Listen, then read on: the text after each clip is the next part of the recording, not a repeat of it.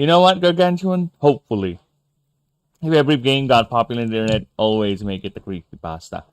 You know what? I eventually want the game to have its own creepypasta, its own fan theories. You know, I always like watching those videos about YouTubers making lore videos about indie games or other IPs. You know what? That one day, hopefully, all things go well, that will be the future. And yes, make a creepypasta. You know what? You know what?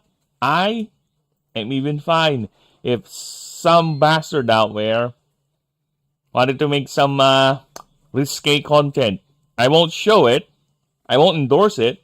But I'll say thank you. I'll even say the artist's name. Why not?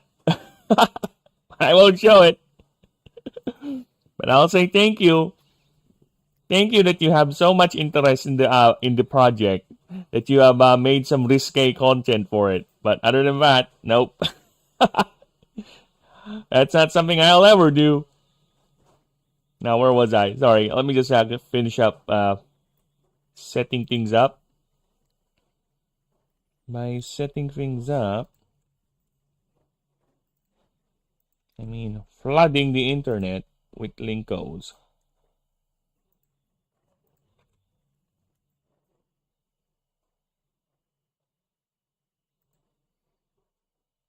Niva Duga Viwada Yoki Nina. I didn't know you were gonna read the chat in start soon.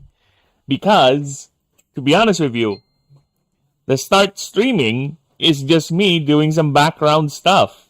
I can see chat right now. Yeah, it's just me testing and sending out links, checking if the stream is okay, updating tabs. Also, going to... There you go, updating...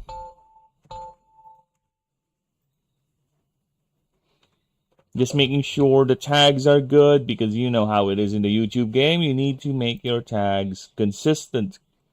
Just making sure the playlist where the stream is saved, okay. Test, test. Yes, we are men. We have testes.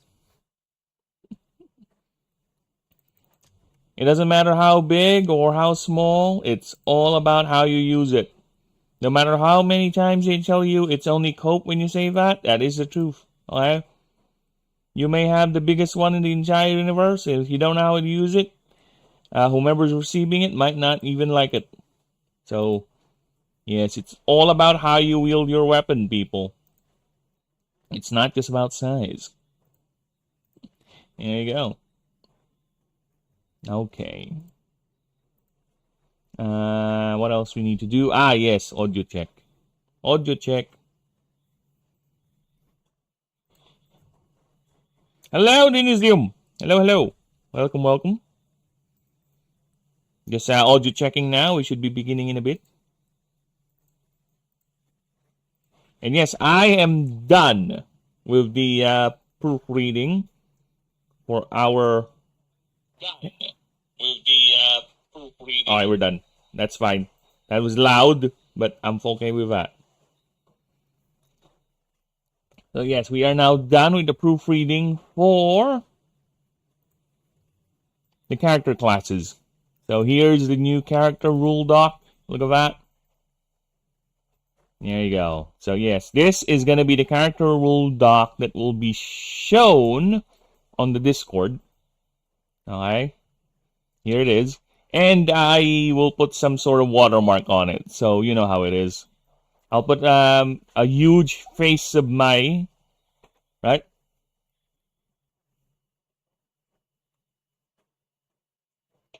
Is that point game new on Twitch? Yeah, Twitch has a lot of gimmicks for interactivity. You want to play it? Sure, why not? Have fun.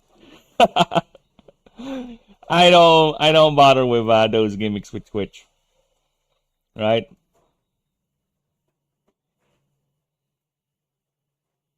But yes, they have a lot of gimmicks for interactivity. The only thing I really like with Twitch is their chat. Twitch chat is the best. Twitch chat has the best. It's the right off the bat when you start off with your Twitch channel, you already have your emotes. You can make emotes, which why YouTube has to lock it in 500 subs is absurd. Okay, because because those personalized emotes give the channel so much personality, and it helps with the branding and all that. But YouTube has to be a tism and how to lock it behind. So yeah, whatever. So as I was saying, you should be expecting a giant burb face here in the middle, and I will go ahead and italicize. I'll do something with the letters so they don't they're not hard to read. But yes, we'll do a massive watermark there. But yes, this is gonna be the doc people is gonna see when they log in to the Discord and want to check out the rules.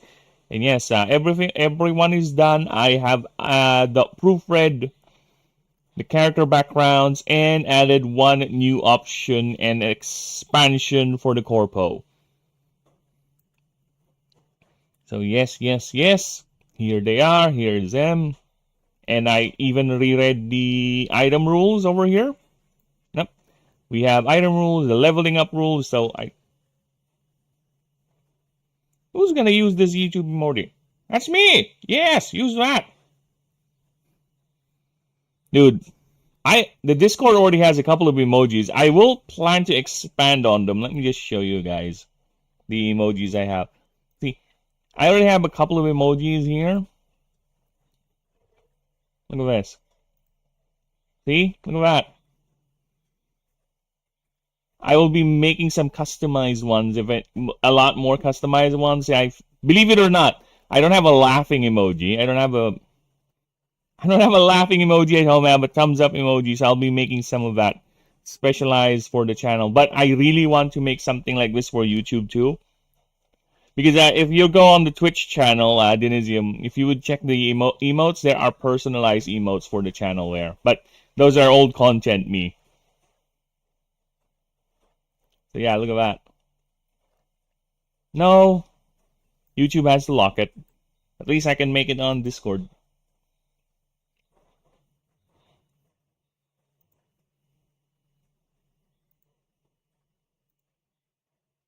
There you go. See? Look at that.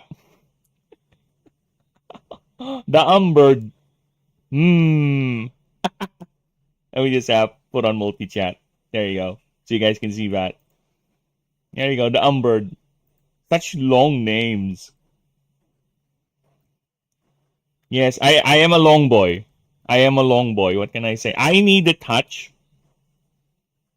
Should I draw a laughing emoji for you? It's up to you, man. But I really want to keep them within the lore, within the setting. So yeah, it's up to you. No problem. If people like them, I'll put them in. There is no reason not to. I just don't like accepting official art from people without, giving them something or paying them. But unfortunately, I don't have the resources to do that yet. But I won't stop any one of you from making fan content. Why should I stop you from making fan content? Right? Who am I, Nintendo? Who am I, Nintendo? Who grievously hates fan content? Who would do everything in their power to stomp down fan initiatives as long as they're not, learning or earning from it? Yes, but speaking of long names, I do need some young mancha, like the touch of this generation, so to speak. Because I'm old, okay? So yeah, there you go. So the items, everything has been supported. Actually, some of the drawings here, this is the old god this is an old god drawing. I had it modified, so it's a bit more updated, right? So what Pokemon looking creatures I draw them to laugh? I don't know, there's a lot, actually. Right? There's a lot of them. Just the 17 starters alone, there's a couple. You can see them flash there every now and then on the lower screen. You can pick one, I guess, if you want. All right, anyone you like?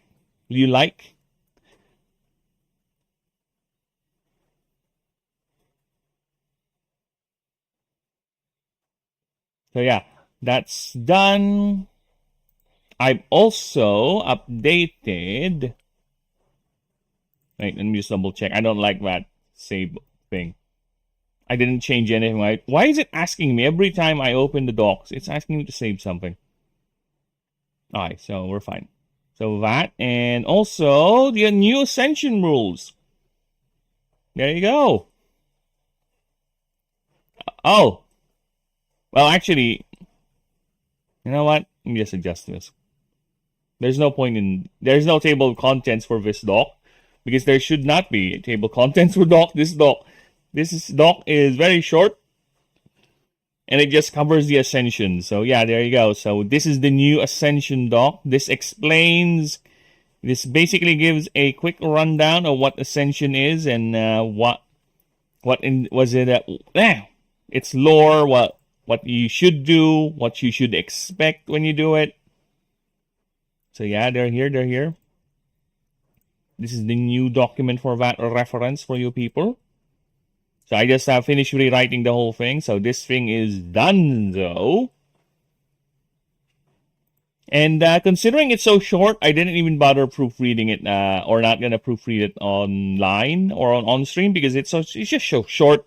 It's like what, 6 pages, and one of the 6 pages is just a massive lore dump, a massive flavor dump. So yeah, I think it's fine. I already proofread it the best I can.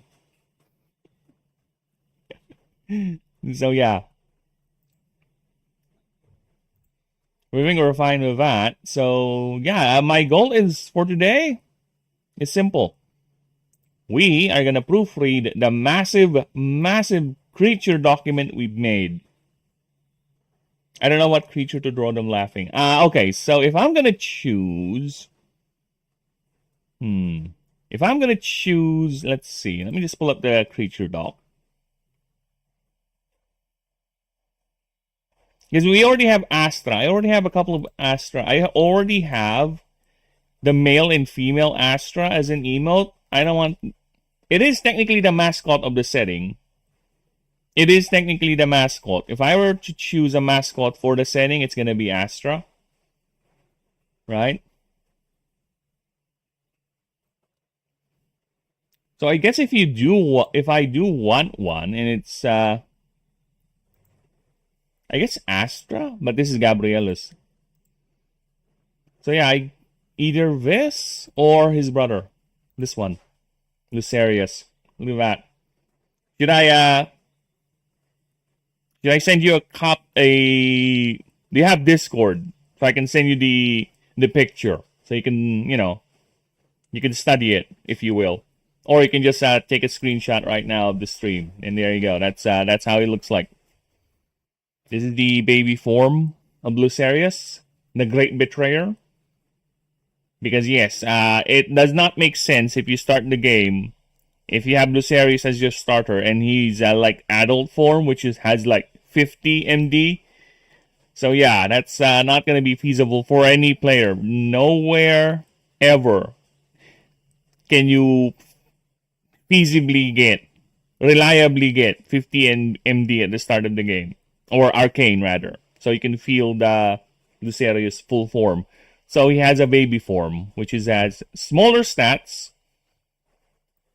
overall, but at least you can feel them easier. And you can switch between his other forms whenever you want. As long as you're not in combat, of course. So yes, that is our secret starter right here. Alright. So yeah, maybe draw him laughing, since his brother already has, or his brother's form, quote unquote, already has too many emotes. Or you can do another Astra. Up to you. Alright. So, as I said, we are going to go ahead and do the proofreading for all 48. 48. The proofreading might involve some scenarios of me expanding something because, to be honest with you, the earlier creatures, they tend to be a bit thin, right? But then again, I think it's fine because I will be also making newbie builds, like basically what sort of loadout or creature you can use just right off the bat and uncomplicated. Okay, the art style is like your Phoenix. Is that good? Sure. You do you. I would, if you're to ask me, I would prefer it to stick to the style of the drawings, yes, so we can be uniform, right? But of course, it's up to you. You're the artist. But if I'm the only thing that I would be strict if I'm going to use it as official art, you know, if I'm going to use it, it has to at least match the art style of what I have done with the rule books. Or if that's the case, if we're going to use, if I'm going to use someone else's art, it has to be all. Like, for example, if I'm going to make a rule book or a reference sheet for this creature, all that art, that style has to be from one artist. And by one artist, I mean all, that style, I mean all the creature profiles have to be from that one artist. Right? So it will be that's how me I am when it comes to consistency. That's how crazy I can get with consistency, which is both a good thing and a bad thing. It's a bad thing because it's gonna, one, if I'm gonna pay an artist to do all that, it's gonna cost a lot of money, right? That's why I prefer doing it just me, to learn on my own, unless, you know, I have resources to do that. But at least it keeps things consistent. That's pretty bad. Why? What's pretty bad? What's bad?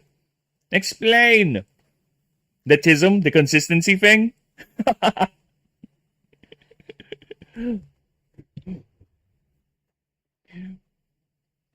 Yeah, because the thing is, if it, I don't know. I guess it really depends on the art style, right? If you want to get good at art, for the good release, it's gonna be 3 years in the making. Ah, well, that's the thing, right?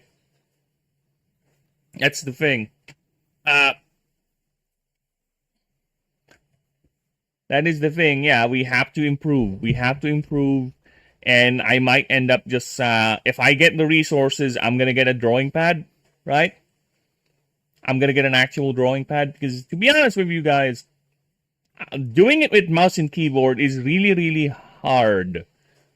When it comes to especially doing a lot of tiny detail, right? Because I am not incapable of drawing detail, okay? I don't want to brag or anything, but here's an old drawing of mine. Here's an old drawing of mine, see? I know it's... But yeah, I used to draw a lot when I was young. With pencil and paper and ball pens. And I love detail a lot, right? It's just that it's very hard to do when it comes to just mouse and the lines, right? But then again, to be fair, that drawing I showed there was like 12 years old. Very old. No, not 12 years old. I made that when I was 12 years old. And I haven't drawn since I entered college. And this is the first time I have ever returned to the art form, right? And it's not even because I wanted to initially. It was just I just needed some placeholder art, you know. So you can really tell, especially with the older drawings. Just look at Astor, right? At Gabriela's right here. The tail is not, you know, not well done, right? But yeah. I mean, to be fair, I am improving. There is improvement gradually, right? And I just want to focus first on the what do you call it? The mechanics first. The art, as long as it's readable, you know, as long as it's clear on what it's showing. I think it's fine enough to carry it for now. But of course, I'm not going to rest on my laurels on this. But I think the improvement is showing gradually. And I think it's fine enough to show what I want to show. Right? But I'll say this. I am not even close to being confident in drawing massive sprawling backgrounds or NPC humanoid characters. I can probably draw an Esper, a Oprix, a Sullen, those non-humanoid characters, no problem. But when it comes to the elves, the dwarves, and the humans, I don't know. I might draw them with mask or something. And I really don't want to do that. A lot of the characters don't wear mask. Because I'm not that confident. I always had problems drawing humanoid faces. So yeah.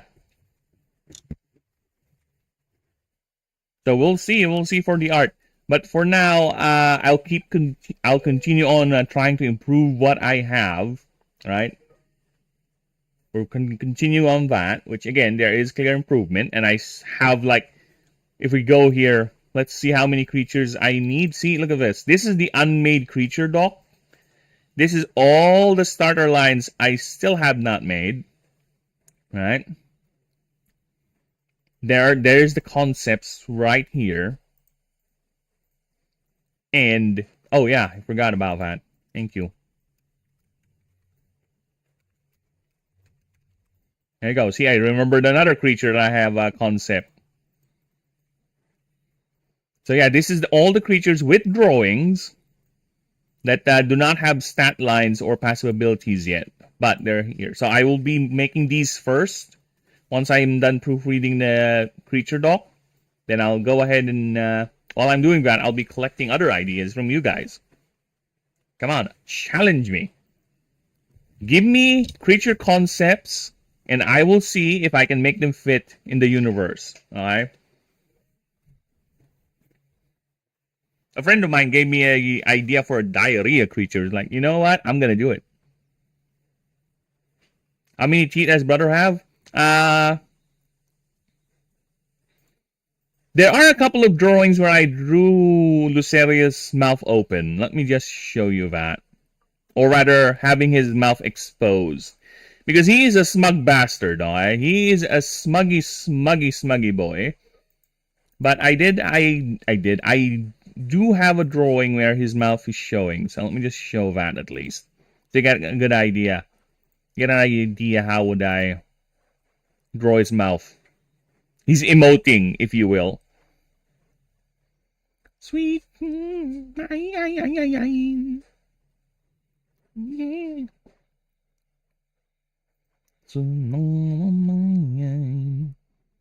511 hours on Krita. I've been touching a long while, dear. Now we'll get to you. We will get to you, don't worry. I'm just proofreading shit. And rewriting shit. Because next time I will be rewriting the world and the combat doc. So we'll rewrite that. And that's going to be quite long. Because I'm going to basically start over from... Or not really start over. Because what I'm going to do with the combat doc is I'm going to make it first a 1v1 simple fight. Then a bit more complicated. It's like a newbie introduction to the game. The combat system. What's the name of that fight? Ah, there it is. So yeah, this is Lucerius' adult form, but it should give you an idea how he emotes. See, look at that. This is Lucerius' adult form versus the dad during their confrontation in the Vault of Varaxes.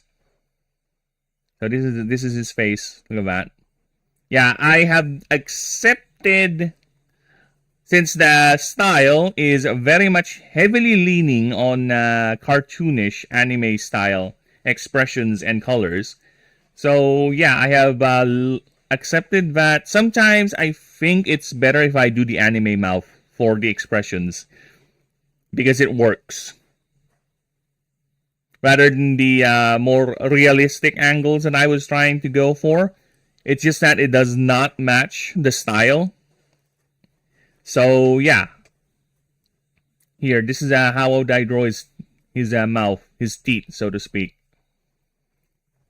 So I would say just give him canine and straight. But yeah, this is how I would do it. Yeah, because again, the style is heavily pretty much like that. And it's really hard to put shadows in the God of Light. When I was drawing this, okay, time to put in shadows, but the entire fight is basically bathing in light. It was like, the only place that I can play shadows is actually with Lucerius. The dad, I don't know, because everything about the dad is light. It's glowing, so fuck that. Probably I can put some shadows here on this side, but then again, the simulacra crown over here is glowing gold. I didn't even bother putting light effects here. Like that. Can I make the teeth? Sure, why not? It's up to you. This guy, this is serious him, okay? This is serious him. The baby form is a baby form. It's a much more playful form, so I think I can get away with it looking goofy. So yeah, this is this probably might put shadows over here, but then again, the light. It's just light. The thing I should have done is put some lighting effects here where the golden light is actually shining a bit, but it's gonna drown out some of the colors, so I didn't bother doing it. And also, this here, the tendrils, the golden tendrils, should be glowing. I decided to the left side tendrils are transparent because otherwise it's going to drown out the entire picture. It's going to drown it out. Or not really the entire picture, but it's going to drown out some of the details. So I've decided to transparentize them. Make them transparent for a bit. So yeah, with that, let us go ahead and continue with our goal. So yes, so the proofreading will begin, and I will be introducing you guys to the entire starter roster with their abilities and everything. And trust me when I say we will do changes every now and then. So, okay. Forward. On to Dawn. God, I hate they ruined the Halo. I have reminded myself I don't like the new Halo game that came out. Thank you. Okay. Greetings, Animancer. This primer is here to aid you in your selection of the 16 designated starters as sanctioned by the Department of Natural Preservation of Sanctuary, the DNPS, as reviewed and ratified by the 15 Ranger Orders and the High Seats of the Auric Confederation. These creatures are chosen for their ease of bonding, friendliness. No, they're incel creatures. No. I guess that's why they were chosen to be bonded with you, because they're friendless and they need friends. No incel creatures. There will be probably one that's technically, I think there is already one here. Ease of bonding, friendliness, and low maintenance. They are all meant to be safely integrate you, the aspiring Animancer. I think there should be a comma here. The aspiring Animancer into this noble and versatile profession. This primer contains all the information to aid you in your decision, written by the world's leading biologists and experts in their fields. So enjoy and good luck, Animancer. So yeah, so Gabrielus is here, but if you want to go to Lucerius's page, you just go ahead and click him. There you go, because technically he's a secret starter. In universe, this primer ends here. This is where it stops. But since we're not in universe, and I need to show that or tease people that there is another starter, a secret one at the very end of it. Right? So I didn't put his name here, but I did put a secret link. So you just need to click his brother. There you go.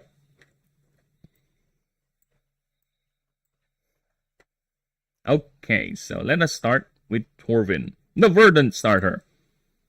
So he has a sharp beak. Look at him, he's a little vine turtle. When I was designing Torvin, I know there is a Pokemon with this concept.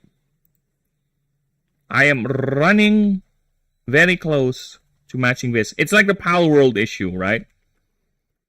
It's like the Power World issue of the same idea, but mine is different. This is the level of art, dude. This is the level of art one day I'm hoping I'm able to draw, right? Look at that. One day, hopefully, I'm able to make something like this. It's just the backgrounds. My main problem with drawing backgrounds currently is that, especially if I'm doing it on stream, I just want it done ASAP. I'm not investing too much time in drawing the backgrounds. I'm too much focusing on the creature design, which is fine. That is the main thing, and I don't want to drown the background to drown out. Right?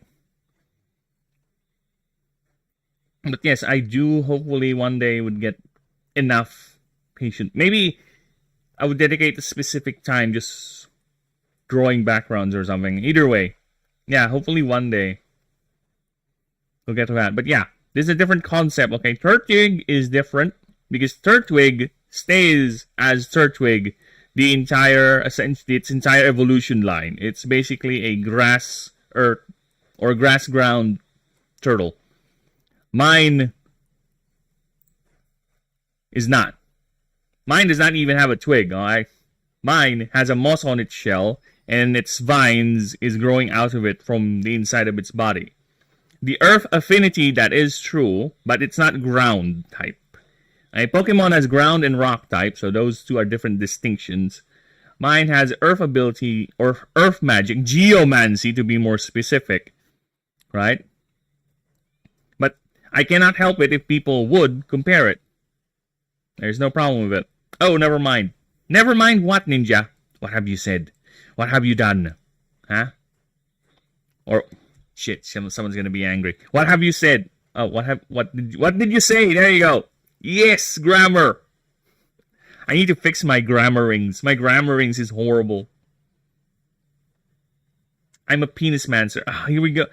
You know, I don't know why you people are so obsessed with the penoids, with the peens. Okay? If you want to study peen, if you want to learn peen magic, go right ahead. I'm sure out there's still a school that will allow you to channel your magic into growing, shrinking, and manipulating other people's peens. Okay? It's your art. You do you.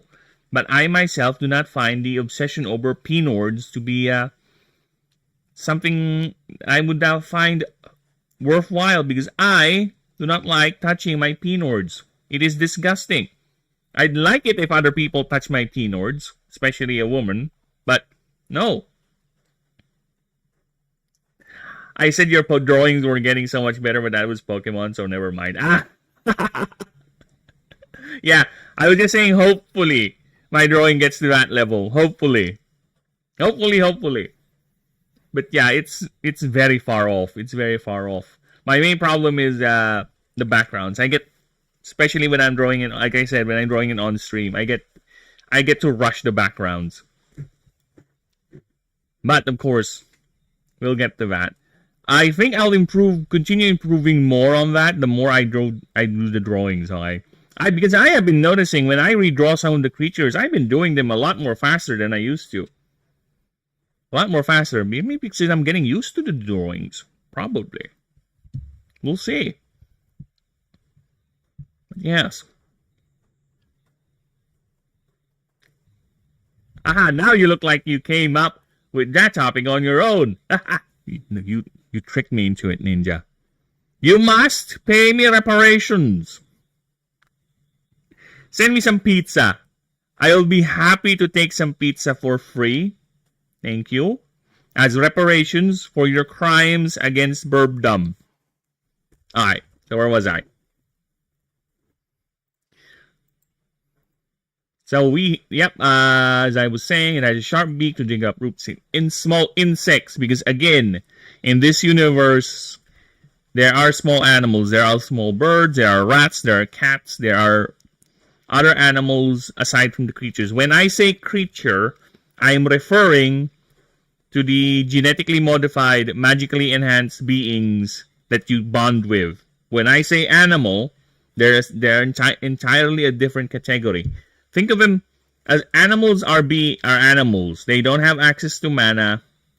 They are not genetically modified by the Astari in any way whatsoever. They're the basic flora and fauna, or rather the fauna of this world. Then there's the creatures who are your genetically enhanced, magically attuned beings. Okay, that's why which I will rewrite that actually.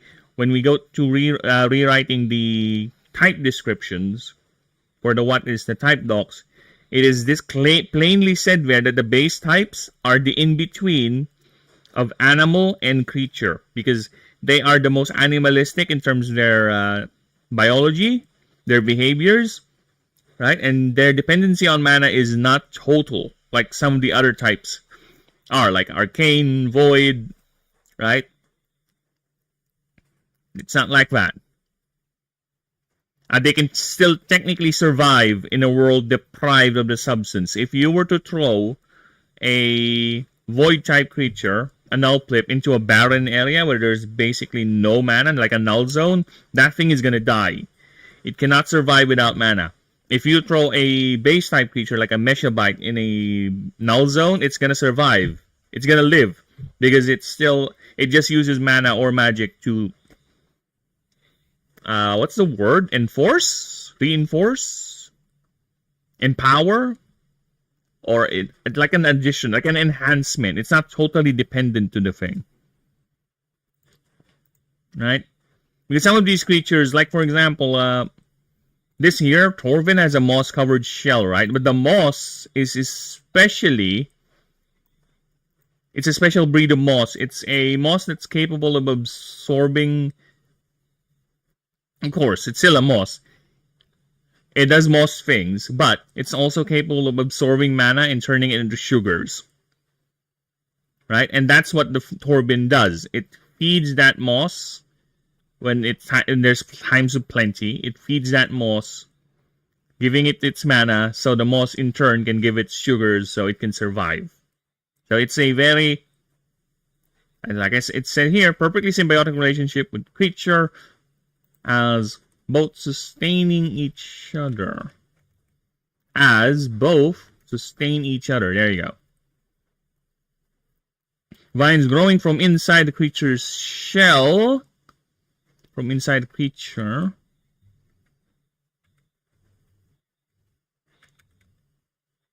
The creature's shell. No problem, Ninja. See you a bit later, because I have a feeling you'll be streaming again, Remnant. You are horribly addicted to that game, brother. As seen here. Okay.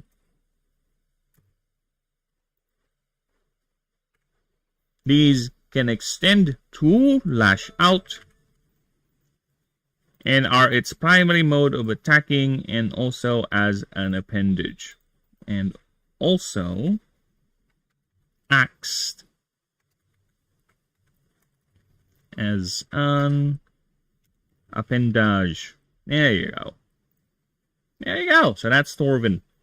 Yeah, if you're gonna see the old, this is the very, very first Torvin drawing, and I can clearly see, looking at it, look at that. The mouth is a bit weird. Actually, the angle of the head is a bit weird.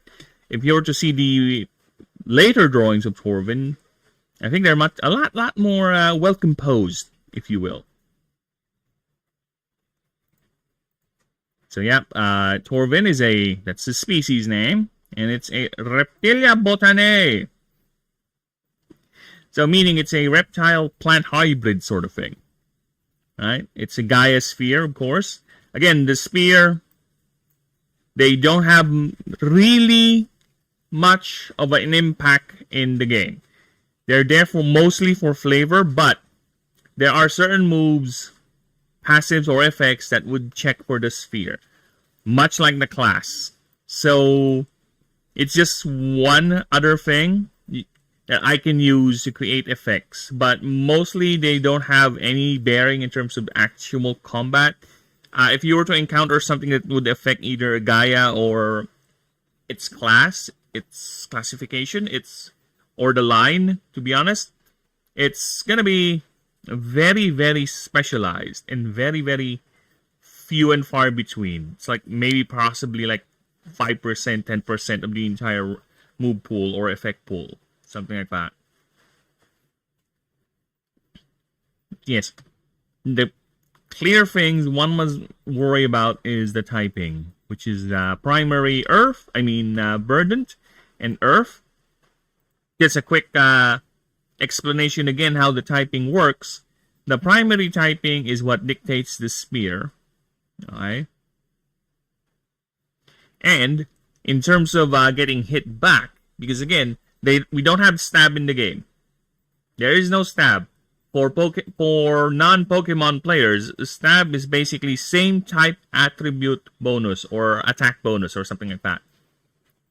If a Pokemon uses a move that matches its typing, it's going to deal more damage. I don't have that in the game because it's just going to complicate things, right? I might introduce it, but for now, I say nay. We already have the power stat for that. And besides, that disincentivizes making creature builds using many different types of moves. Because in Pokemon, there's no point really if you want to min-max or maximize damage unless the move is actually very good in doing what you want it to do. There is no point in teaching your Pokemon outside typing moves because it's going to deal a lot less damage, right?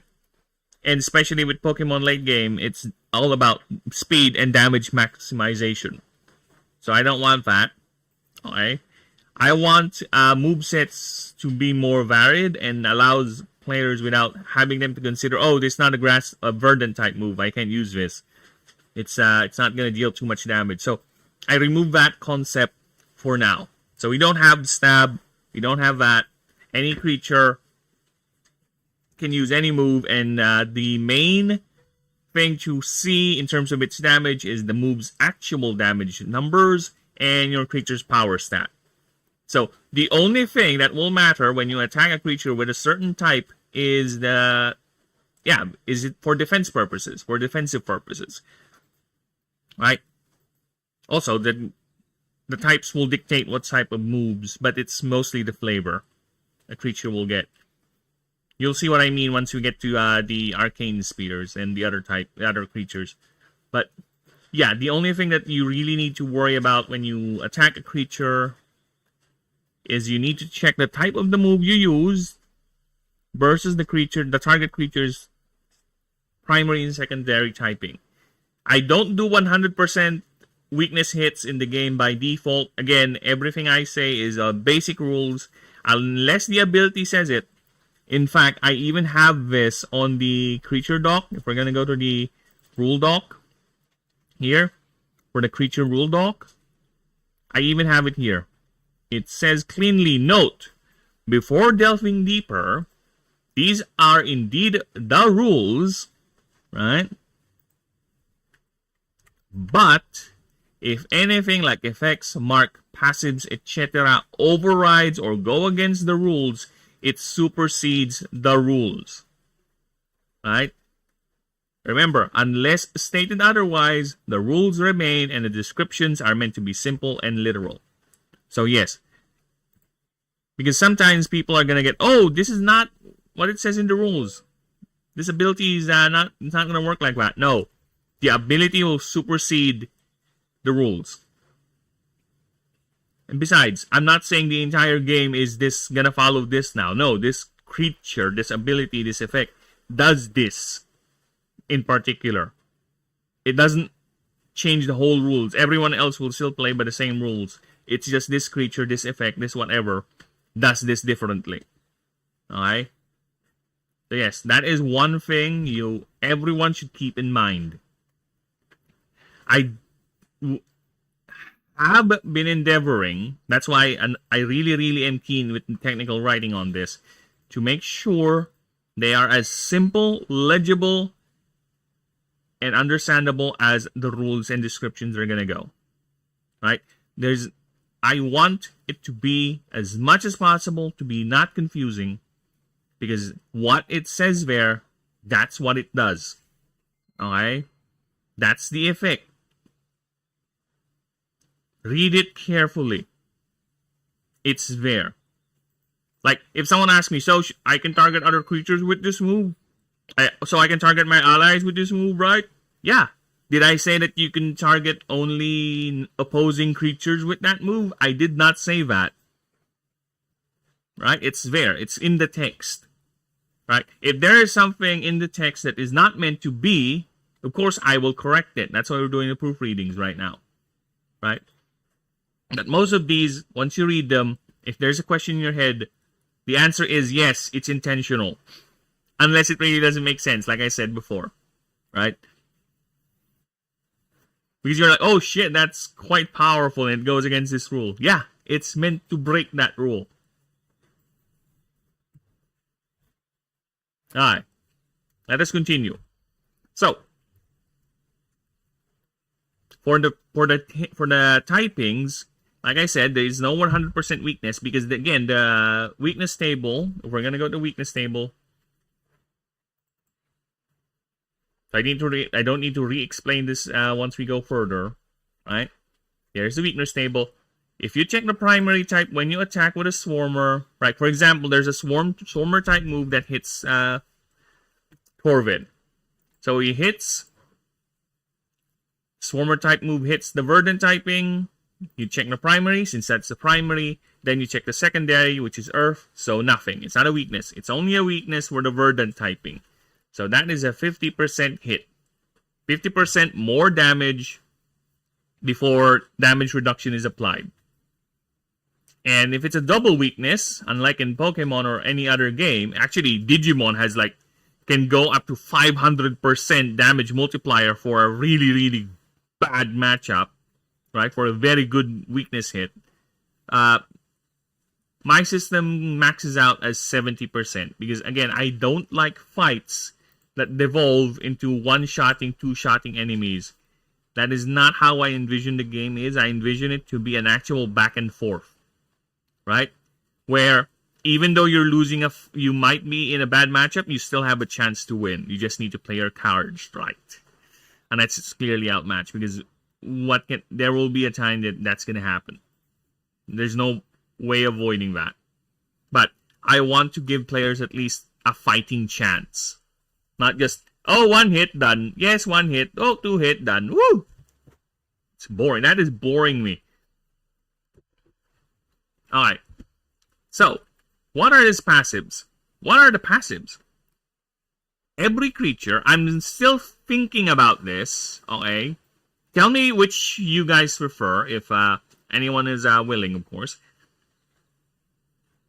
For the start of the game, I am still debating myself whether, once you pick your starter creature, you get one of the three passives as random, because that's how it usually is rolled. When you bond with a creature, capture a creature, whatever, you roll the passive. Or rather, yeah, the passive is rolled, so it's random. But for the starter, since it's your starter and it's given to you via a government office, or you bought it rather, I think it's fine if the passive is fixed. By fixed, I mean you get to choose the passive of the creature. Right? For example, you start a game. You pick Torvin as your starter. There's 1 to 3 passives it can get. You get to choose which one. It's not random. I think that's a better way also to ease in new players because, like I said, I'm planning to make newbie builds. Like basically, if you're a newbie, you're not familiar with the system, here's a good start for you. This is the class, this is the race, this is your background, and this is the starter with this passive. That's it. Let's go. Play the game. Have fun. Right? I will be making that because as much as I try to, I cannot help it with the other types because the type itself, the archetype of that type, is going to be complicated. So some of the starters here will have very complicated passive abilities. And they're the starter form of that creature. Right? So, yeah, that's what I'm thinking. Most likely, I'm not heavily leaning on the fact that the passive ability of your chosen starter will be chosen by you. It's not randomly rolled. Right? I am still debating myself whether I should introduce a stat boost sort of mechanic. What do I mean by that? Okay, think of it this way. When you bond with the creature, right? When you bond with the creature, I will ask you to roll a dice. Roll a dice. Whatever the result, there will be a table for that, right? That result will either give your creature an additional stat points to a particular stat. For example, let's say the table is, the highest is you get a +3. So the creature will get +3 to one particular stat line, right? +3 glyph upgrades, +3 glyph or 3 level ups worth of HP. So that's a lot, right? Or 30, whatever. Again, we're still fixing the table on that. Or +3 power additional. So that way, the creature is kind of unique, right? It could be a +3 or +2, whatever. Depends on the roll. Either way, the idea is at least every creature can be unique. And also, aside from the passive abilities, the creature itself, those little modifiers is gonna destroy the brains of a lot of min-maxers where, oh, I'm looking for a Torvin with this ability with this additional stat. And it also puts the creature in terms of its grade, like its breed, so to speak. So this one has the best power stat because it has the +3 the bonus on it, right? Something like that. It makes trading with other players or other NPCs or just plain capturing and collecting the creatures to be an actual hunt, right? Because you're looking for the best one.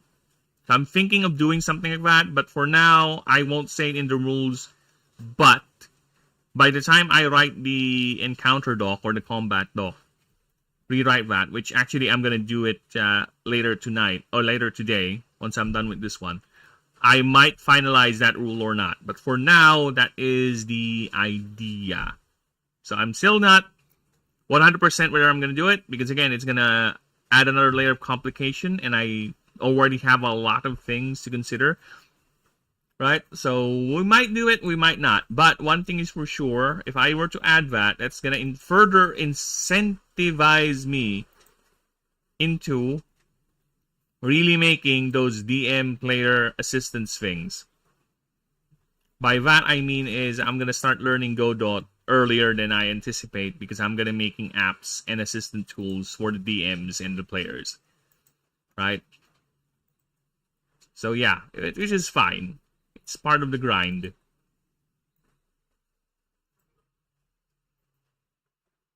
That is not really a problem in any way whatsoever.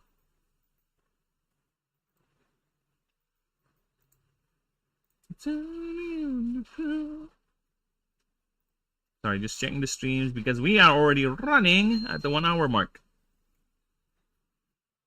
Alright. Streams are still good. Very good.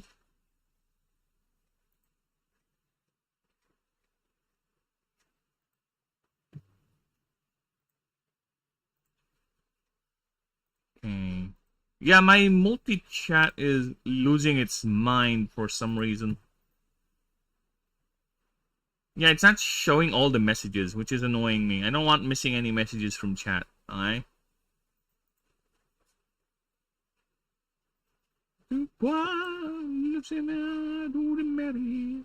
Alright. So let us continue. For the passive abilities, let's see what we got here. So for the passives, we got Sappy Biter. This passive as much as I really want to change it, but the more I think about it, I think it's fine enough as is. Maybe change the intervals because it's let's just say spider in my face. Alright. Spider in my face. Go back up. Go back up. Back to your webbings. Because I really don't like killing spiders. They are very, very useful creatures, to be honest. They help kill bugs inside the house. Come on. Go back up. Back up, back up, back up. Back up. Back up. Go back up. Go back up, you fuck. Well, it's gone now. Oh, there it is. Go back up, you fuck. Alright. Verdant moves. Verdant moves with the attack tag deal 15% more damage. Every third time you damage any... You damage...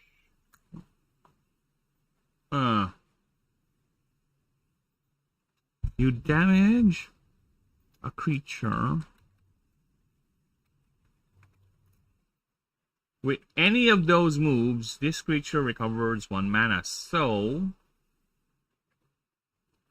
I think it's clear enough now. Because again, this thing is among the first ones I've made, so the wording is a bit weird, right? As compared to my current wording conventions. Now, I think this one's clearer now, because the idea is every third verdant type move, regardless of who uses it, will give this creature +1 more mana. That's it. Sorry, man, I just have an internet of a microwave. It's fine. Dude, I used to have, just to give you an idea, I used to have a job, an online job, a work-from-home job.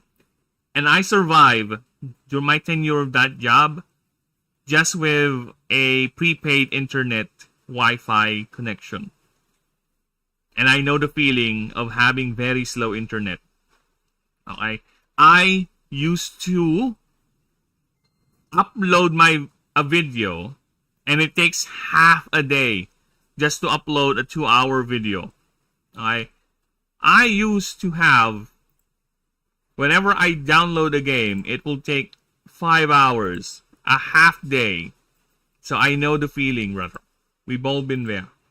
And it's not an issue for me. It is fine. So, internet beatism. Also, what did I miss? You missed a lot. You missed me ranting about the passives, explaining the rules and all that. It's fine. It is fine. You can always go back. You can always go back.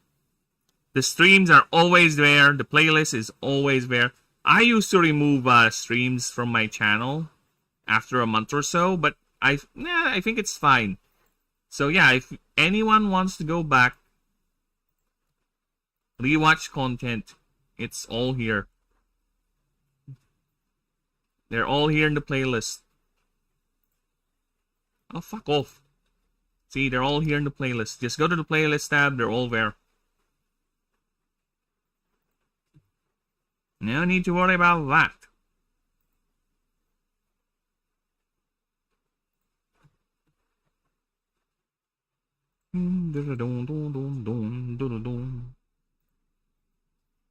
Testing. 1, 2, 3.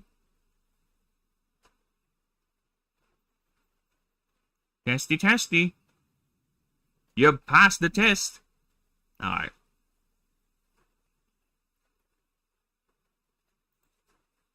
Yeah, where's my obis? Okay. Hello, obis.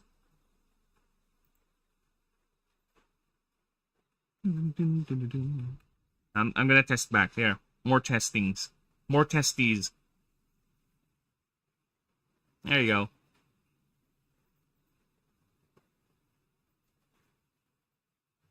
Alright. Where are we? Ah, we're here.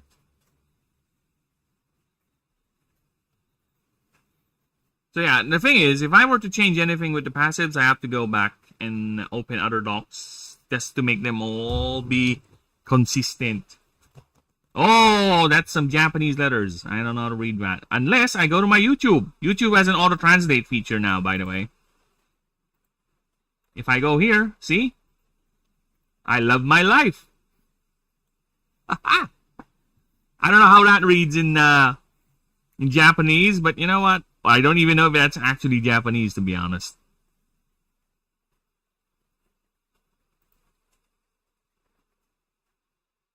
We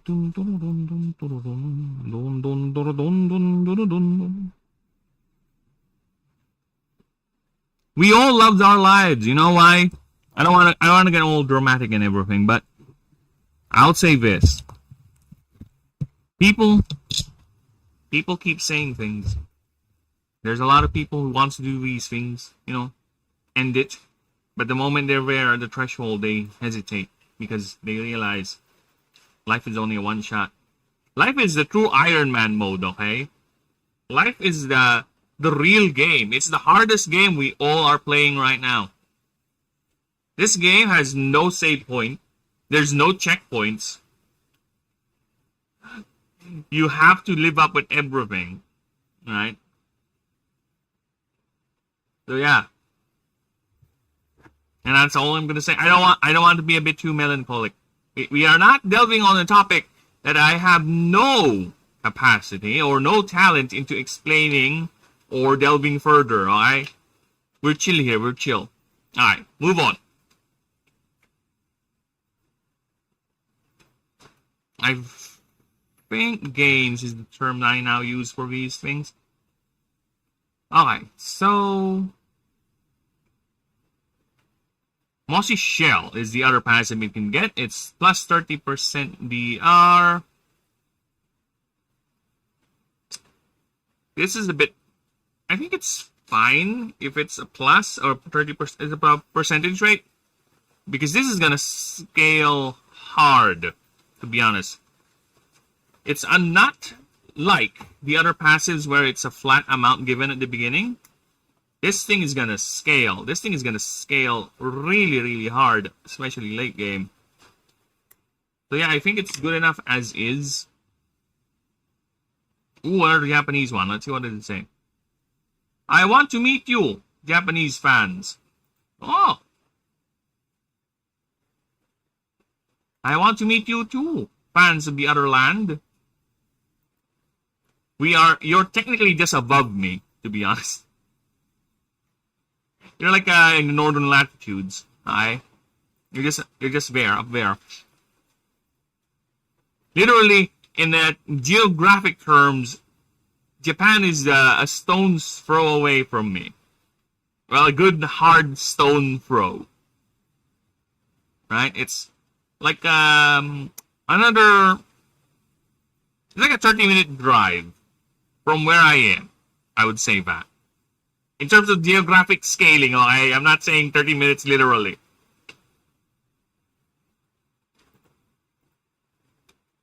I do want to visit the land of the rising sun, see what it's all about. Get me some nice gunpla over there. And not build it because I have a cat. I cannot have any sort of collectibles that are fragile, like a gunpla. No, you have a cat. If I have a cat, that thing needs to be sealed up and kept somewhere safe, and I don't have a capacity to do that, right? Because my cat will do cat things, and that gunpla, that expensive gunpla of that master grade Gundam I bought and worked to build is gonna be destroyed by a creature, by a cat. Alright? That thing is gonna topple over, that thing's gonna fall. Worse, the cat might just sit on it or loaf on it, and it's gonna break the thing. Ugh. Because I used to have a collection of it's a cheap little collection of dinosaur skeleton figures on my CPU table. I put them up there, right? I used to have like there's 6 of them, I think. A Stegosaur, a Tyrannosaur, a Pterosaur, I think a Triceratops, and there's a Sauropod one, right? They're there on the top of my CPU. I have to remove them. I have to, because my cat just keeps on going up on my CPU. He would jump up there, loaf on top of it, and just does not give a fuck about the figurines. He would just push them off. Like, out of my way, figurine. This is my place now. He's having fun doing it. You would see that he's having fun because he would have the beadiest of eyes as he was doing it. Blasted cat. Why is he so cute? I'm here with my D. Another one of these big folks. Sorry, on my private Discord, me and my friends just had a little episode of everyone talking about dick pics. So I'm a bit black-pilled on this notion of the D.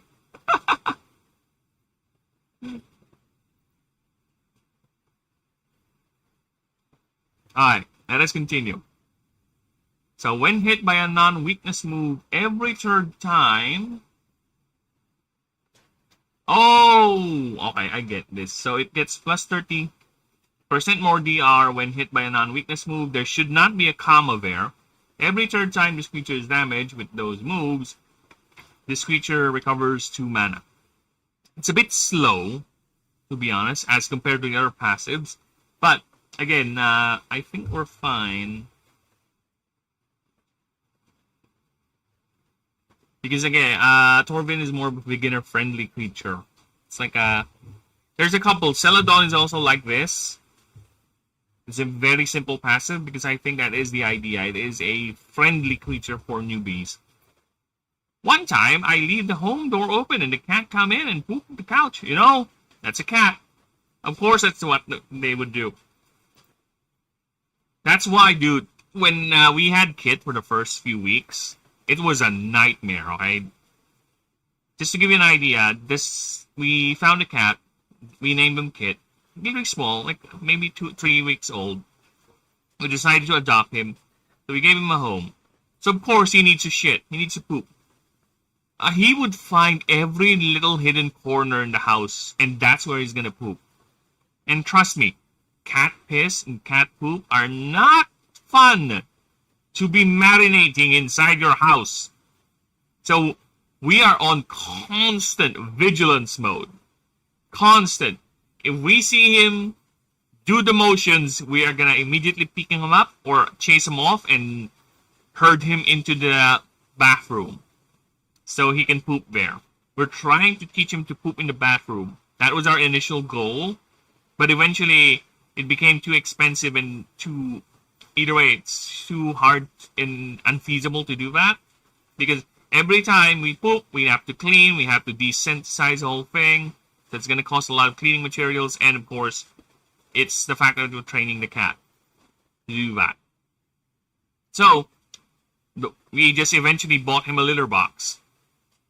With, I don't know, a tofu litter sand or something like that. It's basically litter sand that you can flush on your toilet because it dissolves in the water.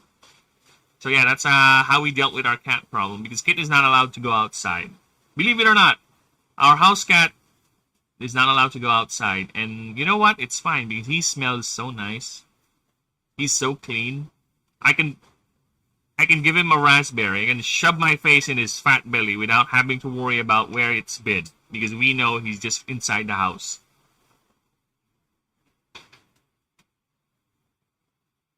So yeah, there's my cat story for today.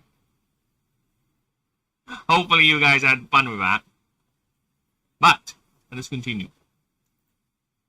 So next of the passives is we have Verdant Defense. Whenever this creature's HP is at or lower than 20%, it gets temp HP based on half its current HP. Based on half its max HP, I think it's better. Okay. So with that, I have to change now the thing. I have to change a couple of things. first up, I need to pull up the master passive list. Alright, we need to change the passive abilities here. There you go. Change that. Change the one over here. There you go. And not just that. I have to pull up the Ascension book. The price of being consistent. So I have to pull up the Ascension book, change the passive here as well. There you go. Save that. I have to pull up the separate burden creature document. And I have to change that as well. Which is fine. We have to be consistent with everything. There you go. Why did I find in more there is a what? Why did I find in more there is another live stream? The same guy might be. Oh, because I am streaming 2 streams on YouTube. Yeah, believe it or not, there are 2 streams on YouTube going on right now. There is the let's switch the music to Hollow Knight. Let's go Hollow Knight. There are 2 streams right now. One is the vertical stream, which is basically for the cell phone people, right? For the people who prefer to watch their things on the cell phone, on the go, if you will. And the other is the regular stream for regular folks.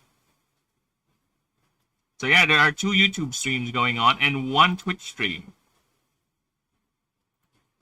So I wouldn't be surprised if you were to find 2 versions of my stream, because that is actually what I'm doing. There are 2 versions of it.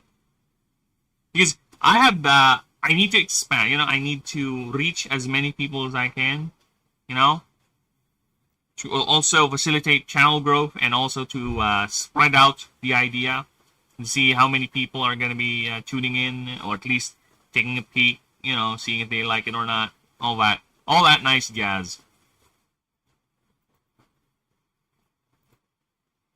Where's my, sorry, give me a few moments here. Let me just go here.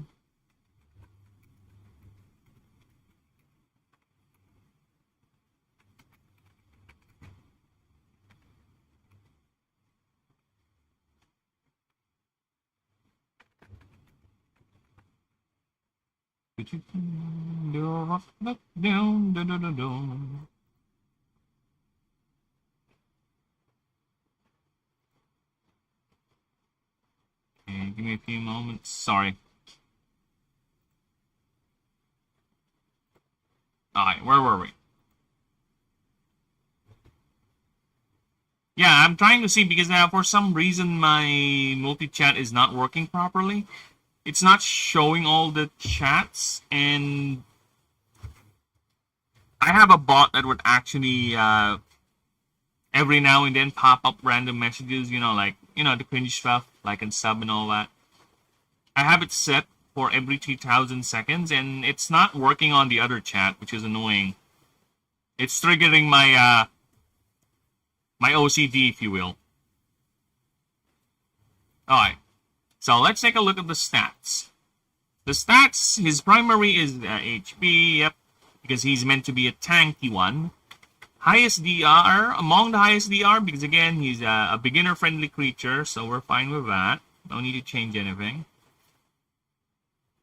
So, move checks, I don't need to check with the moves, because again, he is meant to be a tanky creature. He has a lot of sustain moves, right? A lot of leech moves, and a lot of ways to keep himself alive in the fight. So everything's okay here, because again, this is more of a proofreading thing. Experience stable, resistance stable, yep, we're good. I played a PBC knockoff called Plants vs. Goblins. I just played it because to see how bad it is. Bad means funny. Oh, really? So, how are you talking about? Is it a 1-for-1 clone where it just changes the skin, or is it what? What's the gimmick? You know what? I'm curious. Give me a few moments here.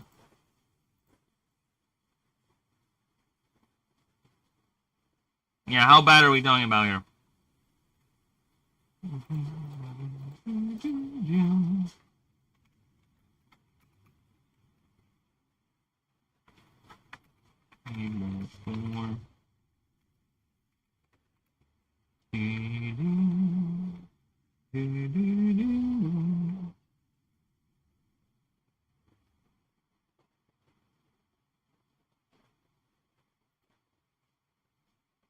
It's just changing the texture and sound effects. It's awful. Ah, I see. So it's basically the same game. They just change it. They just change the aesthetic a bit. Whatever. That's my journey. Alright, that's my journey with Pokemon fan games. To be honest, a lot of Pokemon fan games out there are cringe, are poorly made, and are just basically reskins with some horrible cringe dialogue in it, right? So yeah, you need to sift through a lot of bad Pokemon fan games. There are a couple of actual good ones, to be honest. There are a couple of actual good ones out there. And I have saved a couple, and I have played a couple, right? But, like I said before, that is my Pokemon journey. If I ever were to play a Pokemon game, it's gonna be fan game. There is no recent Pokemon fan game I like. And that's the thing. I think I do have Plants vs. Zombies here, but the only other mods I've seen is a Chinese game where you combine. Again, I like the idea, but the aesthetic, it's killing me. It's just so out of place. Alright, so let's look at its creature profile. Let's see what does that Torvin do. Right? Torvins! Oh, this is very short, actually, compared to what I usually do. Torvins have been observed to extend their vines at least 3 times their body length. Studies show the vines do not actually extend from the creature, rather but rather grows depending on the amount of mana channeled. It is used primarily for defense and reaching far-off objects. This lab.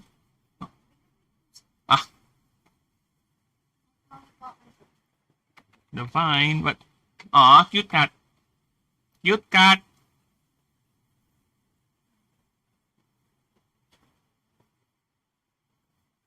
Don't get me started in Baldy mods. They're just too good. Are you being sarcastic? And what's a Baldy mod?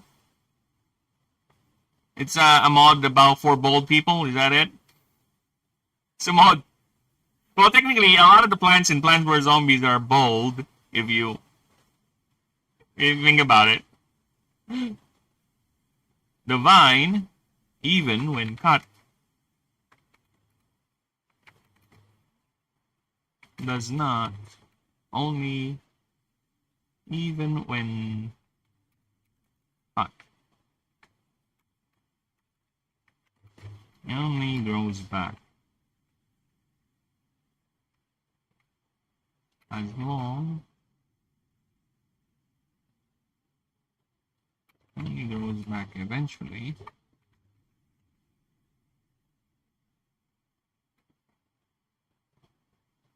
And somehow. But it has been confirmed the creature feels or the creature exhibits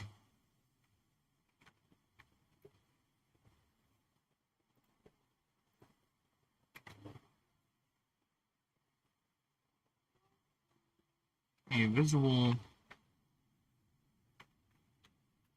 pain response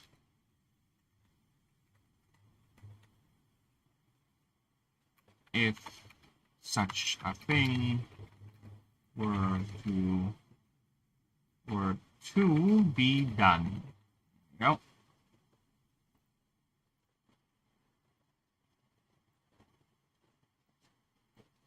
Oh, fuck off! Here we go again with the jumping around. Change the format, and the thing just cannot help itself to jump all over the place, and ruin everyone else's day. Alright. Just search Baldi's Basics. Okay.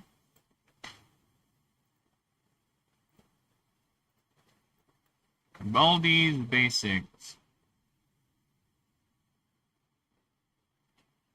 Oh, okay. It's one of those itch.io games. Dude, it looks like a nightmare fuel, to be honest. It looks like a fun little meme game. Yeah. Dude, I've seen, I haven't done this myself, but I have seen a lot of kids here in the Philippines would go to websites like itch.io and all that to play all these fan-made games, these little tiny games. Because at the time, I think I was too busy playing, it's either I was knee-deep in playing RTS games, and I didn't bother, and I was a pretentious asshole, so for me that's, oh, I'm so beyond such things, right? I'm one of those social people. I'm one of those enlightened people that play on this strategy game. Yeah, because I'm like that type of kid. Was that type of kid, alright? Yeah, I've seen that. And I think they're still going, right? itch.io is still going. And I think I was also advised that if I were to do a playable demo of the game and post something there, like, okay. Like at least a level, a starting creature, and maybe 1 to 3 maps, so people can play around with it, and I can get feedback and comments about the system, whether they like it or not, right? The mods making the game 10 times scarier. I can imagine that, because you can do a lot.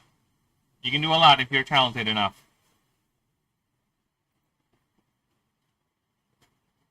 I have seen, okay, overhaul mods, particularly with Skyrim, right, where they turn the game into a completely different thing. I even seen overhaul mods for Total War games that just basically turn it, just use the skeleton of the game and turn it entirely different. They would turn it into a Lord of the Rings games, even Bannerlord. People are not aware of that. Yeah, this is the level of modding we have in the game, in the gaming space. I've seen people turn this from a medieval setting type of game to the Lord of the Rings. Even, what do you call that? Azeroth from World of Warcraft, or Warcraft. Because I never played that gay-ass MMORPG setting. Fuck that. Fuck you, Rio.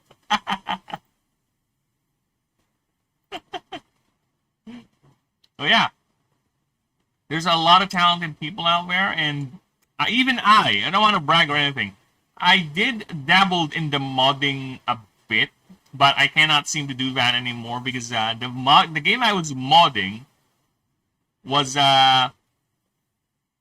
you guys know the Magic the Gathering game? Magic the Gathering game. I forgot the title of it. It's a Magic the Gathering game.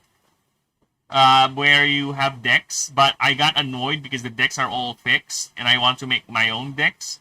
So I found a way to mod the game, right? To mod the game where I can make my own decks. I can program cards. I can upload a picture of the card, and I can make my own decks. I think I do have a copy of that, but not this specific game. Duels of the Planeswalkers. Yeah, that's it. Planeswalkers, Magic Duels, whatever. Yeah, that one. It's not this specifically, but it is a Magic the Gathering game. So yeah, that was awesome. I did had some experience in looking at code. And yes, looking at code involves a lot of lines. So I will be delving there eventually. once we're actually ready to make the PC version. But now, currently, we're working on proofreading the doc. So when the Discord finally fires, people get the chance to see at least the tabletop version is clean and ready to go. Right. Alright. Now let's see. Let's see what's going on here. The creature profile for Torvin. Because again, this is already a completed document. I'm just doing an introduction and a proofreading. 99? What's 99? What is this 99? Did you, perfume? What's that smell? Ah!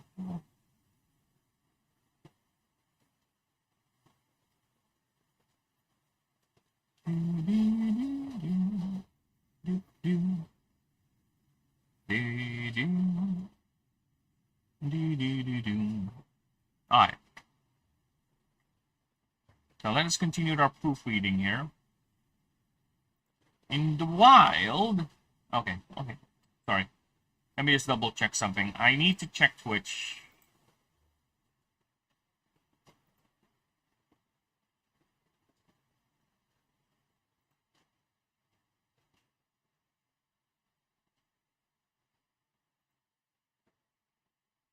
It should be...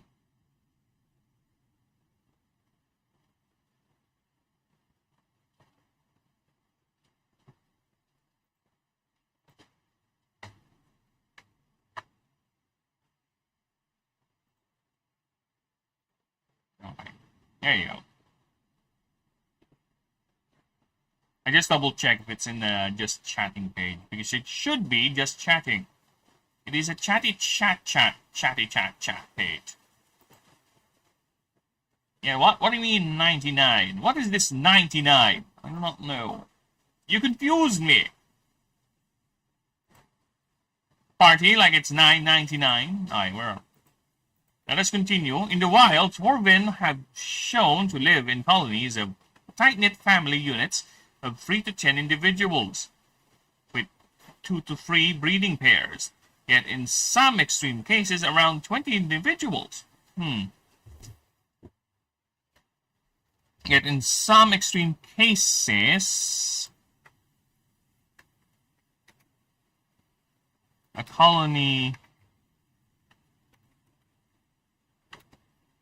can grow is as big as 20 individuals.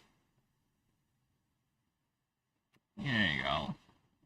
In Baldi's Basics 99, watch us in 8 years.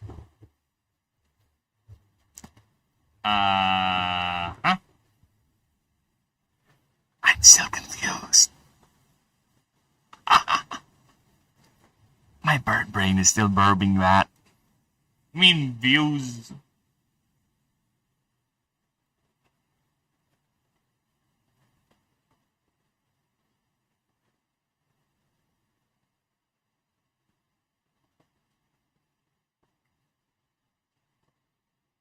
Are you referring to a video that was posted some time ago, or are you referring to the actual game? Or are you referring to 99 mods? Because that is indeed a lot, considering for a niche itch.io game. Alright, where were we? Yet in some extreme cases, a colony is as big as around...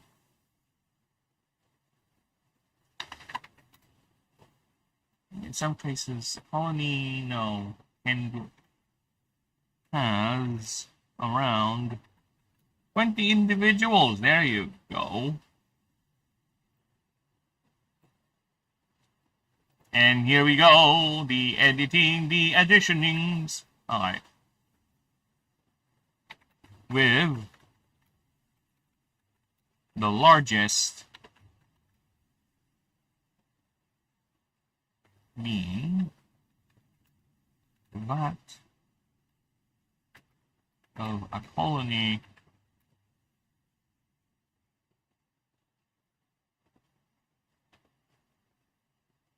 located in the Gardens of Yaldesh Forest. Gardens of Yaldesh.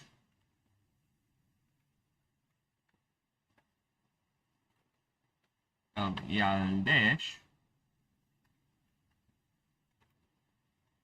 Section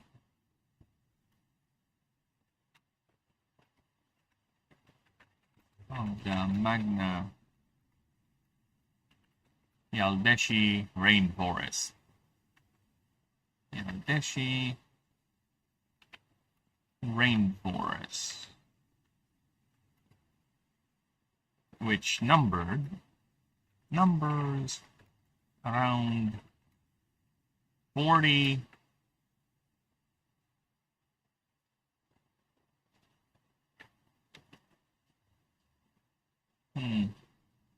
which number around 40 breeding pairs.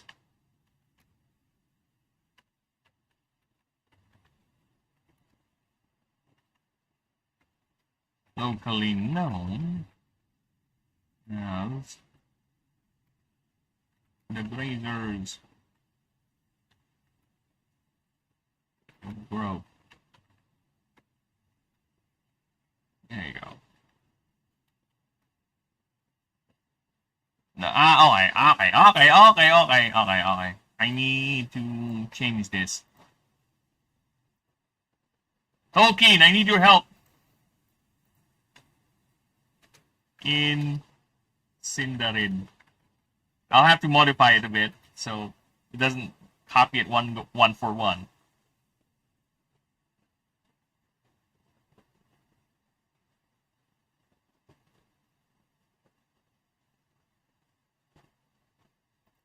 Salchator. Alright, let's do that. Salchator, oh my god, stop it.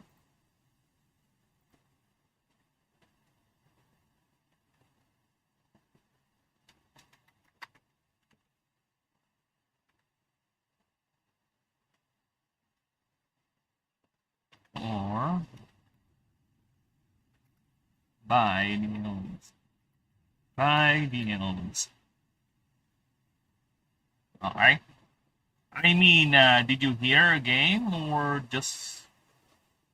Oh, did you hear about? No, I did not. That's the first time I heard it. About it. 2018? What was I doing around 2018? What was I doing during 2018? 2018. I think I was busy working at around that time. Yeah, 2018 was me working. That's me working.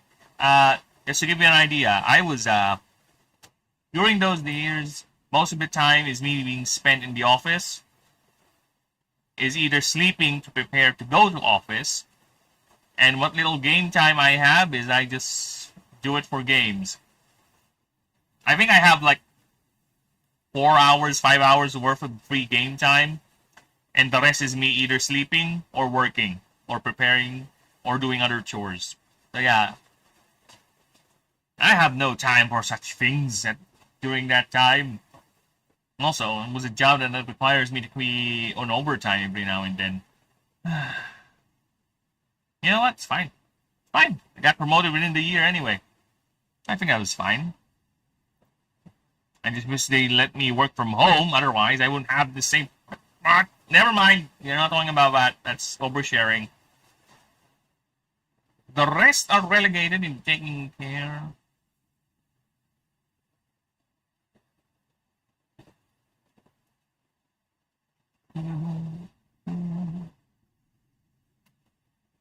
The non-breeding pairs. The non-breeding pairs. Which is always estimated to be at least 70% of the total total number of the colony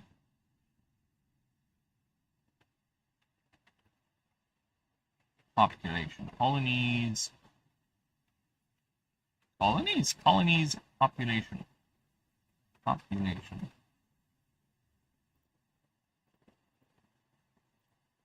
Alright. By the loads.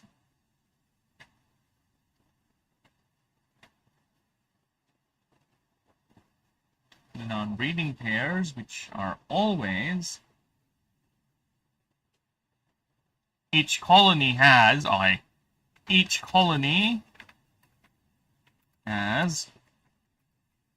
groups of non-breeding individuals, non-breeding members,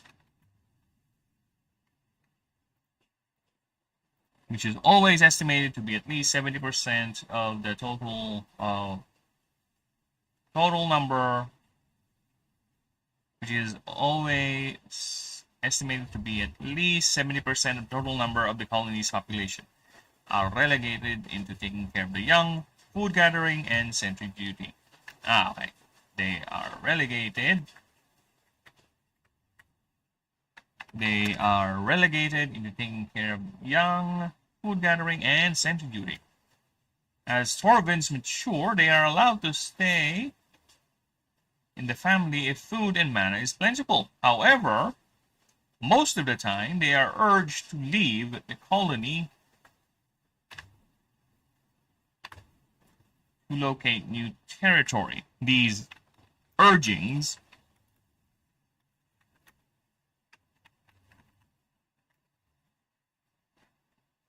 can be as simple as chemical signals or as violent. You're counting down. 97. There you go. He's gonna explode.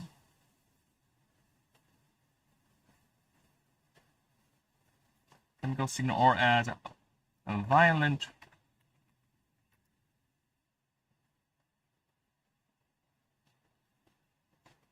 or as simply the rest of the colony ignoring the individual.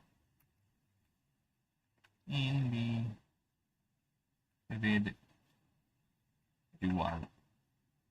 Damn, you're really keen on completing that countdown. Is there a prize after that? It better be not something that I need to hide. Alright. OBS.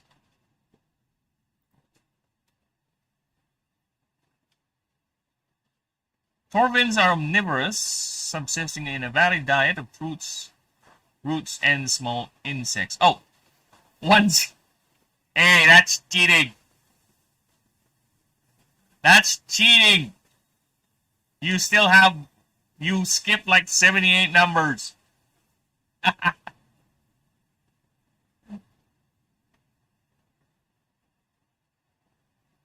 You got nothing! Yay! That's the best kind. Because I don't need to expect anything.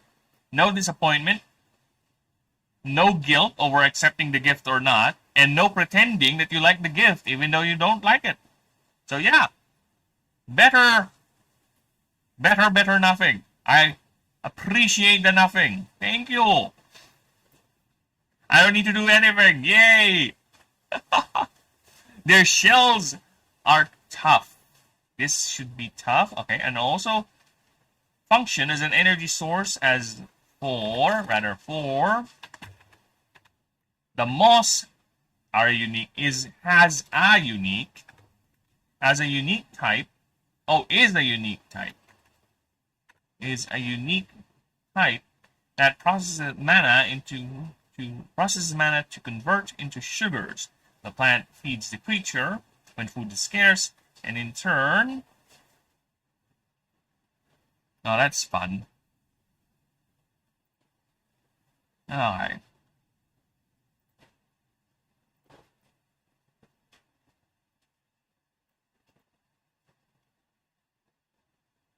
Oh, fuck! Hello, Rashburn. Well, this is gonna be fun, people. Oh, fuck off.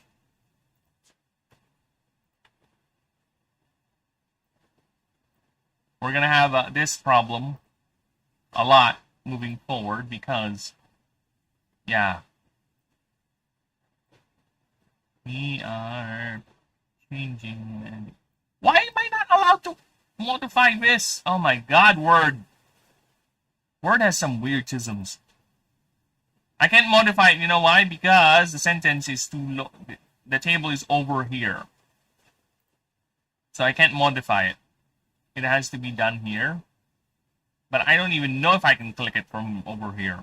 Because of how dumb Word is. See? I can't click it from down here. So I need to figure out a way to get this over there. And there you go. Just remove the fucking thing and repaste it. Yeah, Word. There you go. Alright. I got that settled.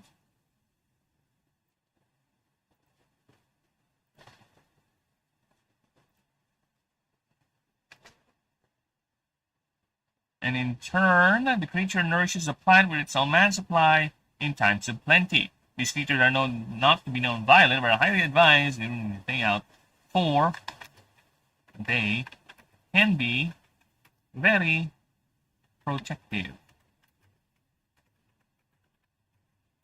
of their growing young. Yeah, okay. Oh my god, I got an unskippable title. It's called, I said the N-word, and like, what?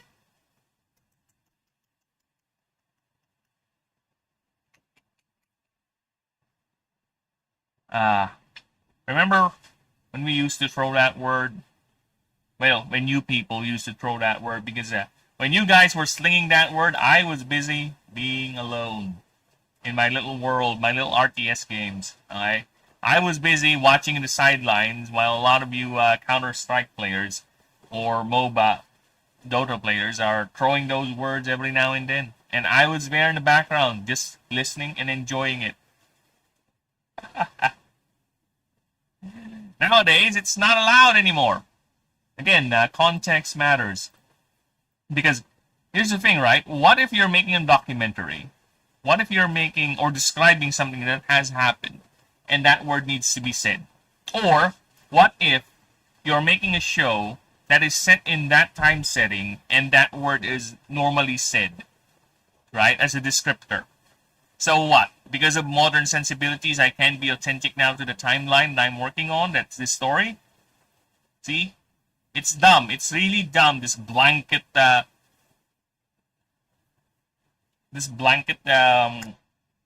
banning of that word, or rather censorship of that word. Because context is what matters the most. Why was it said? Why has it been said? Right? But of course, I'm not going to say it because YouTube is TISM. Alright? I'm trying to grow my channel. I am trying to reach more people.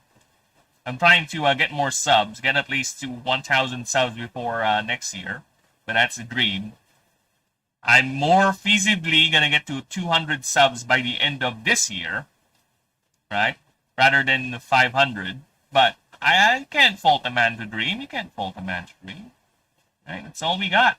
That's all we got. Alright, so let's see what we got here. Good man. Don't say it. Just trust me.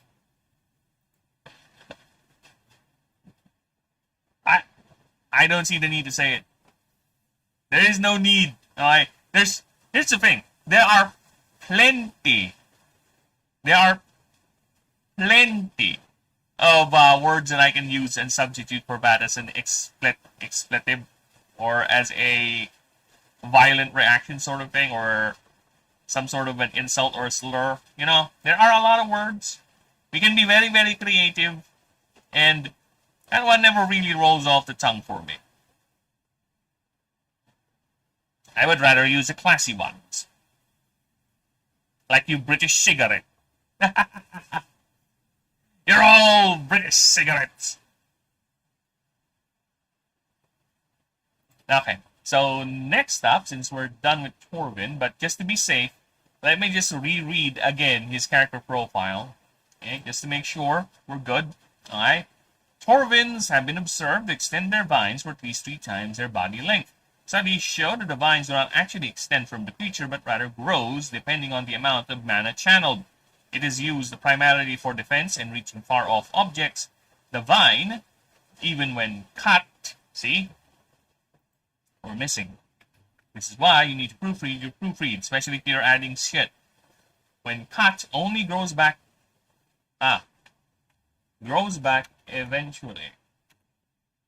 But it has been confirmed the creature exhibits a visible pain response if such a thing were to be done.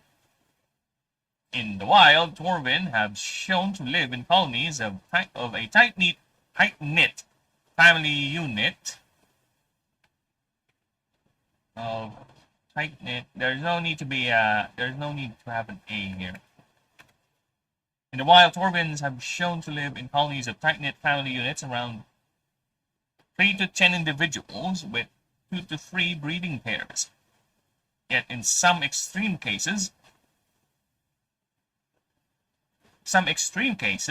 a colony has around 20 individuals, with the largest being that of a colony located in the Gardens of Yaldesh section of the Magna Yaldeshi rainforest, which numbers around 40 breeding pairs, locally known as Salchador, or the Grazers of Growth by the elves. Okay? Each colony has groups of non-breeding members, which are always estimated to be around 50% of the total number of the colony's population. They are relegated into taking care of the young, food gathering, and sentry duty. As Torvins mature, they are allowed to stay in the family if food and mana is plentiful. However, most of the time they are urged to leave by the colony to locate their own territory. These urgings can be as simple as chemical signals or simply as the rest of the colony ignoring the individual. Simply as the rest of the colony ignoring the individual. Torvins are omnivorous, subsisting in a varied diet of fruits, roots, and small insects. Their shells are tough and also function as an energy source, for the moss is a unique type that processes mana to convert into sugars. The plant feeds the creature when food is scarce, and in turn, the creature nourishes the plant with its own mana supply in times of plenty. These creatures are not known to be violent, but it is highly advised during breeding seasons to stay clear of their colony nest sites, for they can be very protective of their growing young. There you go. So that is the Torvin's creature profile, expanded and modified to fit the current style of the creature profile. Because, yeah, a lot of these creature profiles are not just going to be proofread, but rather going to be expanded. I can see that already, so expect that. Should I tell all you? What? I don't. Go ahead. Have fun. Fill my mind of useless facts. Maybe that would inspire me to making a creature. Why not, right? I don't see a harm to that. I don't see a reason for that to because I gotta tell you, there are types that are quite hard to design creatures for, and I think in terms of how many Pokemon designs are already out there for the grass types, I think I'm gonna have a challenge making my own flavor for the verdant typings. So yeah, give me some ideas. Probably I might chat something. All right.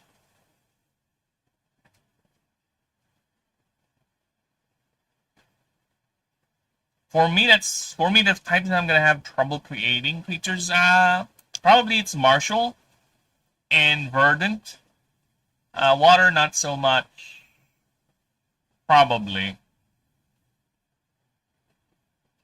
Swarmer is another thing, because I don't want all Swarmer types to be just bugs, right? Not all Swarmer types have bugs, you'll see. So yeah, it's going to be a challenge, but we'll see once we get there. But for now, let's focus on taking care of Rashvid. So Rashvid. Shell once robust and hard became soft and flexible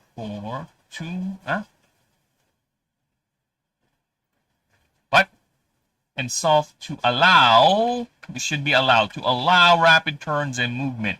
Vines now emerge from holes on all four legs for rapid movement and swinging. And here's the 5 feet, the solid over here. This is how big a Torvin is. Okay, so here's the Torvin. It is a Reptilia Botanae class, Horse Gaia, and as you can see, the typing changed. It's shifted. Again, the idea is every creature in the game is meant to be a different playable interaction. It's meant to be played differently, they're not the same, and that's why all creatures in the game can be capturable. You just need to know where they are. Because again, I don't want you guys to go through the pain of having to grow a Torvin into a Rashbin if you want to raise a Rashbin per se, or for a choice. The coin is meant to be Brain's icon. To change them, there's a dollar icon, because also, to gold coins used to be sun. Yeah, it does not make sense if you're buying new plants with brains, right? I guess the idea is that whomever owns the shop is a zombie, but again, it's kind of odd that a zombie is selling plants designed to kill other zombies, or rather to put down other zombies. So yeah, I think it's fine the way they did it. I wish I can play the theme, by the way. I wish I can play the Zombies in Your Lawn theme, but I think that's copyrighted. I think that song is copyrighted. Because EA is a bitch. Alright. So what passives do we have here? First passive is Soft-Shelled Rage. Whenever this creature is damaged, it loses... This should be cleared. This should be cleared. By damage, I mean any source. By any source. Okay. E.g. toxic or moves. There you go. So yeah. Any damage. If your Torvin gets burned or scorched, every tick of damage of that will increase this guy's speed. That's the idea of it. And that will also make it easier to use, because all you need to do is to poison your Torvin. Yep, just give it some nice toxic stacks, and there you go. You're going to have fun with the speed stacking. And is there a cap? Not really, because it reduces your Torvin's defenses. So I think it's fine if it does not have a cap. I would give it a cap if there is... let's give it a cap. Max double this creature's speed. There you go. There you go. See, we now have a cap. I just realized, yeah, because there's another creature that does this, and it has a cap. So let's give it a cap. As long as this creature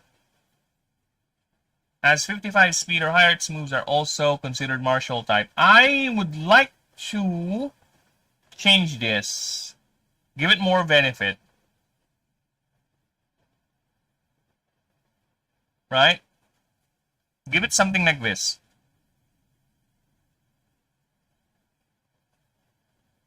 Yeah, give it something like this.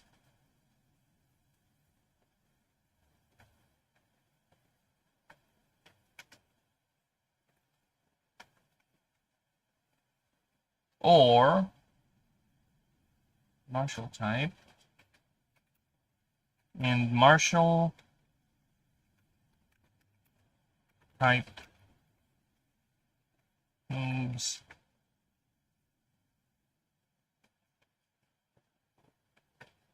this creature's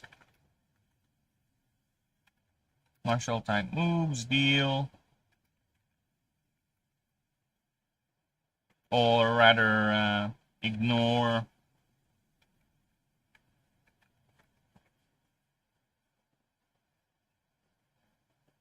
one BR per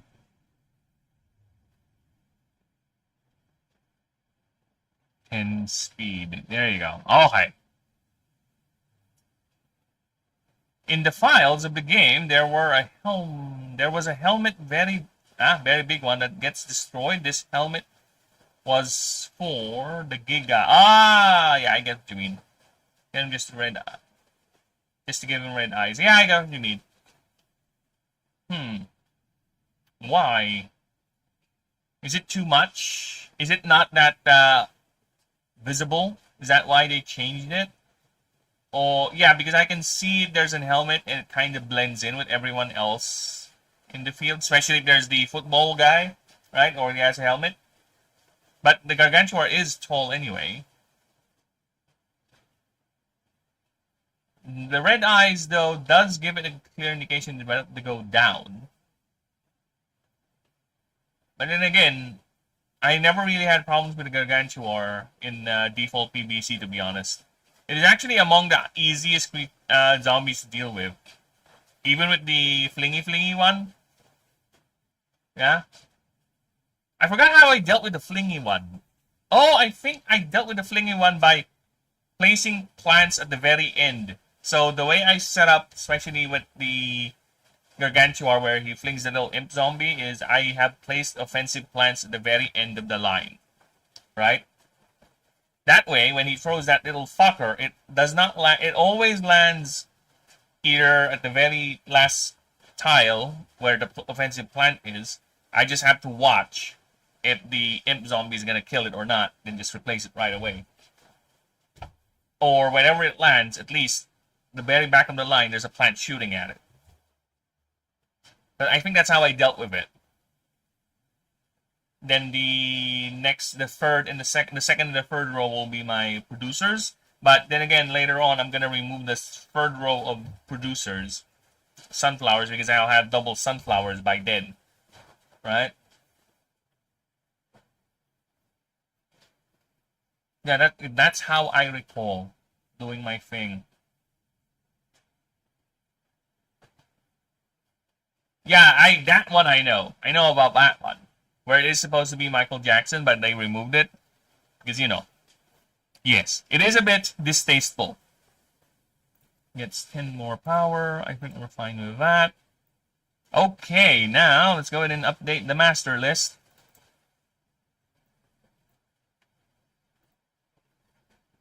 Update the master list. And not just the master list, but we need to open again the Verdant. So we can update that. Yes, I just realized there's also another thing I need to update. Oh, God's in heaven. Why do I suffer from consistency issues? Alright, so I need this to be updated. How are we going to update this?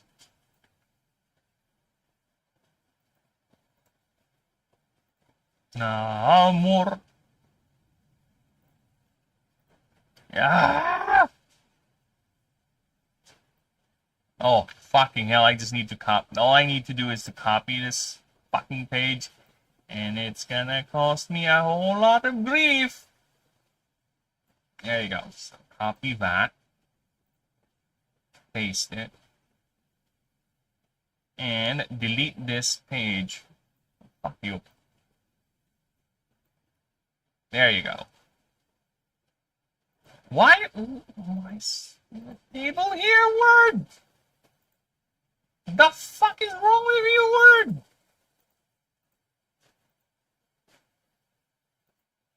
Dude, I swear to Christ, the formatting of Word is amazingly annoying.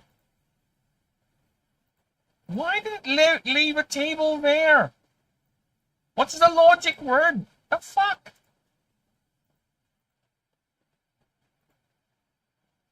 Now I can't even delete the fucking table because it's gonna go in... ugh. Fuck off. Alright. Let us continue.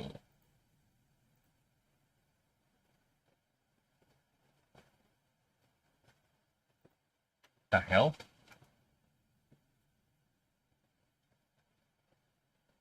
The hell happened there? Why is there an extra space?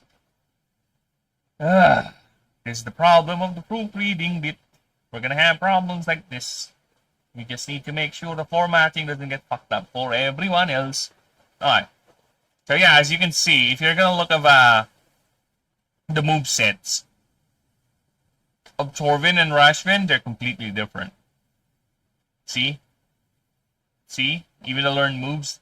Like I said, when you ascend a creature, you need to take into account the options, because you're going to lose access to this move pool. System says, yep. You know what? Give me a few moments. Since we're at the 2-hour mark, I'll be right back. I'm going to grab some water, just refresh the throat and all that. Alright. Give me a few moments. I'll put the BRB screen so you guys are going to have fun. There you go. With some quote-unquote art. I hear a noise. Must be the wind. There's a storm going on, unfortunately, people. I do apologize for that. But there is a massive storm going on just behind my window. Because my setup is basically PC table, then the window just directly behind me. Or in front of me. So yeah, that is what you're hearing. Unfortunately, very unfortunate, people. I'm going to mute the mic so you guys won't hear the storm. And I'll be right back. And if it's too loud, I might just have to end the stream. But hopefully it doesn't get to that point. I'll be right back.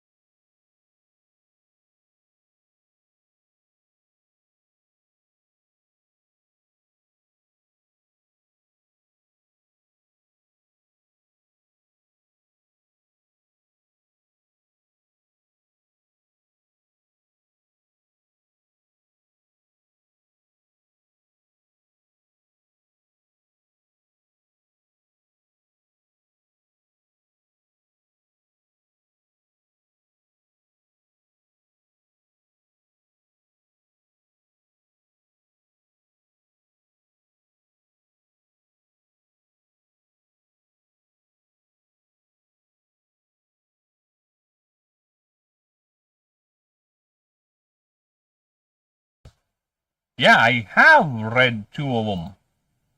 You mean the MJ one? Yep, I have responded to them. Don't tell me my mic is off.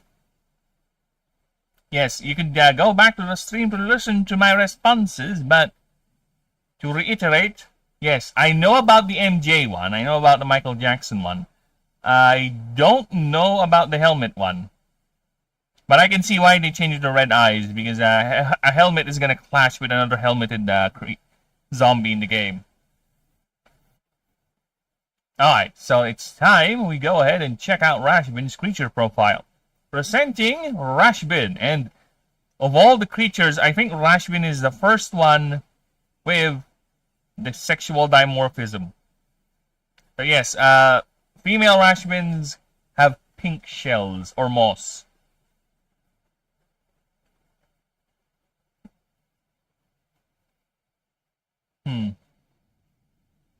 Yes, they have pink moss, pink shells.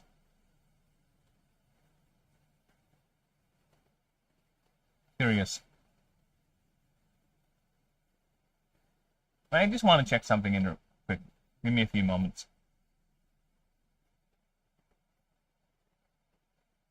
Katulad mo.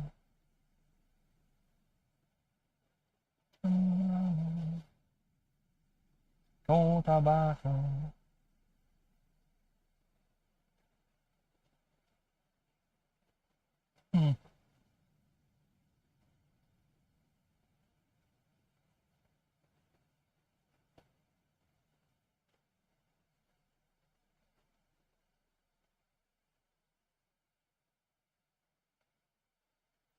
Alright, we're fine. Just checking some of the drawings. Thanks how consistent I am with the backgrounds. This one is overly detailed, to be honest. There used to be a popular zombie. It was a cool idea. They changed it to the balloon zombie. Ah, I know about the balloon zombie. What's the other one? What's the idea? A balloon zombie is easy to deal with. You just need the blowy one. You just have a free space. It's a blowy one. That's it. Alright. Let's check about what is going on with the rash bin. Oh, fuck you, Four Toys. Get out of here. Oh my fucking god. Why must you all be cringe?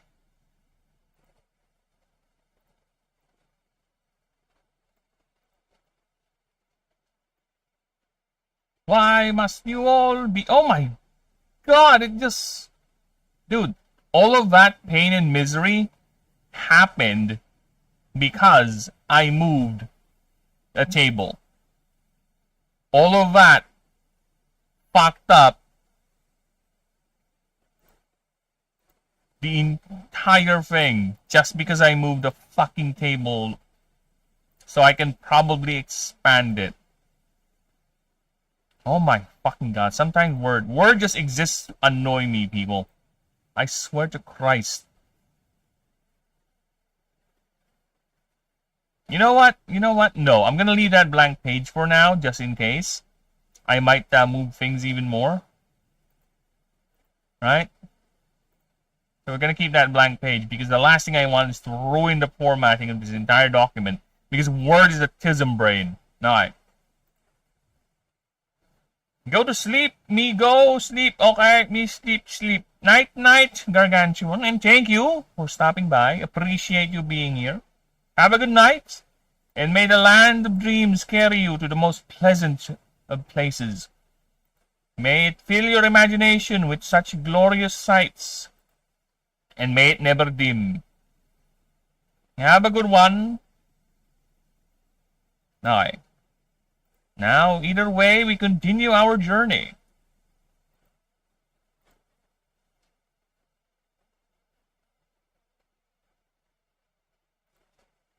Oh shit, yeah, I did not post, whatever. Alright, where were we?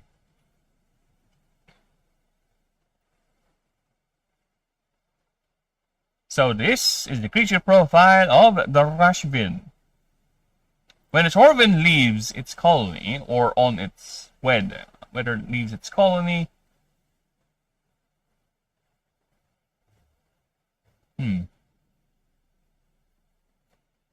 or for some reason becomes isolated and alone and on its own, I already have that, on its own, the pressures to survive outside the family unit causes the Torvin to ascend, to violently ascend.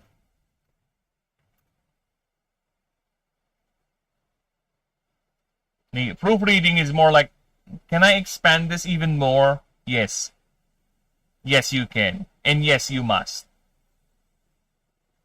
Where's my OBS? Alright.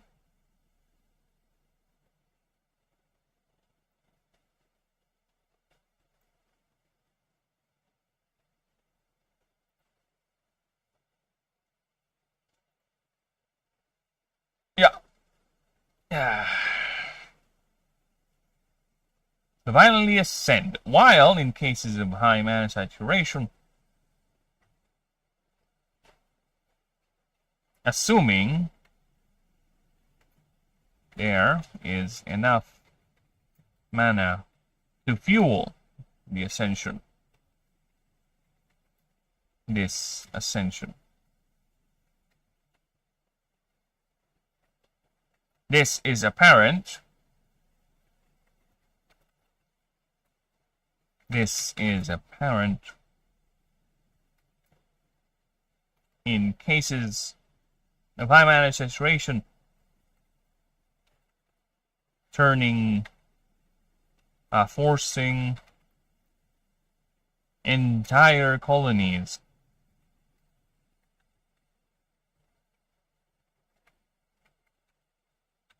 to ascend.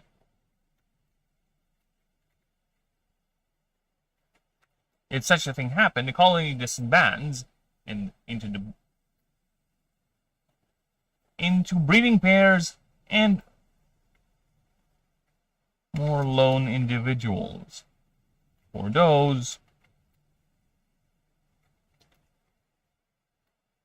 who are without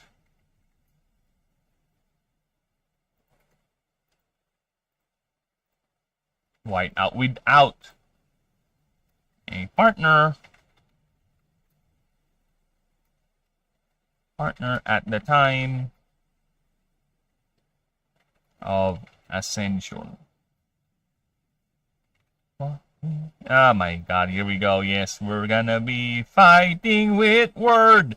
Word is so very, very fun.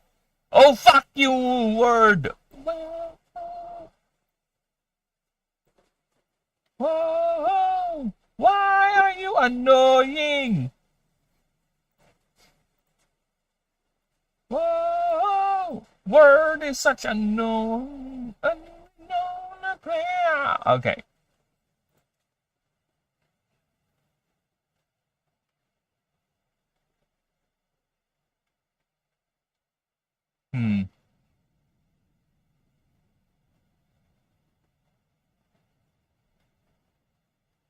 Trash bins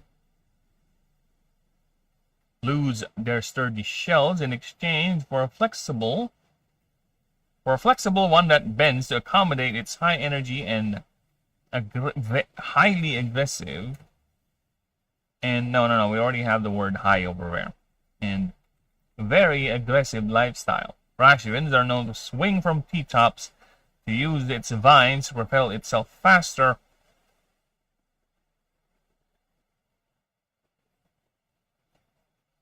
Also, for evasion and to generate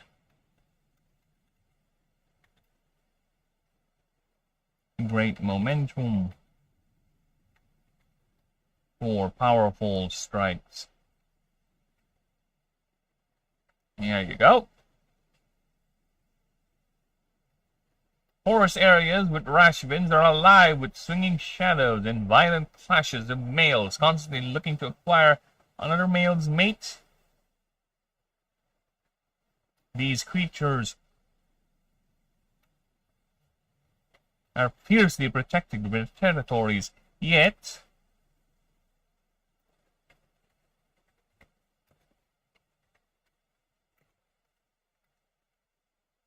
they are rarely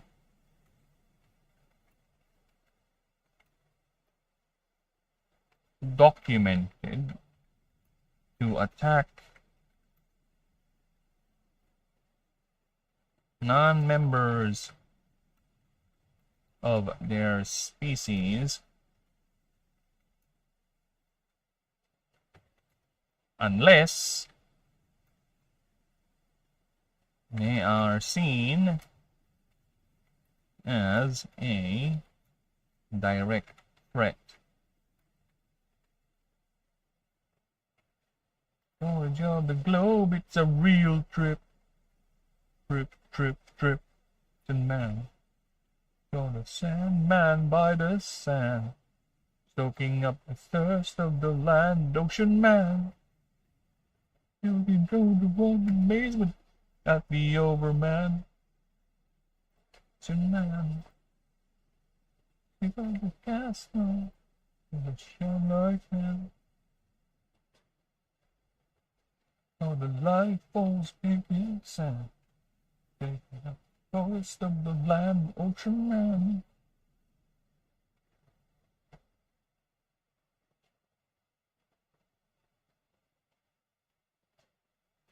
Some even letting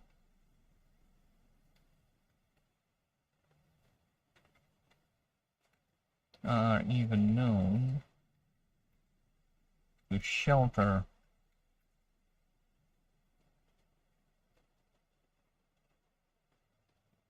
small Torvin colonies.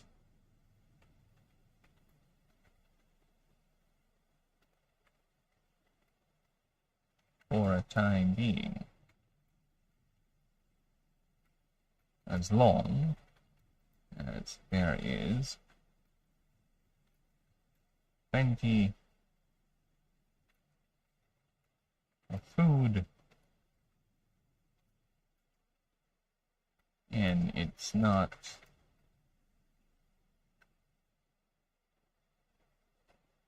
food and mana to go around. There we go.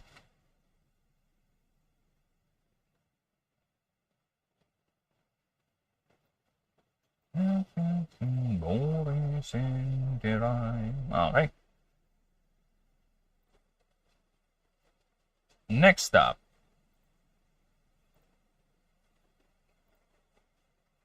My hair, so here we go again. Oh my god, I so fucking hate this when the stupid. Where is it? Grande monte ceceri, irpendo universo di su gloria gloria. Alright.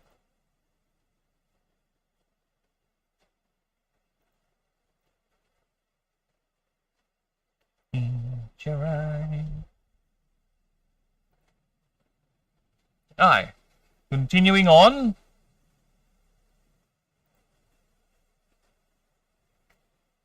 Yet the moss, despite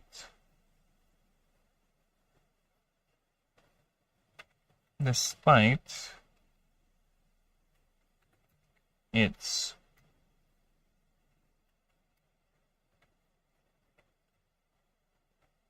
change,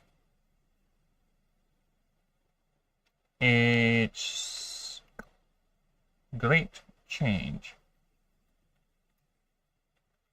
in its lifestyle, the moss that grows on its shell has barely changed. It's still, I mean, however, it still feeds. It still feeds the Rashvin energy more. However, okay. I can see why there's an however there. However, now it feeds the Rashvin more energy than before. Due to this,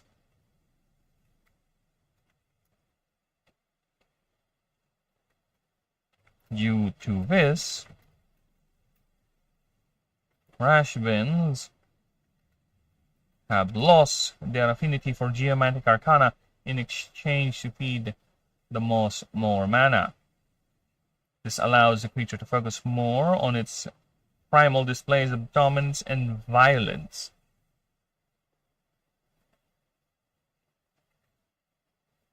Cutting down feeding time. Cutting down the requirement, the need to actually hunt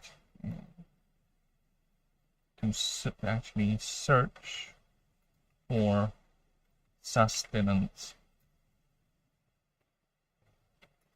allowing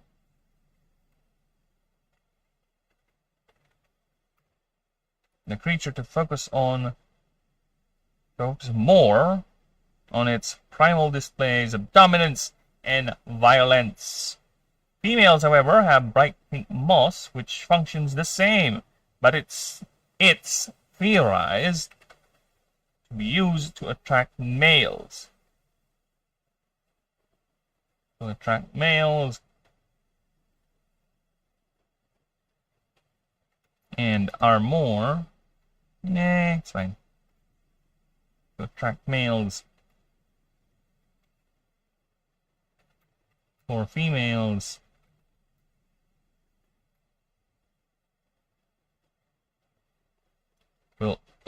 are never seen without a male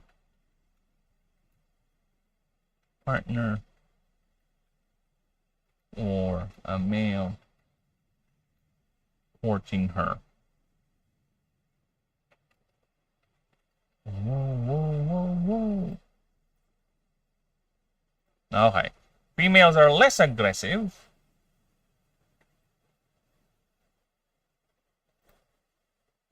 Hey. You know what? I'll worry about it once we're there. For now, let's keep it as is.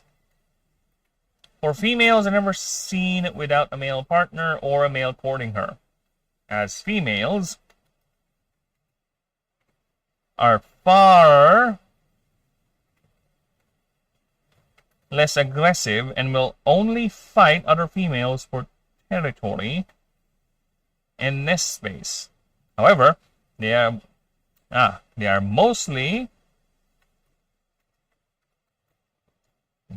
observed to mostly lounge about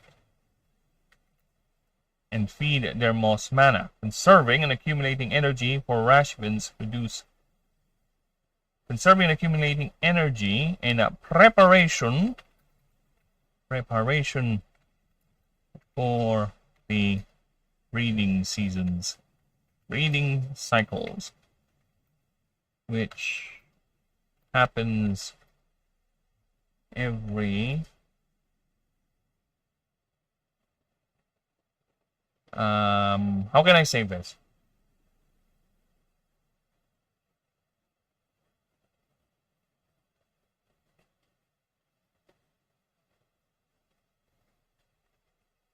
Six months. Happens every 6 months. Six, not 6. Well, it is about 6, but not what I'm typing. Every 6 months. Rashbins are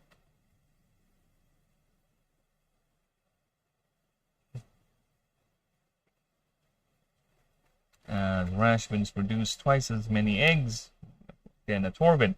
During breeding seasons, females gather together and lay eggs and protect them till hatching, which is at least 2 more months before letting the new Torvins form their own colonies and set out.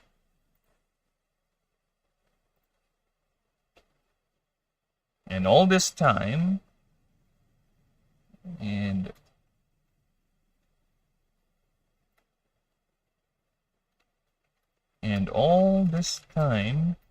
males hang out in the perimeter of the nest,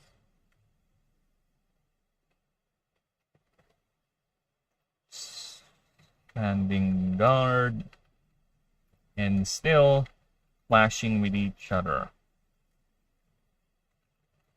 If one gets too close. Yeah, what can I say? They are hyperactive little bastards. Okay. Get out of here. Get out of here. There you go. Alright, now let's reread that completely just to make sure it is 100% good to go. As far as I'm concerned, at least. Alright, so what do we have here? When a Torvin leaves its colony, ay nako. Right at the very start. When a Torvin leaves its colony for some reason, or for some reason it becomes isolated and on its own, the pressures to survive outside the family unit causes the Torvin to violently ascend, assuming there is enough mana to fuel its ascension. It is apparent in cases of high mana saturation where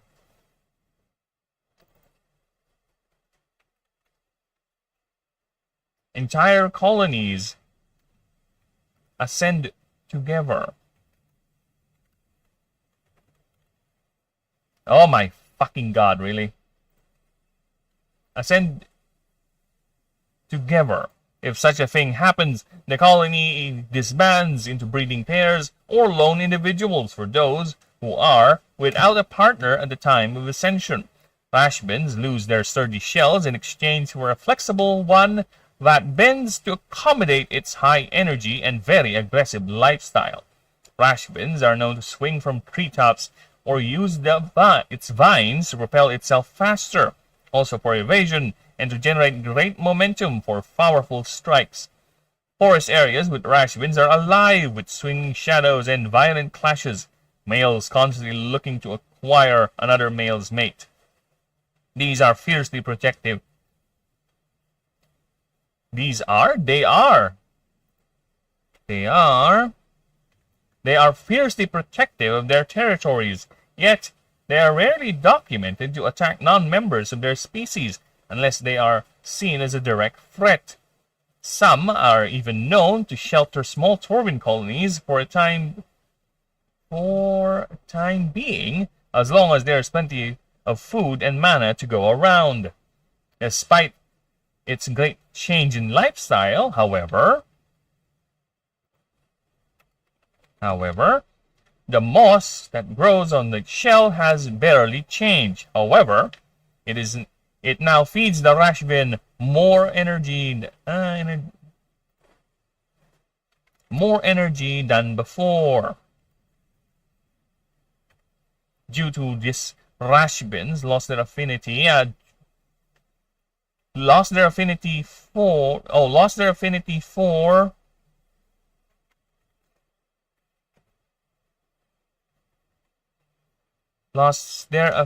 for oh yeah, that is already correct, idiot. Lost their affinity for geomantic arcana in exchange to feed the moss more mana. This in turn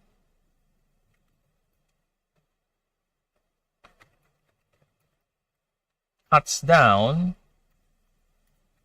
the need to actually search for sustenance, allowing the creature to focus more on its primal displays of dominance and violence. Females, however, have a bright pink moss which functions the same, but it's theorized to be used to attract males, for females are never seen without a male partner or a male courting her, as females are far less aggressive and will only fight other females for territory and nest space. They are observed to mostly lounge about and feed their moss mana, conserving and accumulating energy in preparation for the breeding cycles, which happens every 6 months. As Rashbins produce twice as many eggs per clutch, 8 to 15 eggs in a Torvin, during breeding seasons. During breeding seasons, females gather together and lay eggs and protect them till hatching, and at least 2 more months before letting the new Torvins form their own colonies and set out. There you go. And set out. All this time, the males hang out in the perimeter of the nest, standing guard, and still clashing, and still occasionally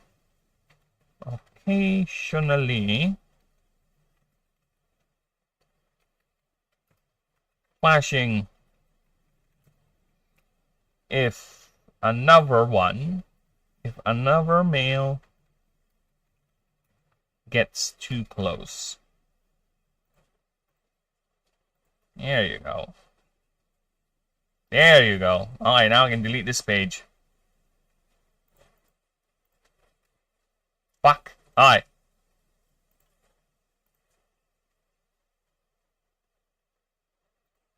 Woo! Alright. We're safe. No tisms. No tisms. We're safe. Alright. Now let's go meet for a choice. What is for a choice? Or Fortoise? Dude, when I had the AI read the names, like, it reads it Fortoise, like, Fortoise. I kind of like it. It's like that Pokemon, Pineco. Pineco is a Pokemon, a second-gen Pokemon that looks like this. Alright, let's pull him up. Alright, this is Pineco. Or, right? I really like its name because, at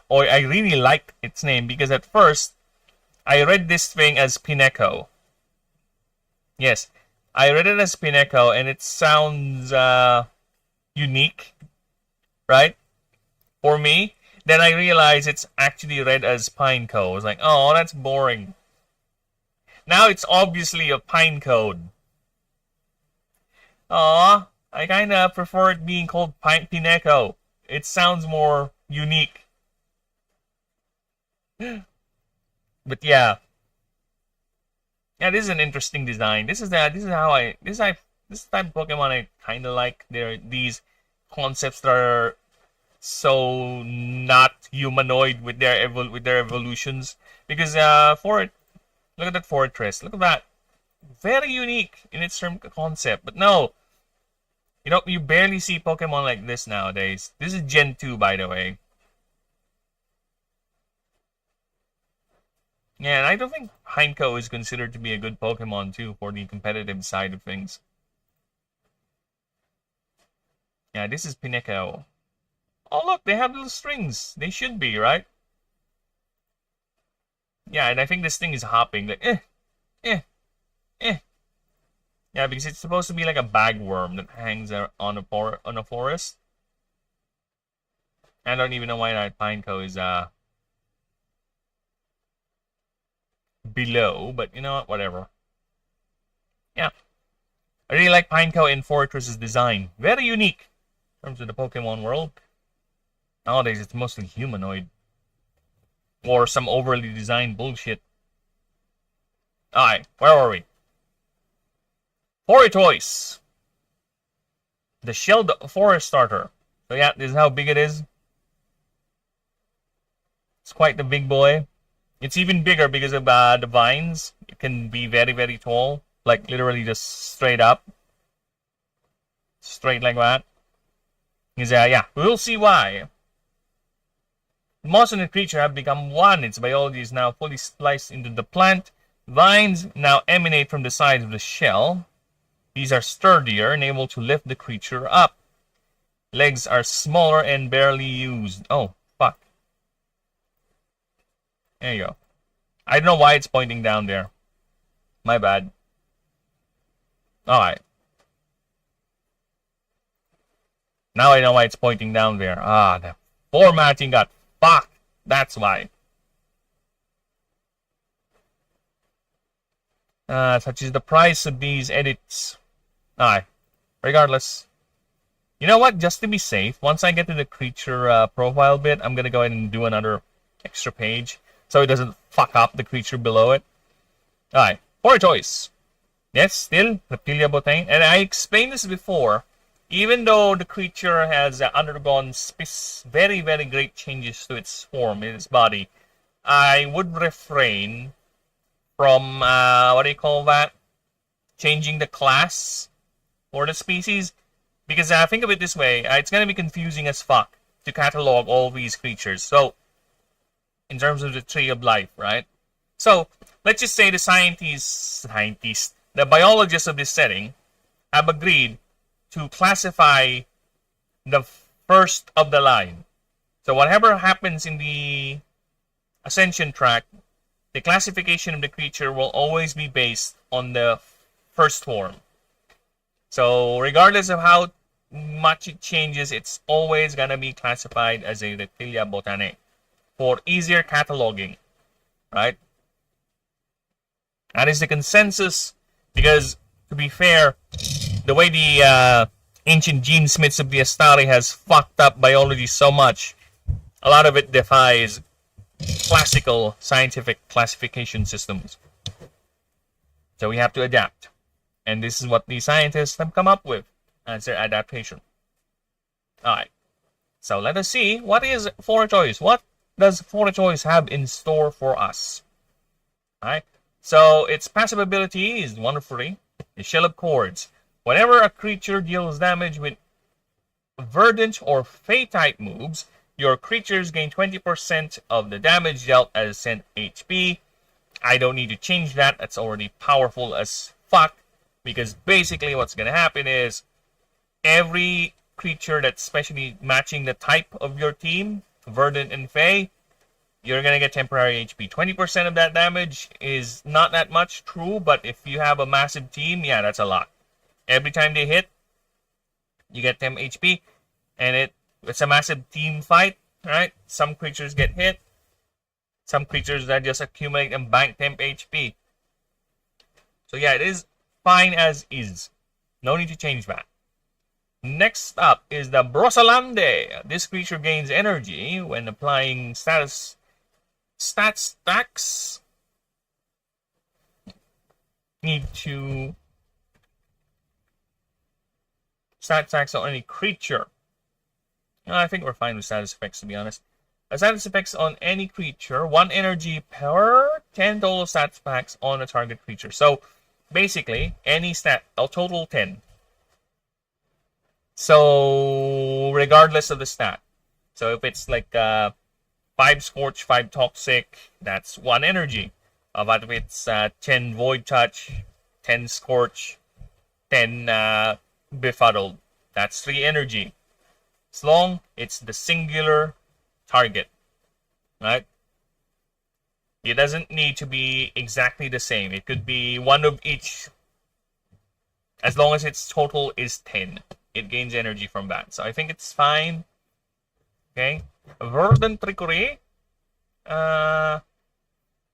You know what? Fuck it. It's gonna die, right? So I have to go back here and change all that. We're gonna do that. Might as well change this. There you go. Once again, we are updating everything.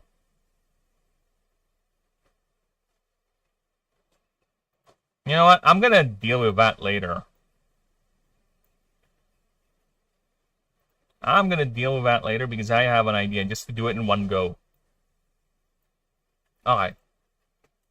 That's been updated. Let's save that. Ascension.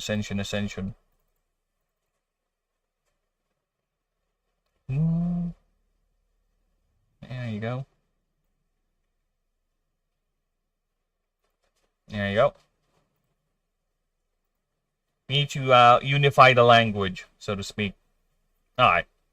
So next up, Shell of Chords. Verdant Trickery, status are fine. Sylvan Overgrowth is its unique move. Pulsing creatures and and higher. Yep. I could do that.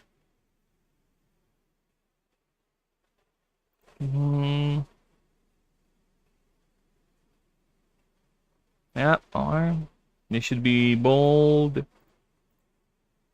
Ascension line, yeah, consistent. Now for the creature profile.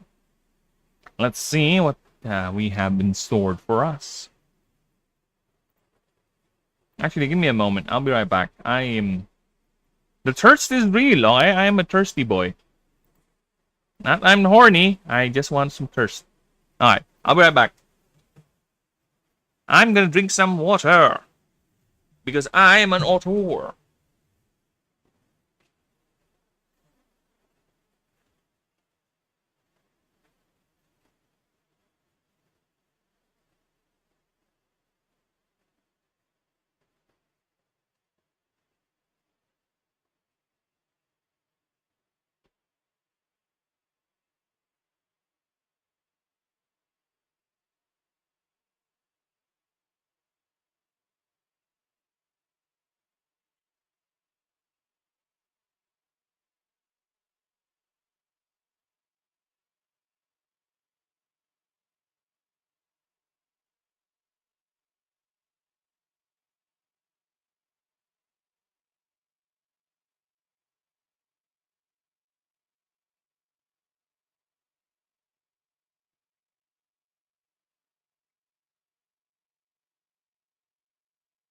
And I'm back. See, it's a quick water break. Gotta cook the fluids up because I've been talking for God knows how long. Aye. Yep, we're back on both fronts. Just nice. Alright, so it's time we continue. This I needed space. We need space. Nimdal, go back a bit. So you don't get fucked up if I change anything here with the format.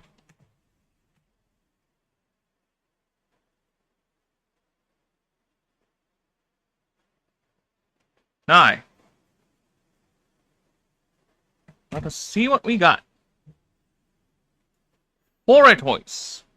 The living forests, these extremely rare creatures, are only found in very high mana areas. As Rashbin matures, it reaches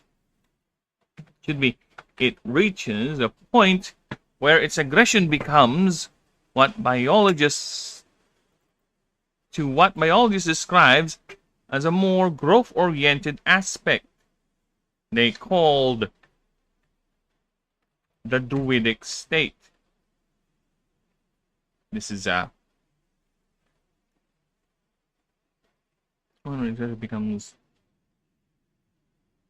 This is also evident as the moss growing on its shell undergoes a sort of aggressive growth of its own.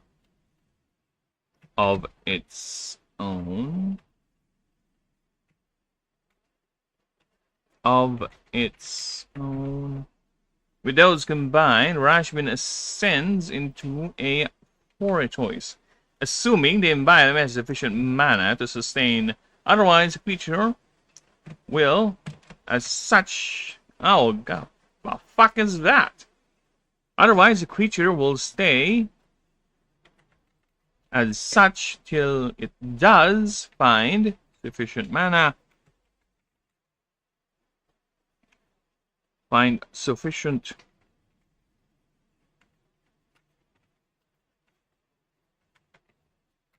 saturation,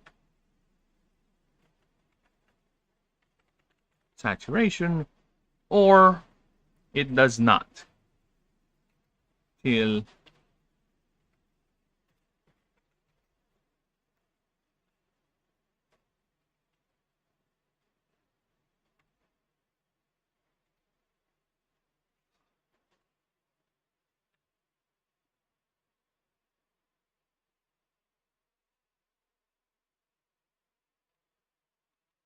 I don't think I need that part. I think it's fine. In the wild, Foretoys are known to stimulate the proliferation of vegetation. They are able to seed the entire forest of plant life if given sufficient resources.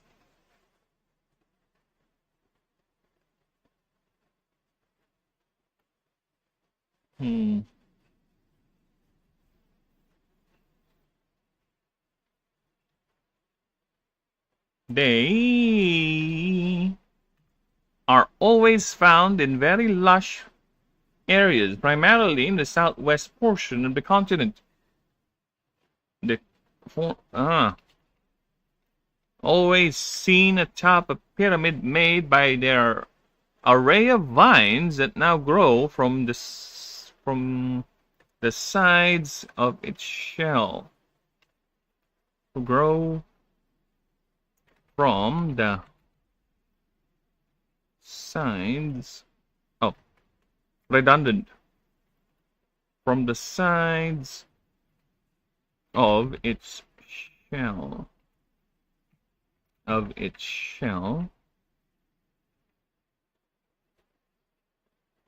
Emanating from holes. From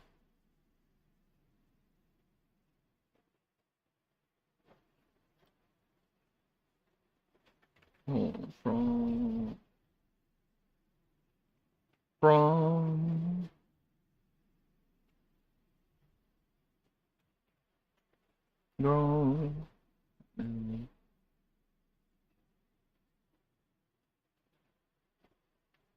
that grow from... that grow inside the creature shell. Grows inside, it grows inside the shell and emanates through holes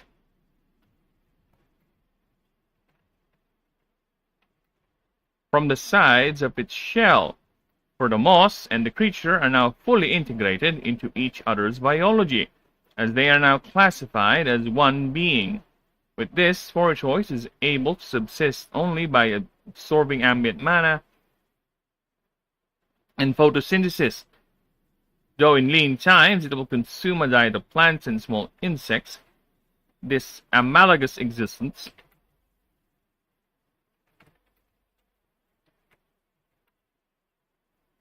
has allowed choice to manifest greater feats of arcane power, able to produce spores to debilitate, heal, or protect, as well as control all 14 vines, as if each contain their own independent intelligence.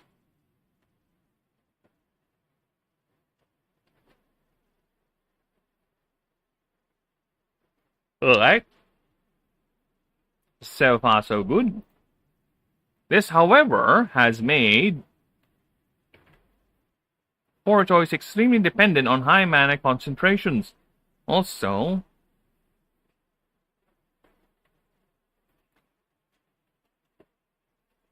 as its limbs have become reduced to a point where it cannot even carry its own weight, only rarely used for grasping during breeding season. During grasping,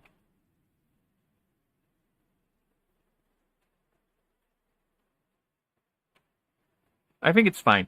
For grasping, since it relegates all its locomotive and prehensile tasks to its 14 highly dexterous and flexible vines, which now has a bud at its tip and produces and releases spores of many different functionalities.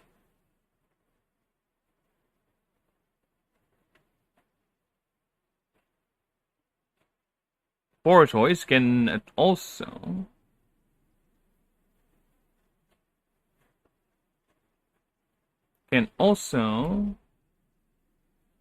attract colonies of Torvins, where they live close by.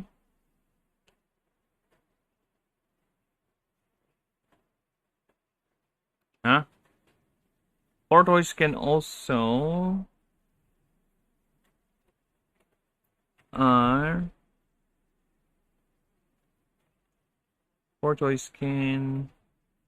attract colonies of Torvins, which live close by. It should be which live close by and under the shadow of its protection. Choice are also known to produce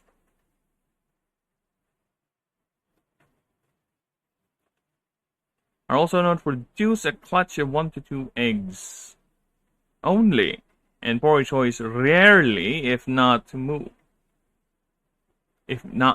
at all. Due to the sedentary nature, mating is very, very rare. In fact, due to this, choice are quite attached to their offspring and are very protective.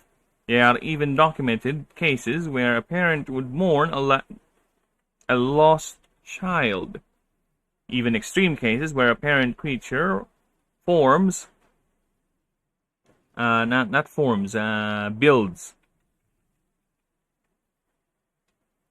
sort of tomb for its lost offspring, with rocks and even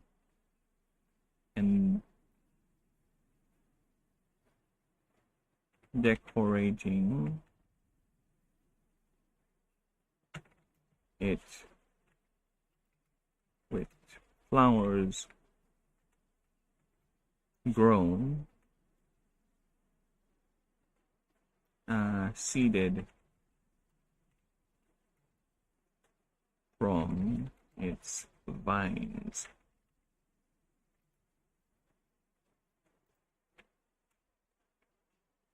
There you go. With that, it is highly advised not to approach a poor choice when such displays are visible or is actively raising its young.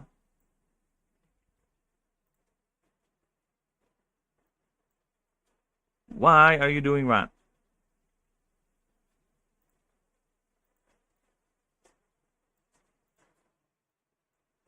Why are you doing that, Word? The fuck? Word has tisms. Dude, I'm backspacing and I don't know why it's back. I don't know why it's not going up. I don't know, there's... Word has a really different... has a weird rule set, right? When it comes to formatting these things. Now, look at that. Now it's giving me all the trouble in the universe. Because it keeps on forcing this thing does not belong up there and there's no space for it. Even though there's clearly space for it.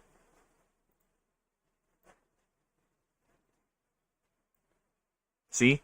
I keep putting it there, but it keeps on insisting, no, it does not fit up here. No. See?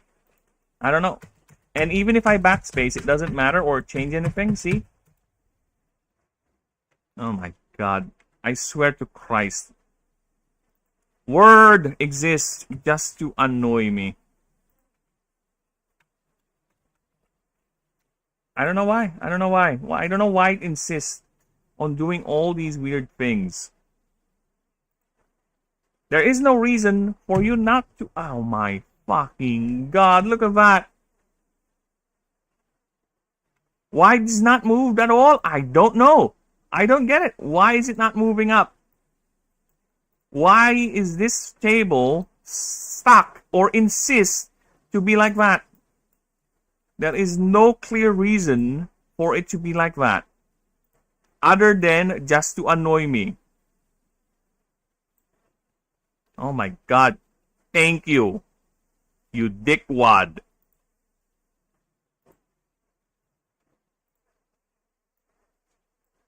See, if it's too close, it just collapses. It just boom. Hey. However,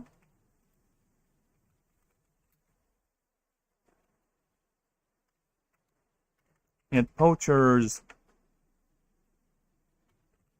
are known,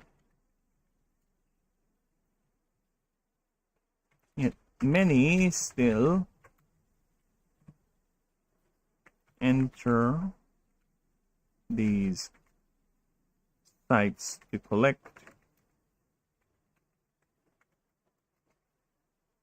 fortuitous spores and nectar, for they are highly arcane sensitive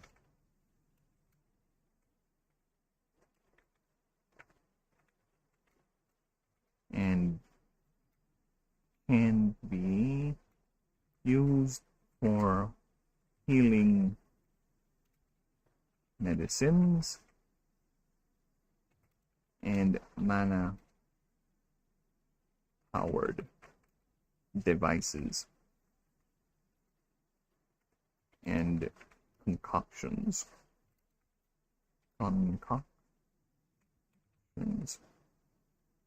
Oh my.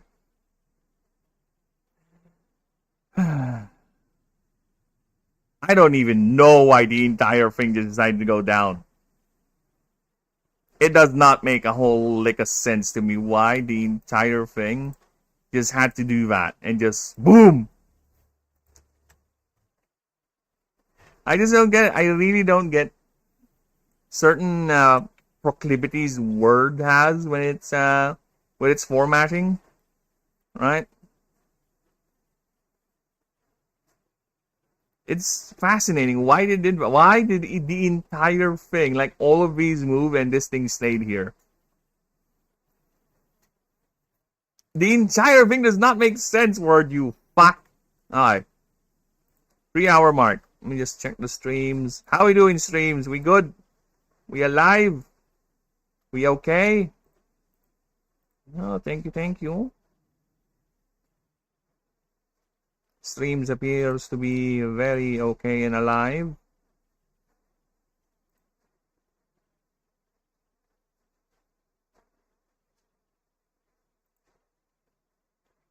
Okay, how about for Twitch?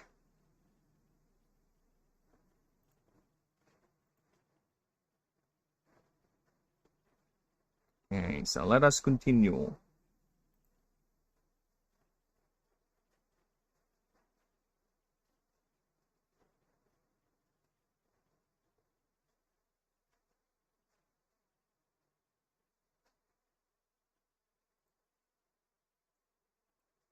Alright.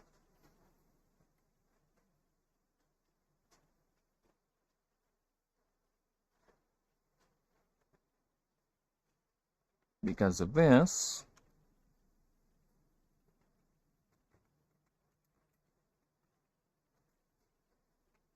this has led to many clashes. Led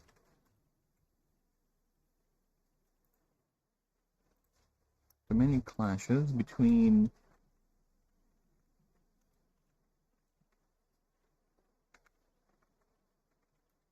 collectors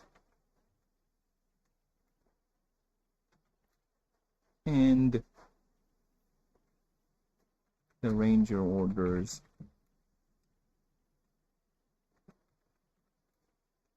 protecting these sites. Rangers and locals protecting these sites.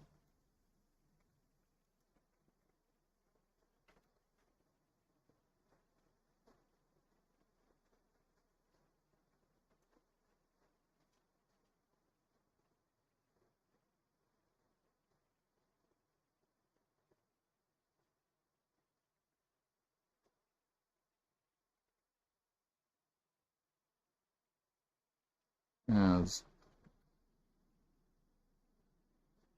over harvesting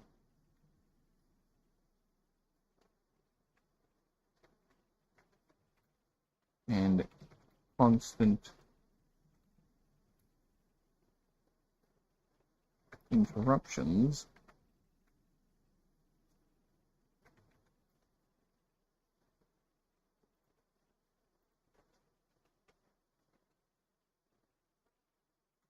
might cause greater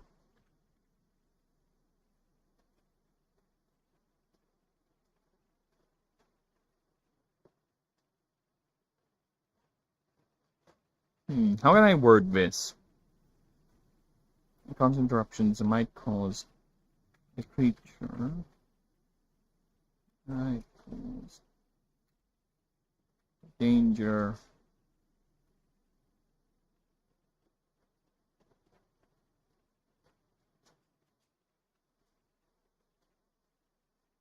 has been documented where the creature is as barely as for the creature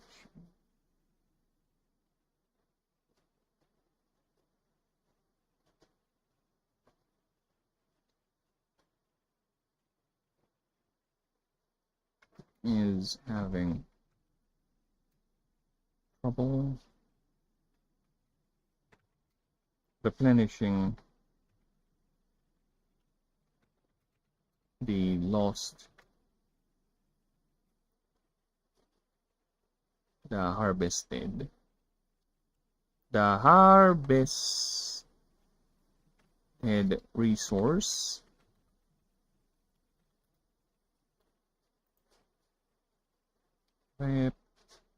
what? Repolishing? Replenishing. I guess that's confusing it. Replenishing the harvested resources, which is becoming more and more of an issue.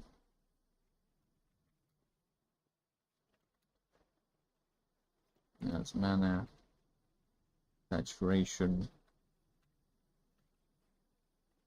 continues its downward trajectory.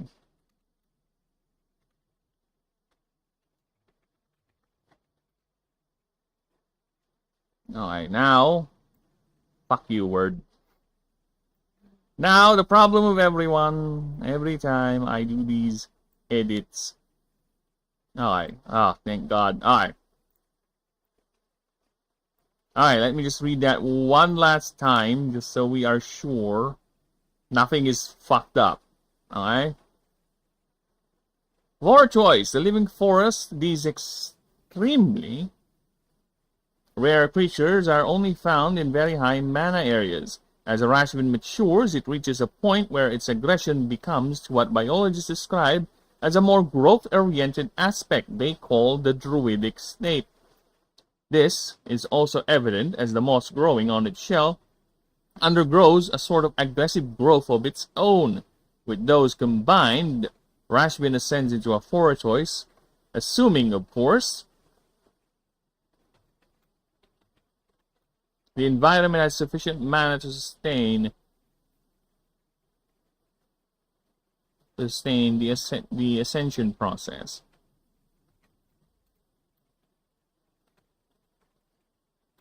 Otherwise, the creature will stay as such till it does find sufficient saturation. In the wild, Foratoids are known to stimulate the proliferation of vegetation, able to seed entire forests of plant life if given enough sufficient resources. They are always found in the very lush areas, primarily in the southwest portion of the continent. Always seen atop a pyramid made by their array of vines that now grows inside the shell and emanates through holes from both sides of its shell, from inside its shell, from the side of its shell, from its sides. I think that's already understood that we're talking about the shell. From its sides. For the moss and the creature are now fully integrated into each other's biology, as they are now classified as one being. With this, Foratoid is able to subsist only by absorbing ambient mana and photosynthesis, though in lean times it will consume a diet of plants and small insects. This analogous existence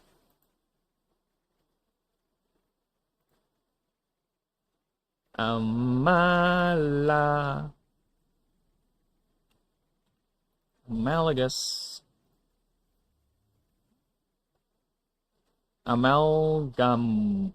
That's right. That is the word. Fuck you, word.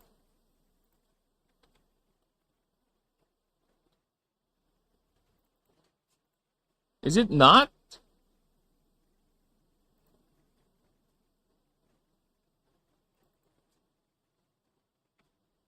No, whatever. Apparently it's not a recognized word, so that's why Word is complaining about it. Well, fuck you. I'm gonna use it Word either way. This analogous existence has allowed the Foratoids to manifest greater feats of arcane power, able to produce spores to debilitate, heal, or protect, as well as control all 14 vines as if they each contain their own independent intelligence. Okay? However, This made ForaChoice extremely dependent on high mana concentrations, as its limbs have become reduced to a point where it cannot even carry its own weight, only rarely used for grasping. Since it relegates all its locomotive and prehensile tasks to its 14 highly dexterous and flexible vines, which now also has a top bud at its tip that produces and releases spores of many different functionalities. ForaChoice can attract colonies of Torvins which live close by and under the shadow of its protection. ForaChoice are also known to produce a clutch of 1 to 2 eggs only, and ForaChoice and rarely, if not, move at all. Rarely, if not, move at all. Due to this sedentary nature, mating is very, very rare. In fact, due to this, ForaChoice are quite attached to their offspring and are very protective. There are even documented cases where a parent would mourn a lost child, even extreme cases where a parent builds a sort of tomb for the lost offspring with rocks and decorating it with flowers seeded from its vines. With that, it is highly ill-advised not to approach a ForaChoice. It is highly ill-advised to approach a ForaChoice if such displays are visible or actively raising its young. Yet many still enter these sites to collect ForaChoice spores and nectar, for they are highly arcane sensitive and can be used for healing medicines and mana power devices and concoctions. This has led to many clashes between the collectors and the unauthorized collectors.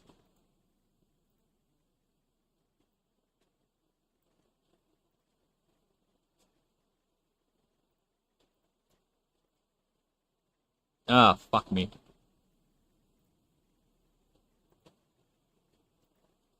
Alright, where was I? This has led to many clashes between unauthorized collectors and the rangers. With unauthorized clashes between unauthorized clashes between unauthorized collectors, the rangers, and the locals protecting these sites, as overharvesting has been documented where the creature has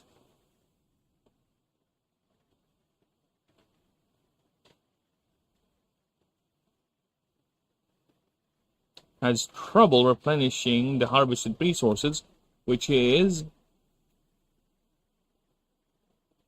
becoming more and more of an issue as mana saturation continues its downward trajectory. As the world's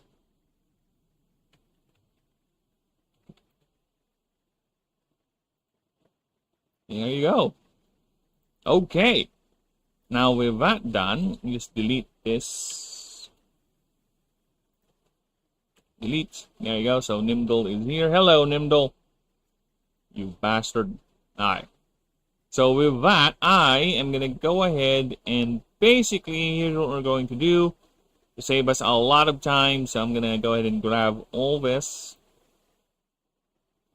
Oh, wait. Wait. Wrong. I'm going to grab all... I'm going to grab all this. Right, and grab all this. Okay. And I'm going to go to the creature dock, the separate creature dock for Verdant over here, right? I'm going to do that. Then I'm going to go down here.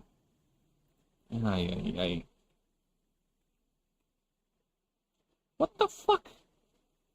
Dude, I swear to Christ, you're weird. Alright, so we're gonna go down here, all the way down here, and grab all... Oh, I said grab all this, not do that, you dumb cunt. Alright. Grab all that up until the creature profile and paste. There you go. That should save us a lot of time, and that's what I'm going to do with Nimble moving forward too. So you don't need to do it one by one every time, because yeah, most likely there will be changes for the whole thing anyway. So yeah. Let's save us some time. Let's save that. There you go. And done. Okay, so that's one starter line done in 3 hours. It's fine. It's fine, it's fine. Nice, so let us continue.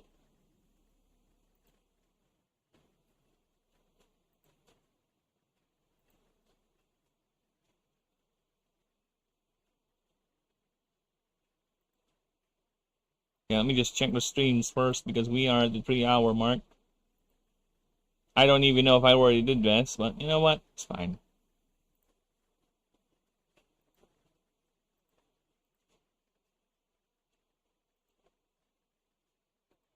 Okay, how are you doing, stream? You alive? You okay? You good? Stream is fine. It's up and running. It's kicking.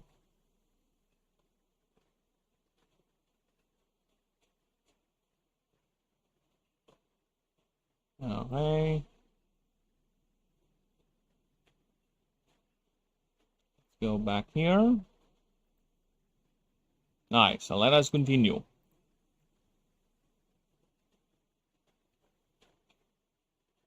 So we got here Nimble is our next one in line.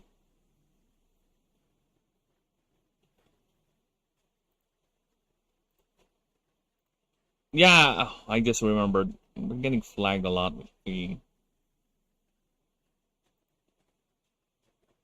Yeah, the Halo music, by the way, I hate that. It got flagged again. So I gotta refrain from using non... Yeah, I'm gonna refrain using new soundtracks or ambient music for now, for the time being. Because I don't like getting these flags every goddamn time I stream, alright? It is unfortunate, but what are we gonna do? See? Main theme, main Halo Trilogy theme got flagged. Why am I not surprised?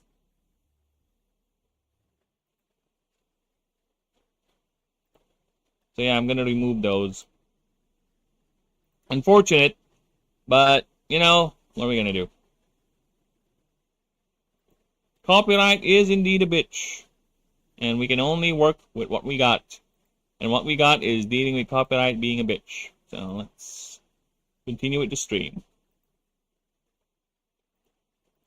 Alright.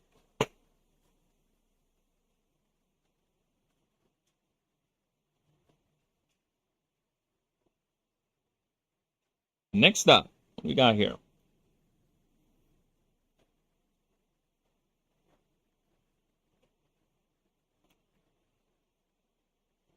We got Nimble. What is Nimble? What does Nimble do? Well, let's see. Highly adhesive grasping limbs used to hold prey and not to hold on. It's okay. Hold on. But that's a bit redundant.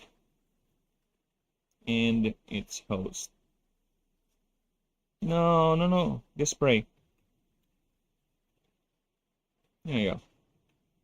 Mouthless head uses the proboscis instead to draw energy, or the insides of spray. This spray. And why is this not bold?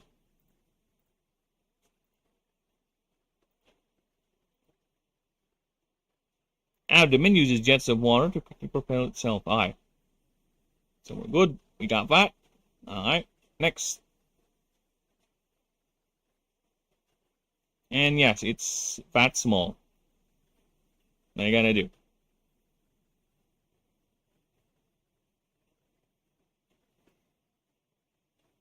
And what is Nimble? It is a class Insecta. It's a Gaia type, Gaia Sphere still, because it's a Swarmer primary and it's a water type. And what does it do? What does it indeed do? Well, here it is what it does.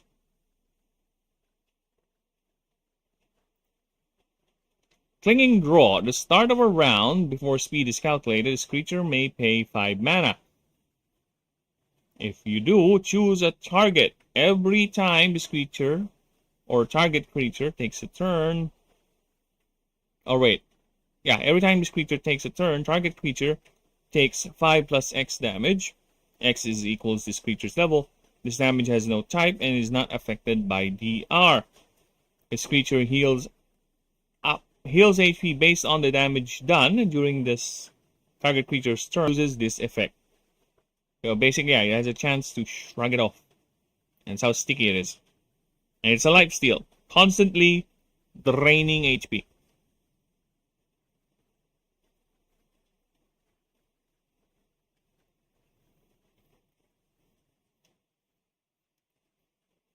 Next up is Escape Jet. If this creature is targeted by an attack tag move, you may roll a 1d20 and pay 5 mana. If you do, it should be the other way around. You may pay 5 mana. If you do, there you go. Roll a 1d20 on a 15 up. It receives no damage. Effects and stacks still apply. Alright. 15 up is quite the hard roll, to be honest. And it takes 5 mana too to pull it off. So yeah, I think we're fine. It's not too broken, to be honest. Yeah, it's just fine.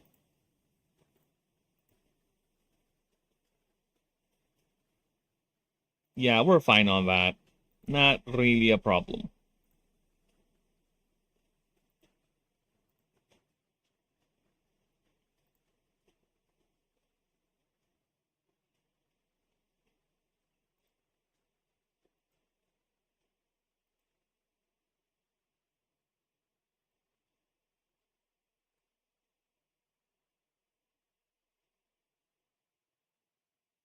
Alright.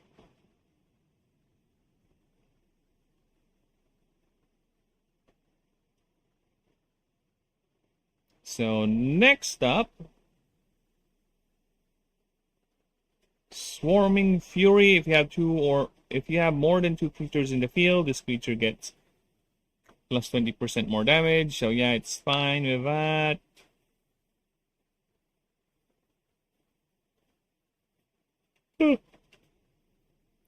Two or more, actually. 2 or more. There you go. That's much more easier to pull off. 4 more creatures in the field. Stats are fine. Energy Latch. 1 mana. This is 4 mana. This creature gains. Yeah, we're fine with that. Ascension Line. Yeah, we're fine with that. Now for the profile. The profile, left profile. Okay. With that, I need to create another blank page over here so this doesn't fuck up Holy Coon just in case. I might end up doing Flumpy Flumps. Alright. Ah! Hierarchisms. Yeah.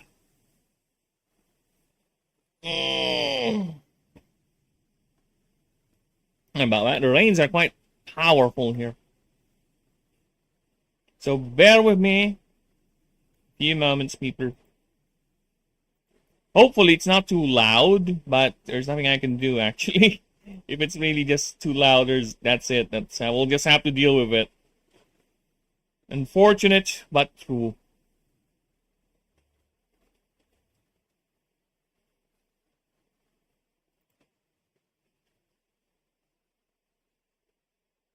Okay. So where is that? Okay, OBS. We're back. Let us continue. Nimble. What is Nimble? What does Nimble do? Nimbles hunt by waiting at the bottom of ponds and lakes. And when prey approaches... Okay.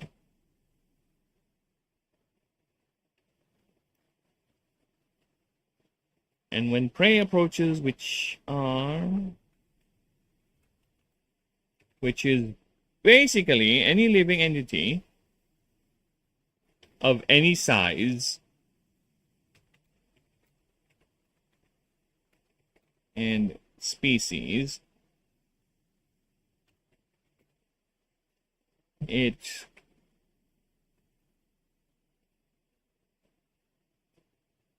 will violently release a jet of water to propel itself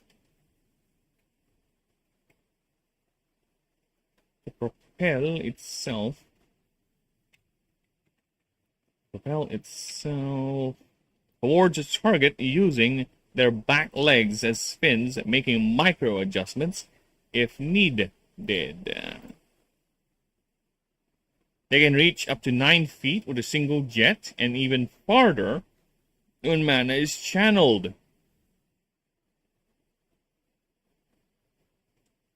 They latch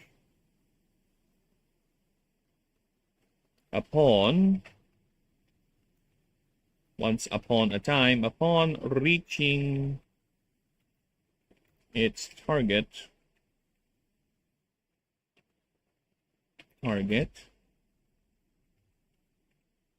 They latch onto the unfortunate prey using 4 grasping limbs laced with mana-enhanced adhesive.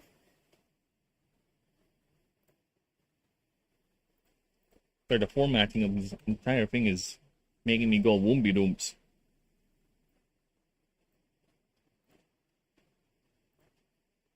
Moon, you saw me standing alone, without a dream in my heart, without a love of my own. Blue moon, that's what I was there for. You heard me saying a prayer for someone I really could care for. Upon reaching its target, they latch onto the unfortunate prey using those 4 grasping limbs laced with mana's enhanced adhesive properties.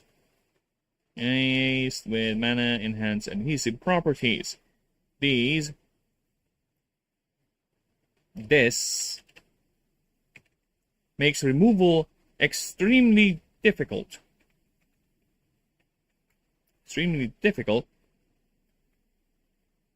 Without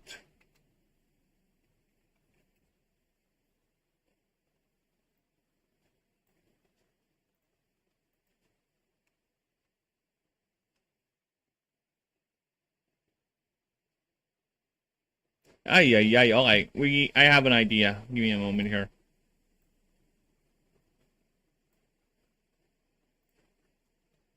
I think you know my idea. It is simple.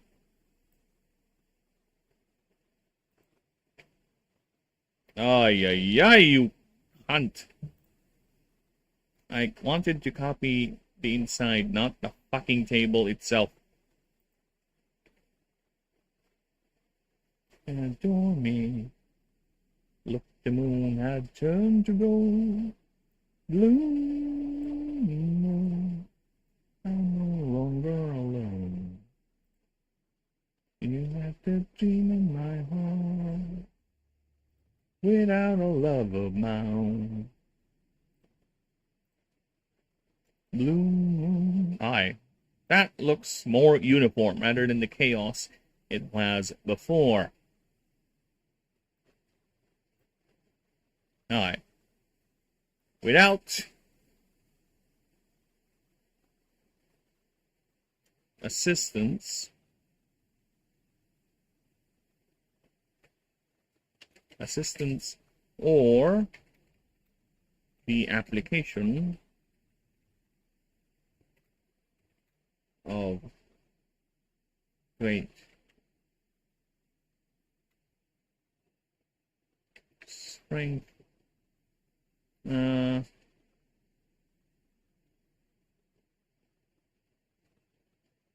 brave effort, strength, force, a great force.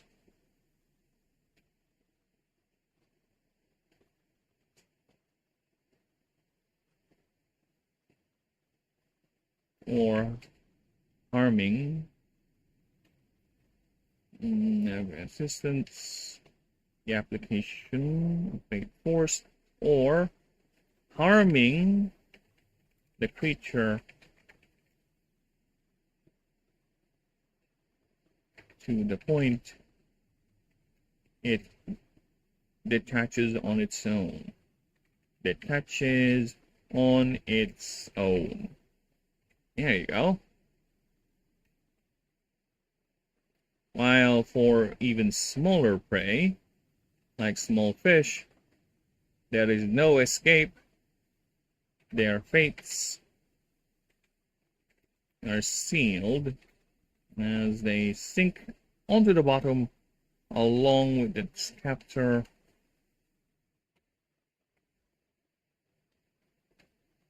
to be totally consumed.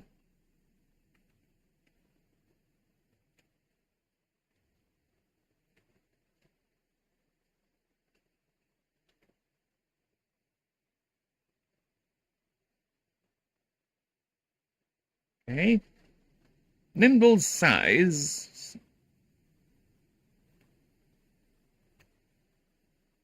for Nimble's size is no excuse for its hyperactive hunting strategy. They are ravenous stalkers of their chosen body of water, as this has made. Oh my god, really? Didn't capitalize? This has made many ponds and lakes of Ashen's host. A home, rather. Home to these voracious hunters. Is that how you spell voracious? It's spelled like that, but it's read as voracious. Yeah, right? Yeah, it is. Alright. No, that's not it. Sabi ko na nga ba, it's wrong here. Voracious is what I'm looking for. Yeah, that's it. Voracious means truthful. I'm looking for the one that consumes everything. Well, technically they're not lying. They are hunters, I guess. Fuck off. For these voracious hunters,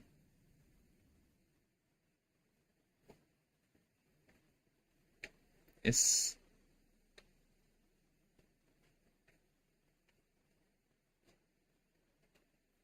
is why many are advised only to bathe in public bodies of water that have active suppression fields and mana shields to protect them from attack.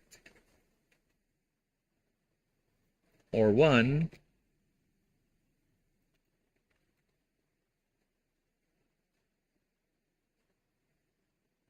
another exception, another advice is to look for any signs of active predation of Nimbles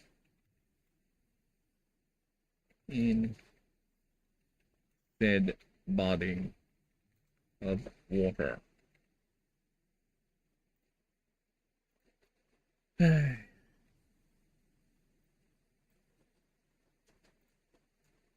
It is most annoying.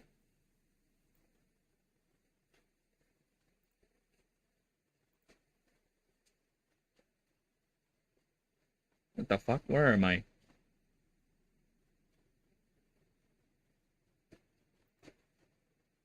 In said body of water. These creatures have learned, however. Yet it must be noted. It must be noted that due to the many measures civilization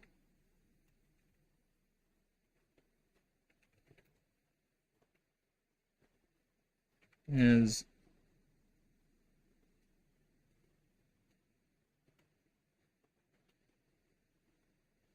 due to the many countermeasures civilization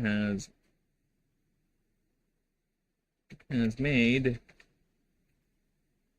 these creatures have learned to stay clear of attacking sentient races due to these.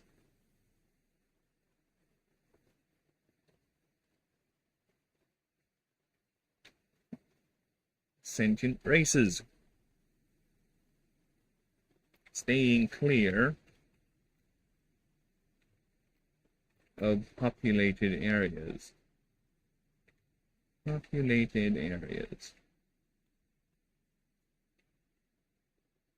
Mostly staying clear. Staying clear. However, attacks do still occur, especially in more remote areas. Prey, once punctured by their proboscis. Why is this capitalized? Why is that capitalized? Will be immediate. Once punctured by their proboscis, will immediately absorb any material from any material inside the victim's body, whether it be mana or biological matter. They will only stop feeding if they are dislodged, full, or when the chain is totally drained. Some are even known to attack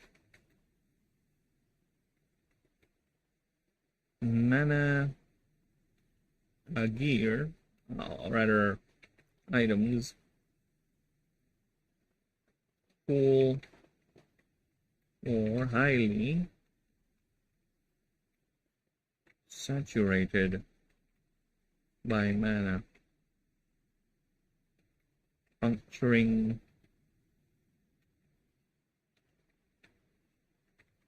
batteries,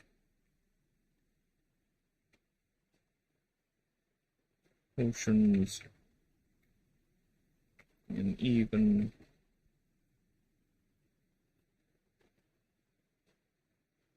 devices.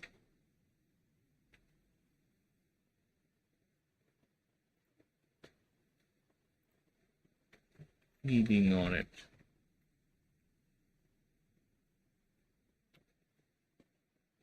Though many travelers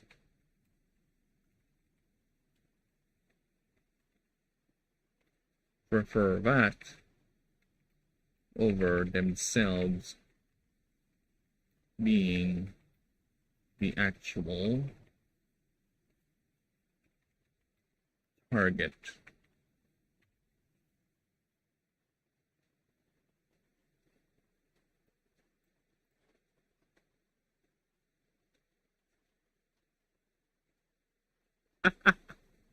Ay, Diyos por santo! Word! I swear to all that is holy, you are fucking annoying to deal with. You really are.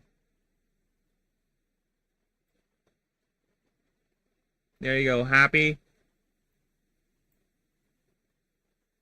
My God, why does it insist on going to places that I don't want it to go? There you go.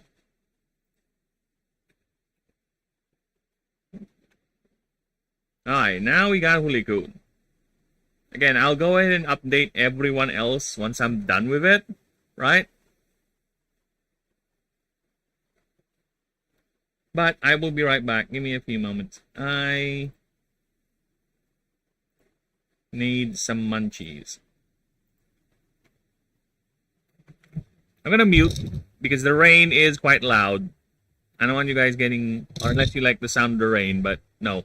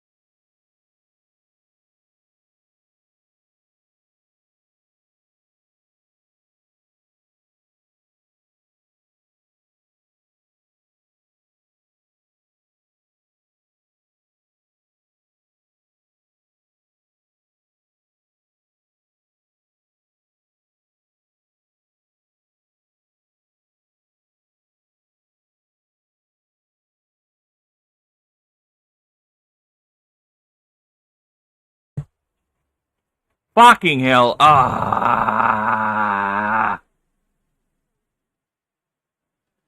I did it again. I was on mute for an extended period of time as I was already moving things. Fuck. Ah, you idiot. Yeah, I was speaking for a good few minutes, I guess. And here we go. The stream. Sorry about that, people. I really, really apologize for that. But here I am. I'm back. Hello. I'm back. Hello, hello. Hello and welcome, everyone. Ay, ay, ay. Well, we're fine now. We're okay now, okay? Alright. We're good. Now let us continue.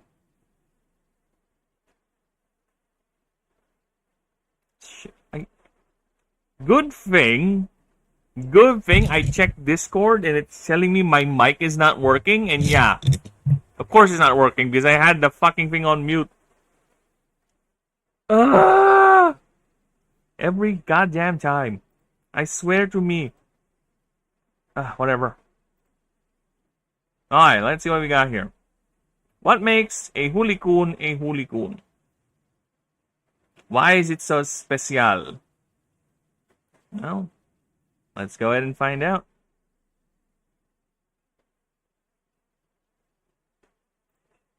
During times of scarcity, due to depletion of prey, environmental, or as simple as its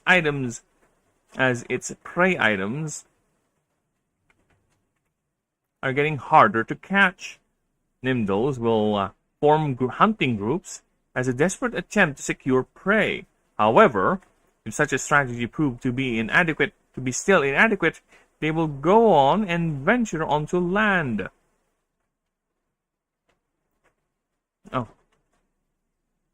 Venture onto land and forming colonies around a tree or a cliff face with sufficient mana concentrations, and collectively ascend into hulikuns. They are where Nimdals are active hunters. Hulikun, my god, voice crack. I feel like I suddenly grew up. I suddenly became adolescent again. Then my body reminded, no, you're not. Who told you you're an adolescent? Deluded fuck. You're nowhere near that anymore. Alright. Where Nimdals are active hunters, hulikuns are patience incarnate. They lure prey items using bowls of mana-enhanced silks coated in sweet nectar. Their prey can range from small animals to even larger creatures. They do this by acting as a group, as each hulikun in a colony are connected via a web of silk that forms a combination of neural network and even energy and nutrient pipeline. This is accomplished by swarming the prey and wrapping it in a silken cage. This cage is hoisted up from sight, where the victim is slowly broken down.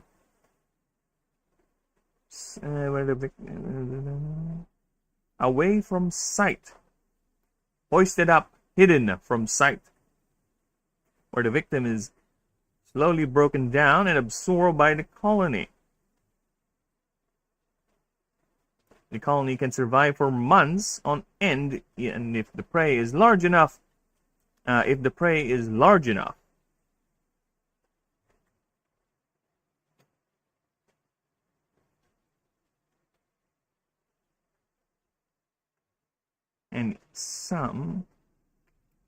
some even forego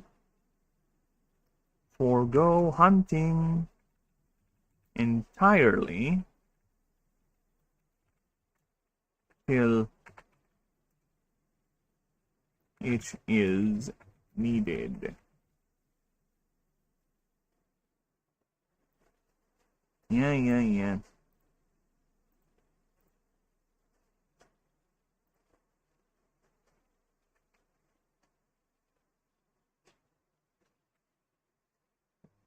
This made hooligans very resilient in surviving long periods and not periods of time, and even surviving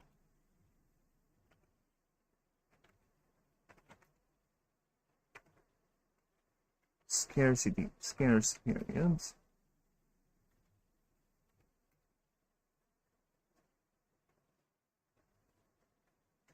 Periods of scarcity, rather. Surviving periods of scarcity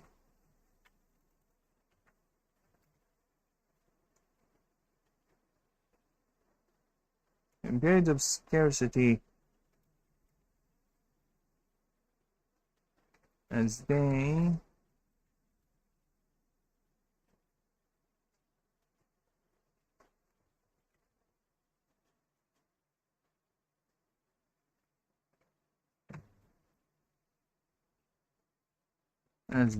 are also able to enter a sort of stasis, cutting down all energy needs by roughly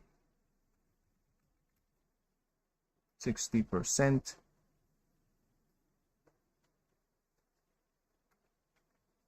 and only moving if truly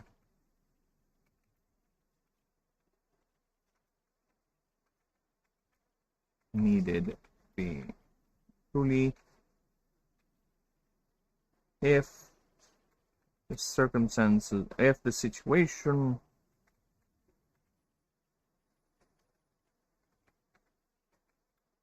truly demands it.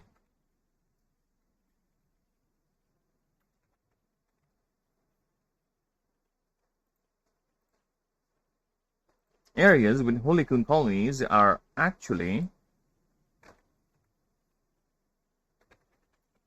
popular with locals and travelers for the sweet, relaxing aromas their silk emanates. Their silken threads form.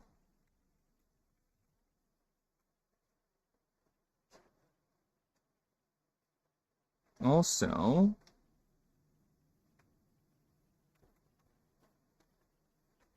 their silken networks incidentally create a festive and highly decorative environment.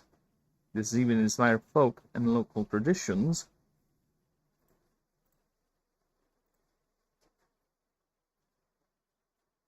This has even inspired local traditions, forming festivals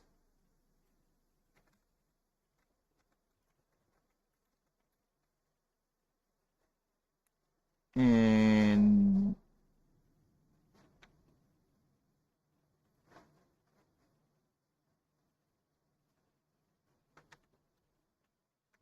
celebrations under the shadow, under the glowing,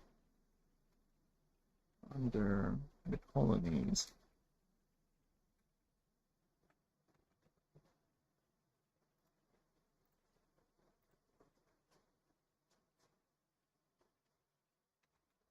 Many are actually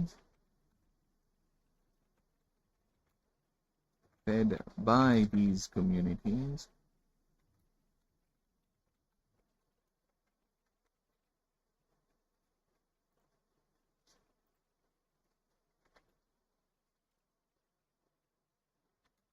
which also doubles as a sort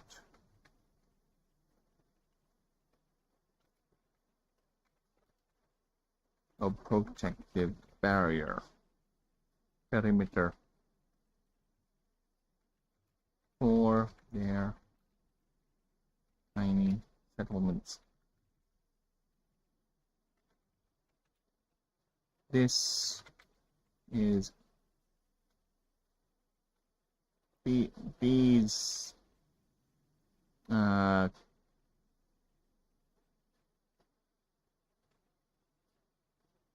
do you call that? These systems? No. This is more evident in the small, tight-knit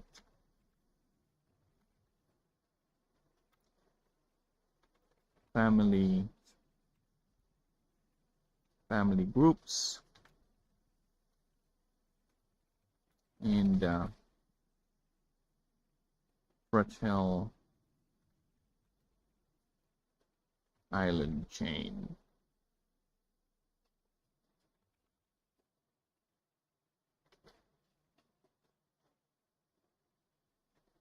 Okay. Here we go. We are growing. It's not that. We're gonna do it like this. All right. Gonna do that. All right. Expand this thing a bit over here. Move it a bit. Just a bit. Just a smidge. There. This is what we're gonna expand. There you go. See?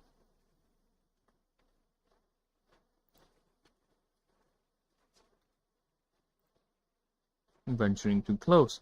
In fact, oh fucking hell, really? Bold that up and 10 that up. I said 10 that up. Alright. In fact, these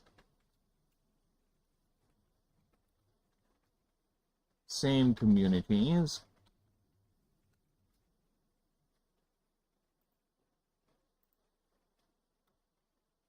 use light shield generators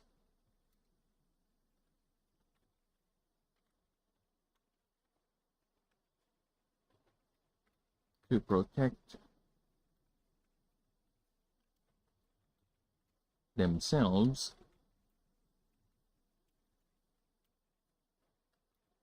when venturing close. When venturing under even a tamed and domesticated colony. Domesticated colony. And we're gonna do something here, okay? I have to do it. I cannot help myself to not do it.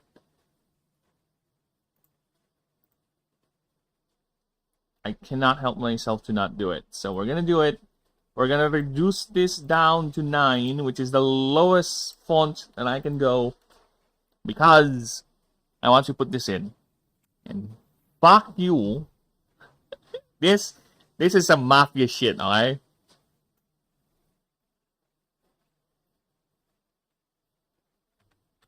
Where it has been rumored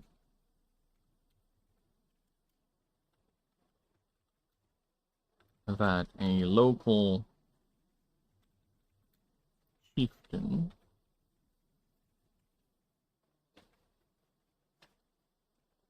in the main island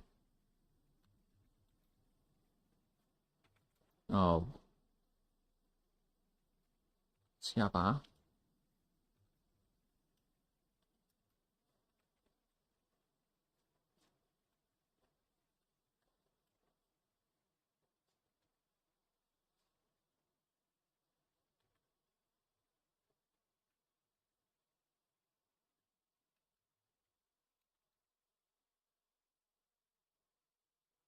local chieftain and suspected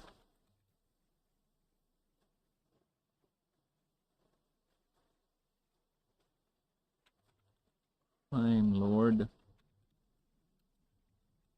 named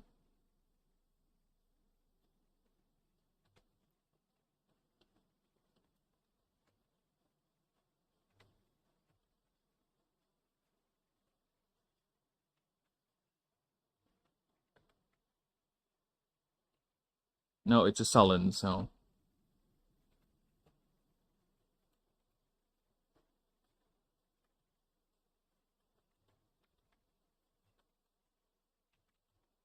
Sullen.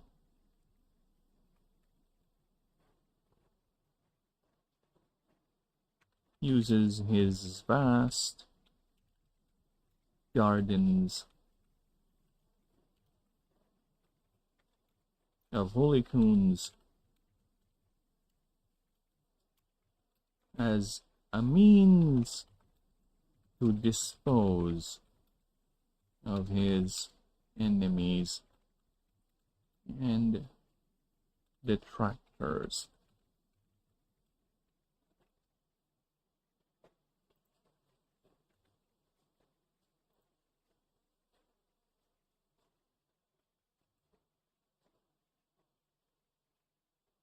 Enemies, several mistresses,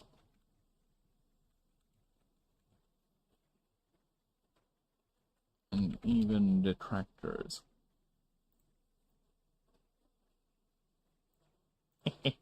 I had to put it in. Oh, I had to put it in. Fuck off. We have to put in a little bit of edge. Just a smidge.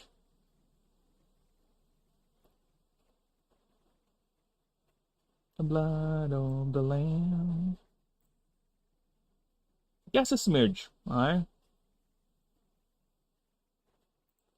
Watch in the blood of the lamb.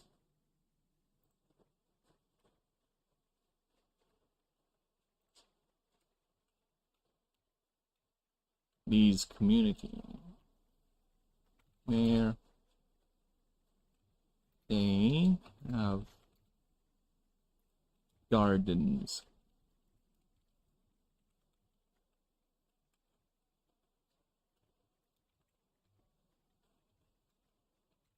of holy coon colonies where their silks are harvested. Silks and even nectar are harvested for various products, namely as sweeteners and perfumes. Aha! World building, baby!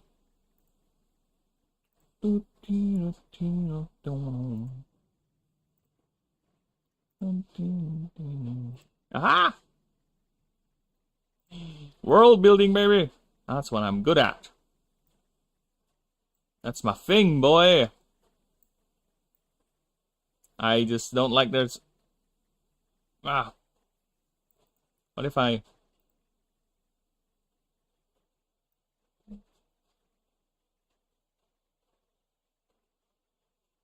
Yeah! Damn it! Picture format. Rotate the fucking thing.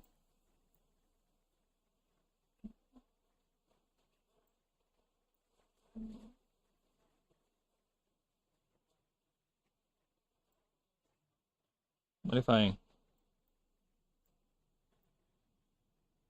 Is it kind of hard to read? The small font is not helping. Unfortunately... What if I increase this further? Yeesh.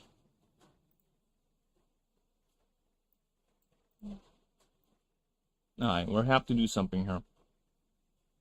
This word here, these couple here, this here, we need to do something with that.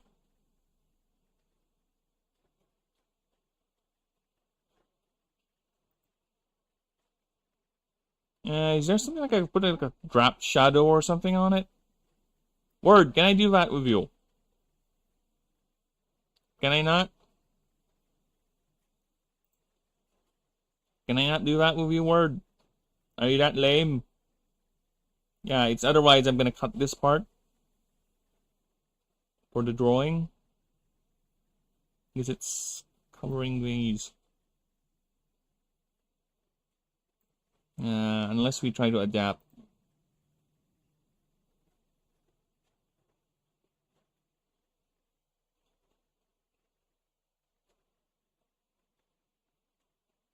Yeesh. It doesn't look right. Damn it. How about red? I read it. I read in it.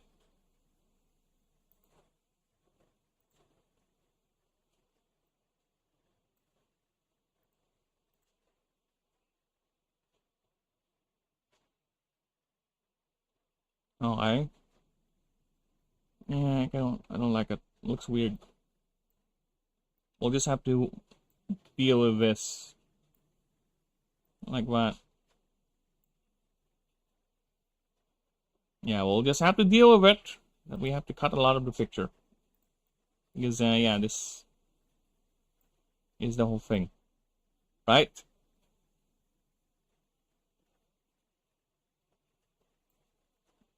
You know what? I think it's better if we just cut this part right here. It would save me a lot of trouble. And we're not going to lose much of the picture if I just do that. Just cut this over here. Or I can just do this.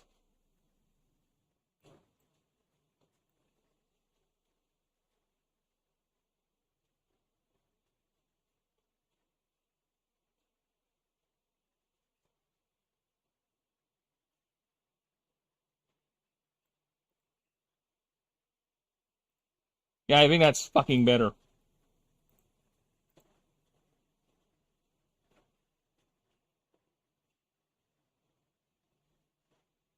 Yeah, I think that's better. I think that's way, way better. Now, oh, 4 hours mark. Just check the stream. How are we doing, stream? Yeah? Yeah, me too. We good? Were we okay, stream? No.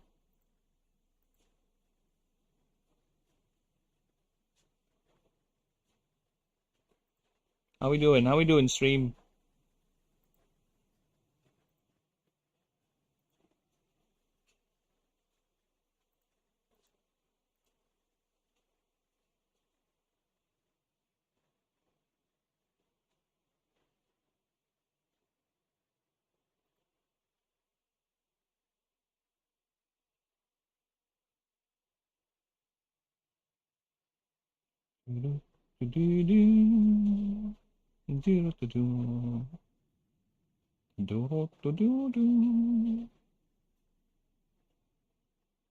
No, there's no AI use. I never use AI. Yuck.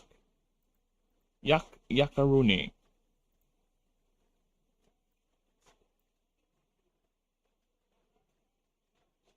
Alright, let us continue.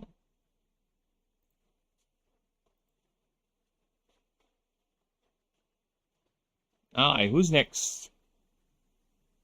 Well, actually, nothing is next yet. We are reading. Alright.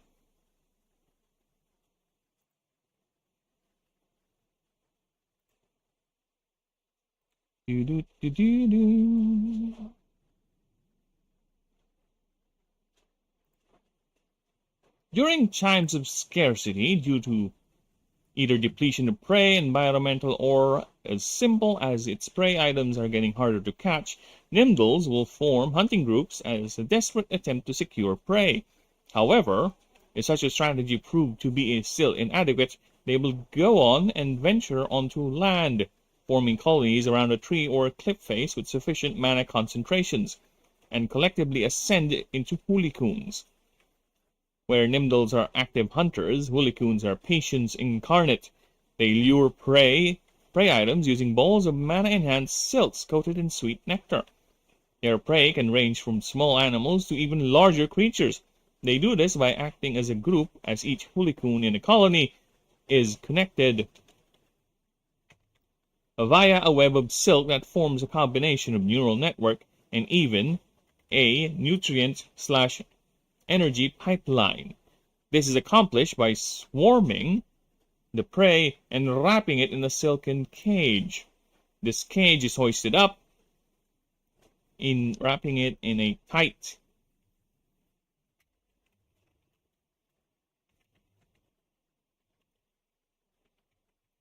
silken cage. The silken cage is hoisted up with the still wriggling prey alive, with the still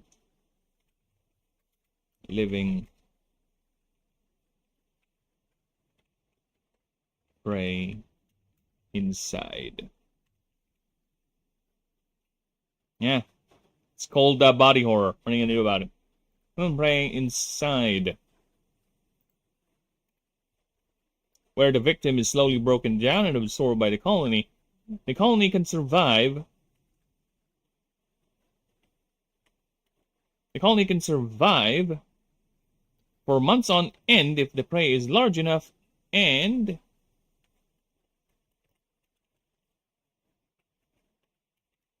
I think even forgo hunting entirely until it is needed. This has made hooligans very resilient in surviving long periods of time, and even long periods of time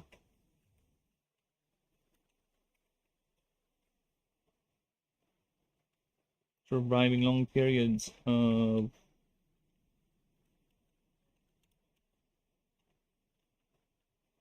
scarcity. As they also are able to enter a sort of stasis, cutting down all energy needs by roughly 60% and only moving if the situation truly demands it. Areas with hooligan colonies are actually popular with locals and travelers for the sweet, relaxing aromas their silken threads form. Also, their silken networks incidentally create a festive and highly decorative environment. This has inspired many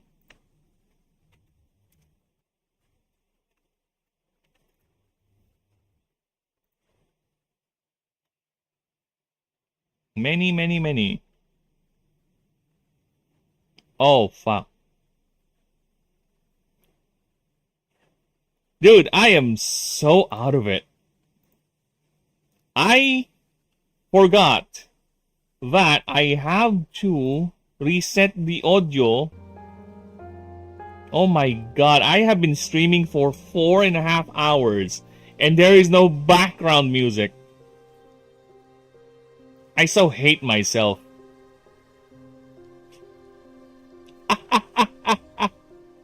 Yo! Dude, I've been streaming for so fucking long and there's no background music. Ah, what a disaster. Whatever.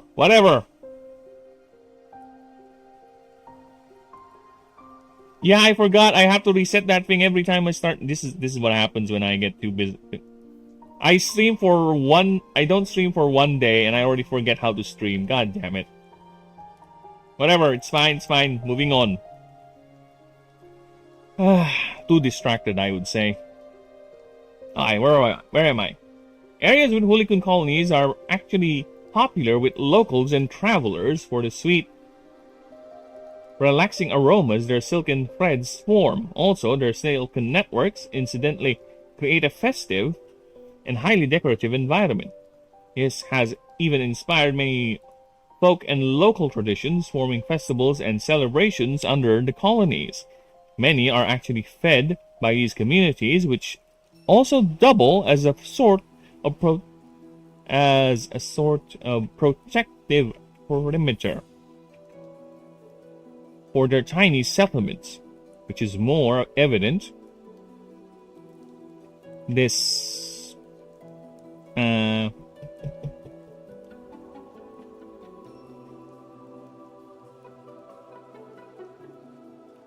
this structure is more evident in the small, tight-knit family groups in the Fratello Island chains. where they have gardens and holycoon colonies where their silks and even nectar are harvested, which the family settlers, the locals,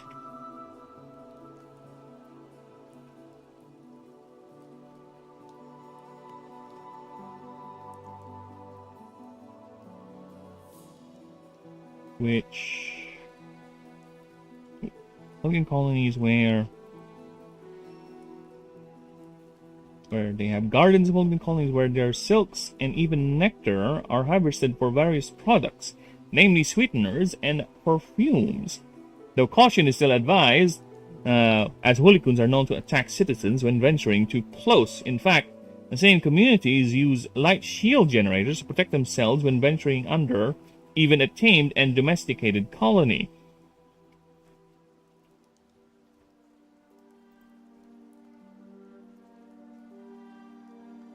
The largest of which?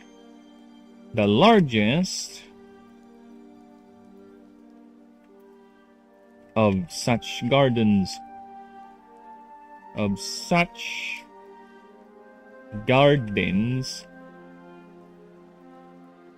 belong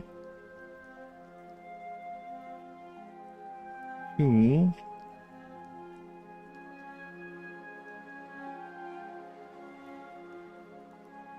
the sullen chieftain of the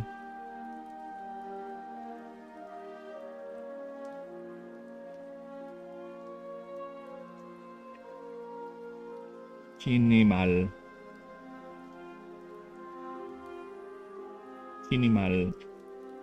tribe.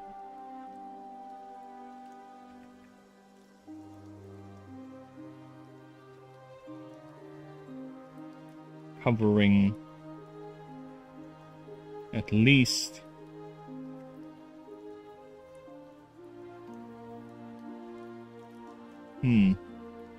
I need some. So the Fratel Islands are not that small. Okay, I'm bringing at least 50. No, 20% of his family's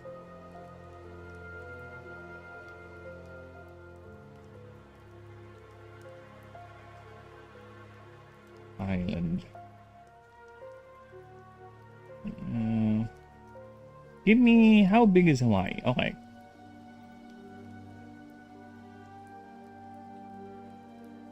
Sizes of the Hawaiian islands. Well, no.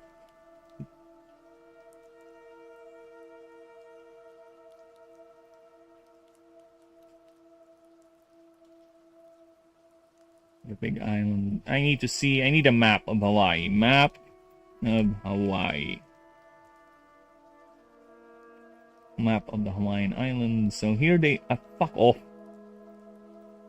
So here they are. It's Hawaii. Honolulu is somewhere here. Hawaii. Maui. I would say his island should be as big as, Niwahu, which is around 68 square kilometers. Yeah.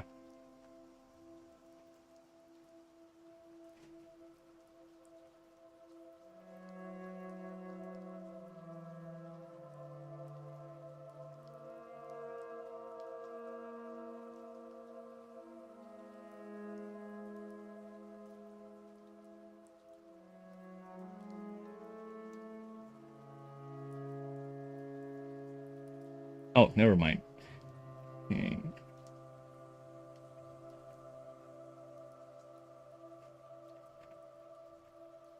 Private island. which is roughly... Oh my god, fuck off! I swear to Christ, every goddamn time I would do things with... Nope! I hate Word. I really do. Roughly 50 square kilometers wide.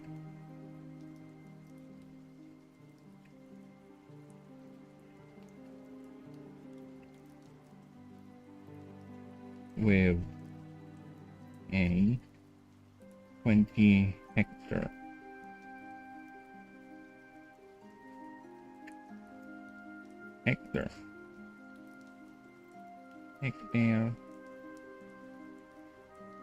personal one on his home.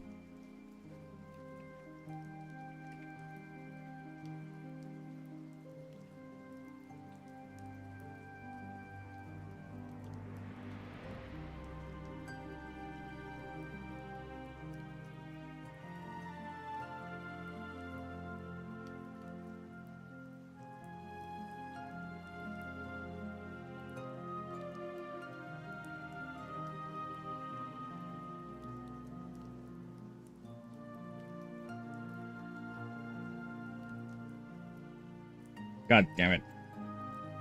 Ah.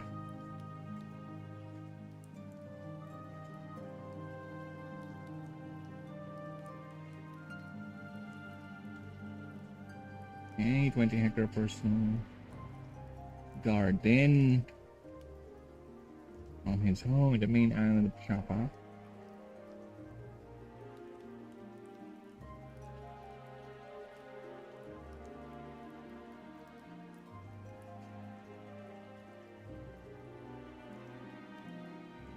It has been rumored he uses Yep. Alright. Problems. I guess we're gonna kill a paragraph over here. I'm gonna kill another paragraph over here. We're killing paragraphs. Oh, there's not enough paragraphs to kill. Fuck. This is what? Font 9? Yeah, I can't reduce the font anymore. That's the lowest we're gonna go. Why must you make things so hard for me?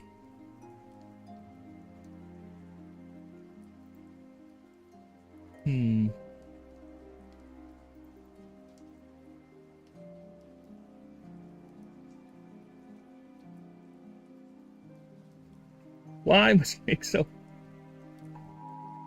It's... I don't care. Oh my god. Sorry. Again, there's a storm brewing in the country, so we get those alerts every now and then. Pray for those people who are suffering in the hot spots. Pray that they be safe. Alright. Alright, let's reread that just to make sure everything is okay. Because, god damn, is this thing thick. Alright. During times of scarcity, due to either depletion of prey, environmental, or simple as its prey items are getting harder to catch, Nimdols will form hunting groups as a desperate attempt to secure prey. However, if such a strategy proved still inadequate, they will go on and venture onto land out. Why is... Oh my god. Now I'm getting confused. How do you spell out? Is that actually how you spell out? Oh, never mind then. Out onto land, forming colonies around tree or cliff face with sufficient mana concentrations, and collectively ascend into Hulikoons, where Nimdols are active hunters. Hulikoons are patience incarnate. They lure prey items using balls of mana-enhanced silks coated in sweet nectar. Their prey can range from small animals to even larger creatures. They do this by acting as a group, as each ulikun in a colony is connected by a web of silk that forms a combination of neural network and even an energy nutrient pipeline. This is accomplished by swarming the prey and wrapping it in tight in a silken and wrapping it in a tight silken cage. This cage is hoisted up from sight, the still living prey inside, or the victim is slowly broken down and absorbed by the colony. The colony can survive. This allows the colony, oh my god!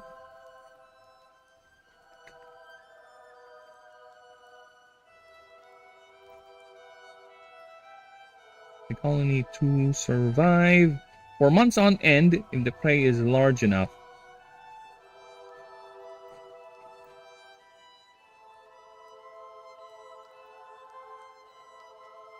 Okay.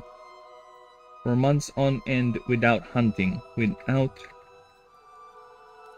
feeding. There you go. This made hulikuns very resilient in surviving long periods of scarcity, as they are able to enter a sort of stasis, cutting down all energy needs by roughly 60% and only moving if the situation truly demands it.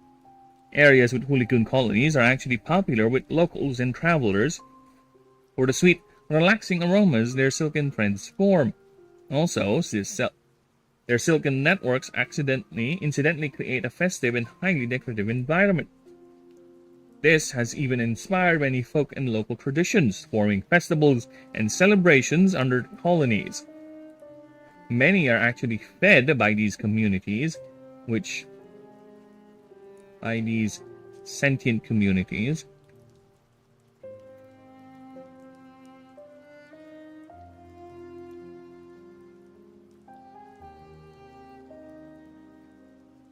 Which also doubles as a protective perimeter for their tiny settlements.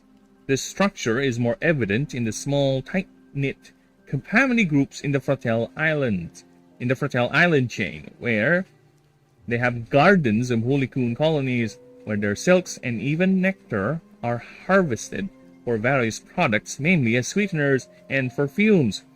Though caution is still advised, as hulikuns are known to attack citizens when venturing too close. In fact, these same communities use light shield generators to protect themselves when venturing under even a tamed and domesticated colony. The largest of such gardens belong to the sullen chieftain and suspected crime lord named Ikbashesh of the Chiminal tribe.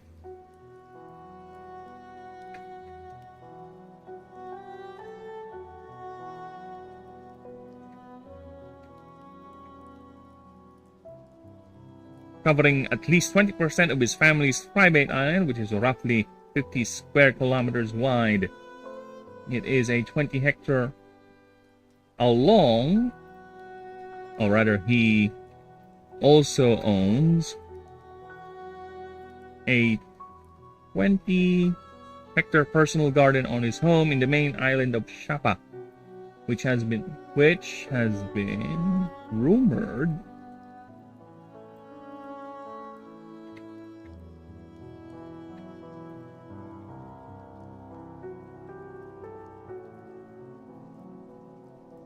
that he uses his vast gardens of hulikuns as a means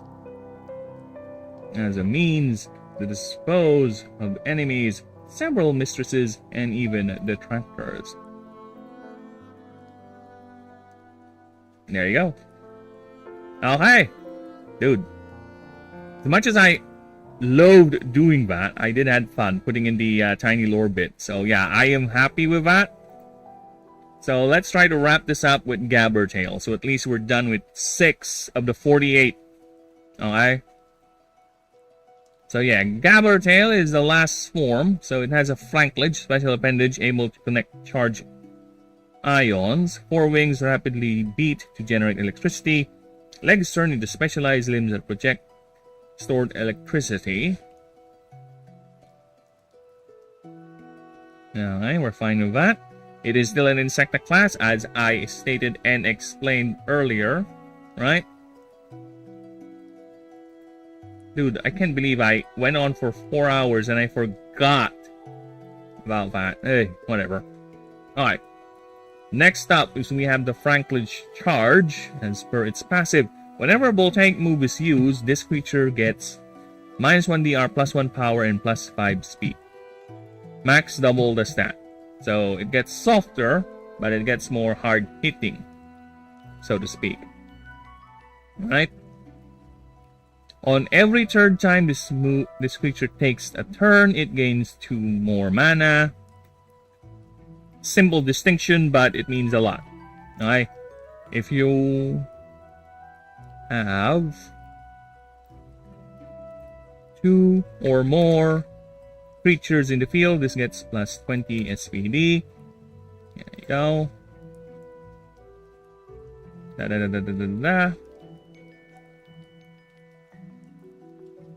Penta power. Voltaic moves prior to this move. X is determined by the number of Voltaic moves.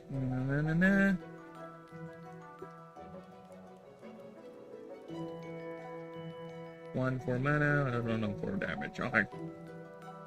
It gets more expensive. We'll fine with that.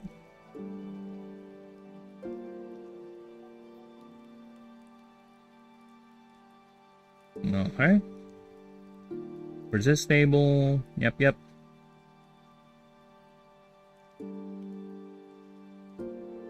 Among the most atmospheric drawings I ever made. And I love it for that.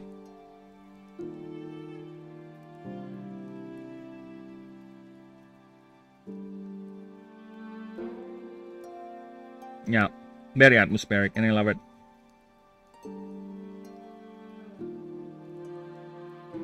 Alright.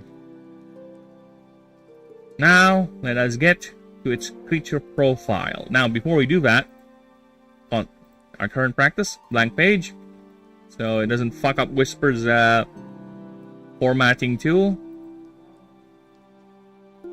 And I have already cleared the thingy for Gabbertail, right? So yeah, we're good with that. Very good with that. Alright. Let me just check the streams. Yeah, we've been going on for so long now. Bear with me a few moments. Uno momento, amigos, amigas. Uno momento. Dude,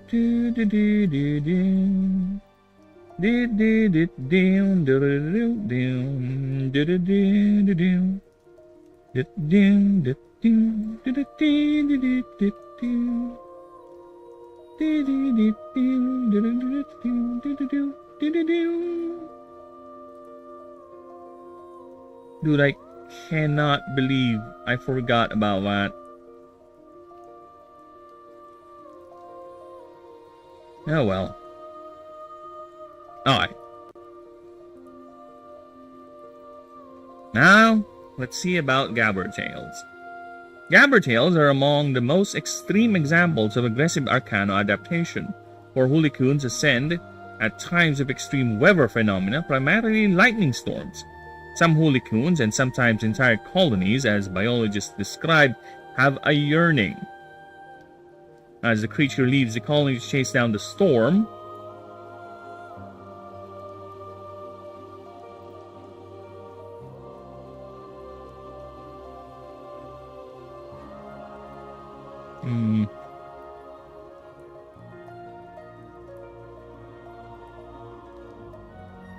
which in itself, you know what, just to make sure, yeah, just to be safe, let me just reduce this fucking thing's font.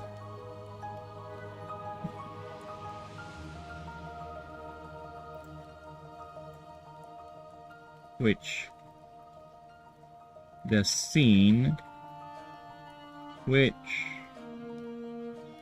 can be identified as a lone hooligan. Wait, I'll be right back. Actually, I need. Never mind. Nibbles later.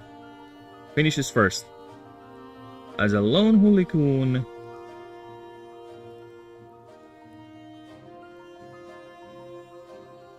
Navigating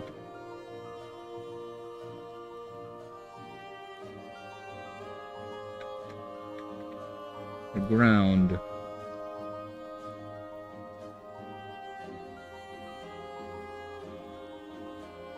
Using its 4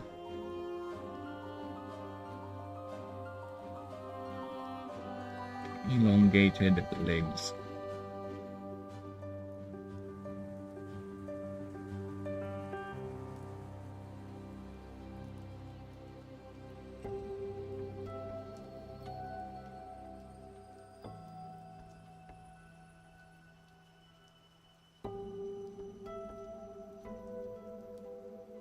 This lone individual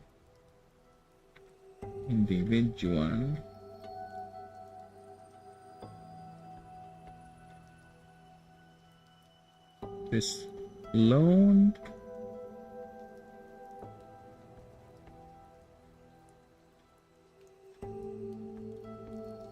as a hooligan or hooligans.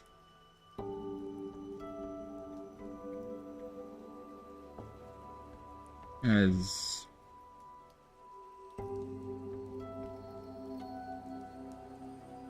these specimens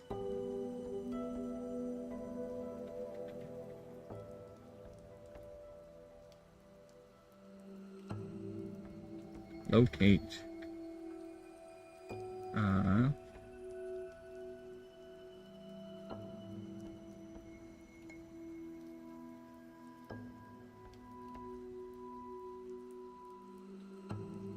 vantage point or any surface that can attract or most likely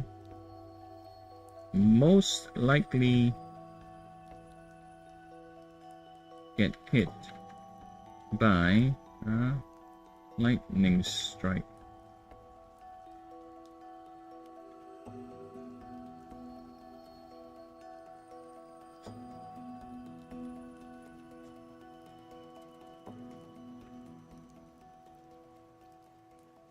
Which either they wait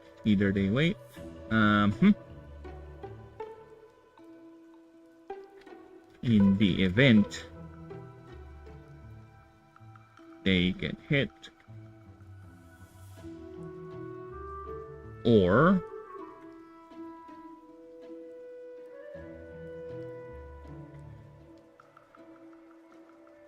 by absorbing the charged ions in the area, in this storm area,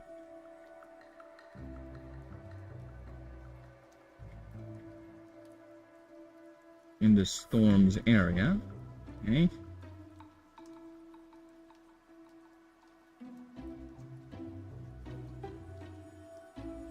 Hanging around using its 4 elongating legs, which itself is highly dangerous, as they are extremely vulnerable.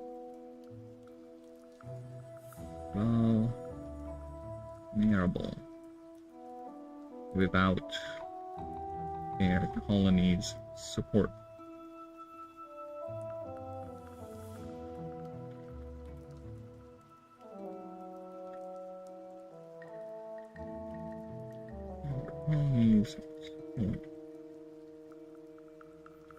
Okay, here's a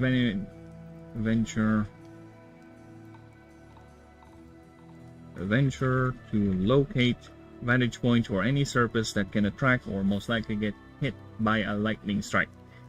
In the event they get hit, or upon reaching a certain threshold of arcane storage, by absorbing the charged ions in the storm's area, it finally ascends into a gabbertail. While most creatures would only use this as a means to reach this point, gabbertails continue the chase. For they live high-octane lives, always chasing the storm, and preferring the more violent and devastating phenomena.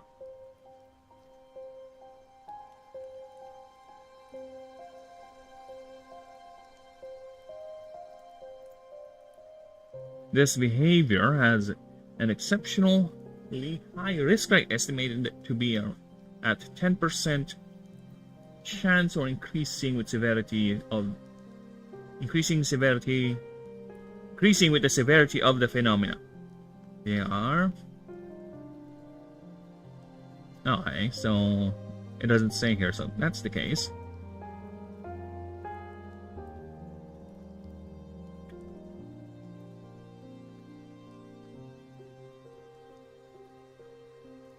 There are even documented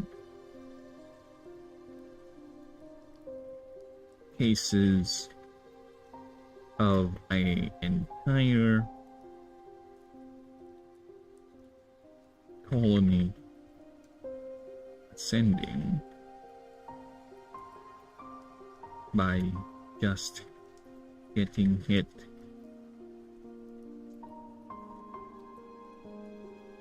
by a lightning strike.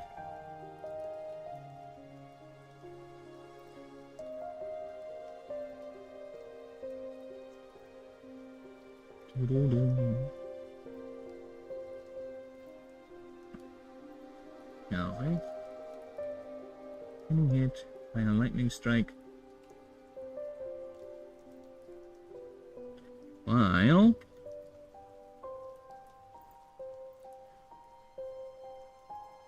yeesh. No Y. Why is there no Y there? By just getting hit by a lightning strike.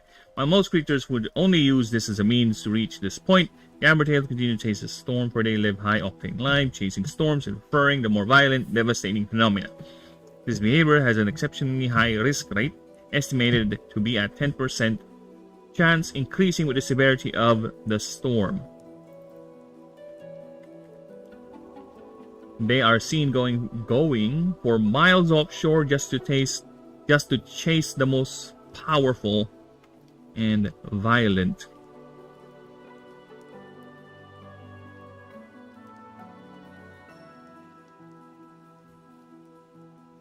They are capable of riding the gale force winds,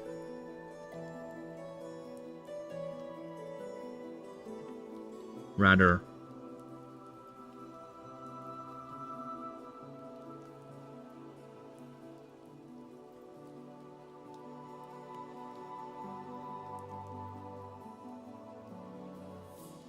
those that have the strength to do so. Actually, I don't think we need to put that in, it's fine. All the more violent. Its existence has proven to be a perplexing conundrum for researchers studying this creature, as it is described not fueled by survival, but by something else. Okay? Many speculated it is a part of the ancients' genetic tampering with the planet's fauna, for the energy captured by the franklages are more than sufficient as they release the energy in displays of power rather than being stored indefinitely. Rather than being stored indefinitely.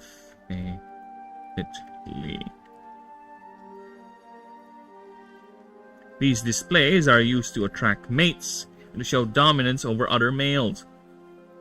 Their limbs are the main outlet of these outbursts, for these creatures are never seen to be on the ground and always hovering and zipping through the skies.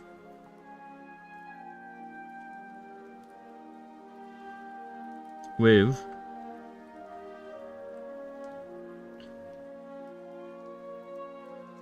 many of the world's power corporations use fleets of Gabbertails for the purpose of power collection. With the largest fleets belonging to Nova Power Corporation reporting to be 70,000 fleets, each with at least 100 individuals flying in close formation, returning to collection facilities, unloading their excess, and being rewarded with a spike of chemicals inducing a sort of euphoric feeling the creatures gain during these displays.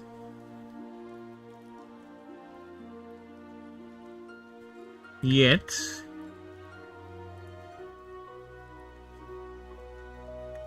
the rain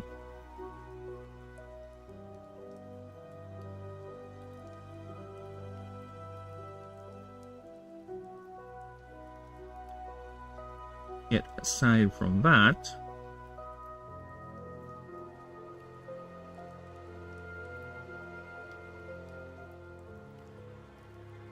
filling the air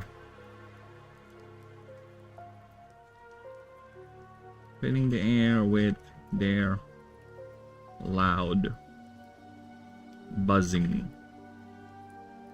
wings, which many citizens complain as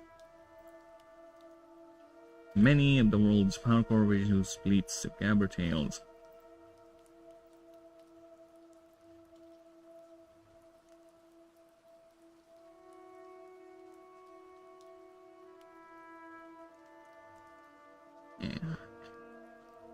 where,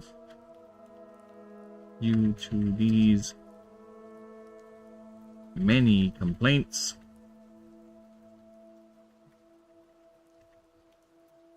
these collections, reduce the font, 9 it up.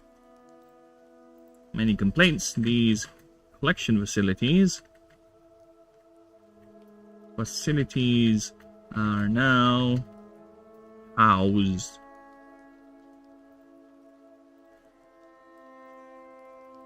and stationed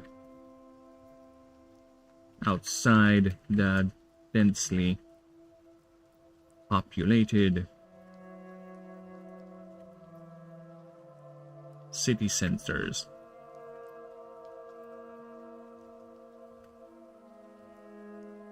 However,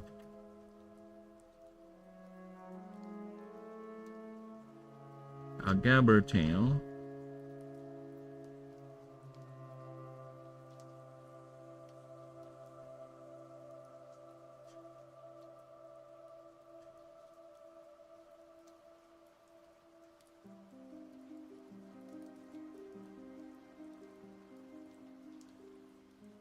due to this, many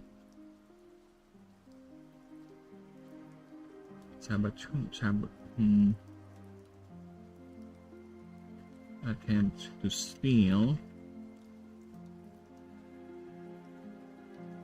power cells and even perform sabotage as certain fringe groups like Liberatos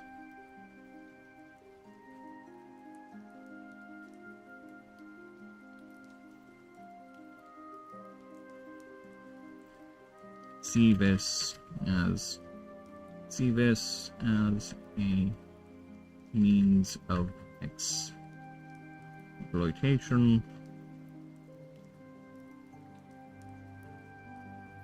but the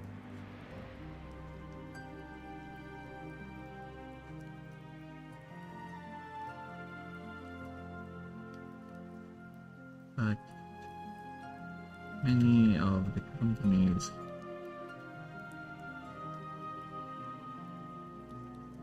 especially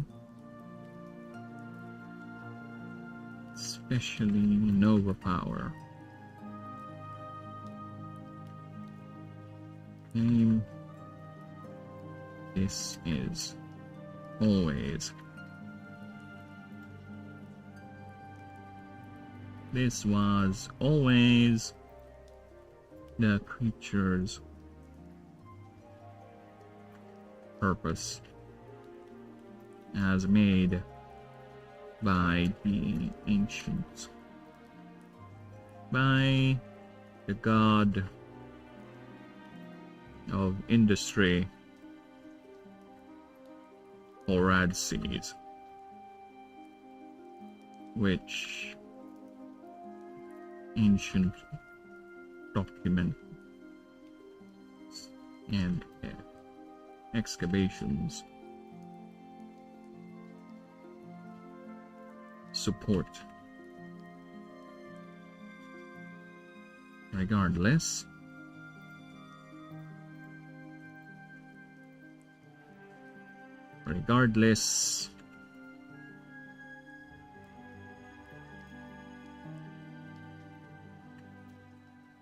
the Ranger Corps, the Ranger Order, known as Nova Corps,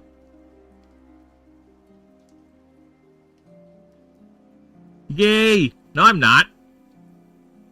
How am I gay? How am I gay? I don't even like touching my own dinkish. I could never play this game. Way too much reading. Well, here's the thing, Ninja. This is just flavor. Nova Corps is marble. Hey, mine is different spelling, by the way. This is just flavor. Alright? You can play the game without reading the lore. Alright? You want to brute force it? Sure. It's up to you. This is just flavor for those who want flavor. Like me and Snakes. Snakes likes flavor. Snakes is a person of great flabbery. Alright? He's a man of taste. As far as I can tell. Could be wrong though. Because he does sometimes send dick pics to people, which I find kind of weird. Because I myself, I don't like touching my own peen. Okay, I said this before, and I'll say it again. I don't like touching my own peen. I prefer if other people touch my peen. Namely, other women. Namely, the wife. Okay? Dude, I got lucky when I got circumcised. The doctor that did my circumcision was a woman. It aided her a lot. Because my dick was hard, baby. You're going to get sued by Pokemon, Nintendo, and Marvel. I am legally distinct from all of that. Fuck off. Alright? It's not weird, it's flavor. Is it? What flavor? Dick flavor? Dickish? Dickwa? Is that what it's called? Is that the flavor? Is that the taste? It has a certain... What do you call that? Je ne sais quoi? It has a certain exotic feel to it, if you will. Right? The Ranger Order of Babylon. The Nova Corps uses specially bonded gabber tails. Oh my fucking god, why word? Here we go again. Here we go again. Dude, I love Word, especially when it does all these weird things. Hi, Ninja. Good evening. Good evening to you. Hey, it's good morning to me. I thought you people are all about diversity and being inclusive. Why aren't you including me in that greeting? Because that's not applicable to me. I am in the morning lands now. It's 8:53 a.m. here. Right? So, how about me? Where's my good morning? Huh, snakes? Give me my good morning. Come on. Come on, say it. Say it. Say it! I wasn't talking to you, Burb. I want to... I want to be part of the group. Let me in. Let me in. Let me in. I hope you guys aren't hearing the rain. It's actually very, very rainy here. There's a storm just literally outside. No one wants you to have a good morning. Well, I want to have a good morning. Do I not count? I'm not no one. I'm someone. Get out. Get out. No. I will be here. I am like a shadow. I will be like a shadow. Hiding in the corners. You'll only see the whites of my eyes. And you'll be like, what the fuck is that?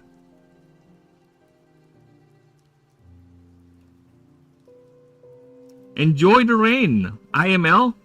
I don't know what that means. IML. I am mentally legarded. Is that it? I'm morally logical. Is that it? Enjoy the rain. Also, good morning, Burb. Yes, good morning. Good morning. Yeah, it is quite chill. It is what I call morning weather. Right? Well, I can't stay. I have family stuff to do. No problem, brother. Appreciate you stopping by. Always, always, always.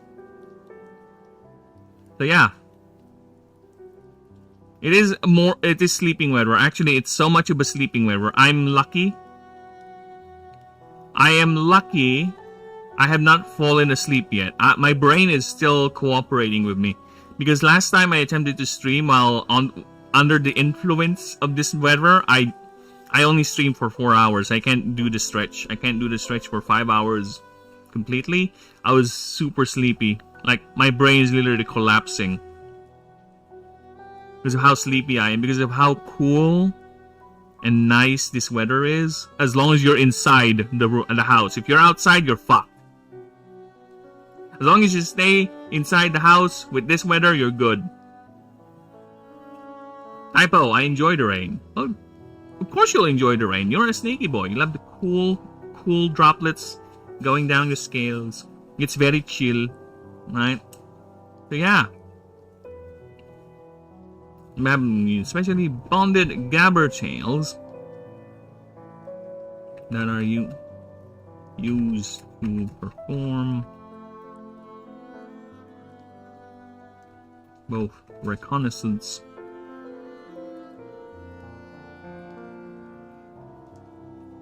and deterrence.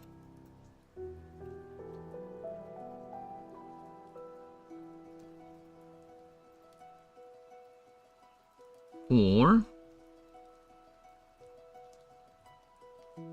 these are trained to magically hide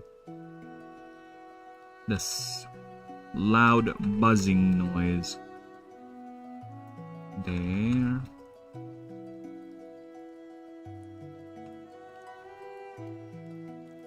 How many beats is a dragonfly wing? Okay, I need some Google time. How many beats does a dragonfly wing do? 42. Okay. Roughly 1,000. Okay then. There. 3,000. 4,000 a minute beating wings produce. There you go. Oh my fucking god.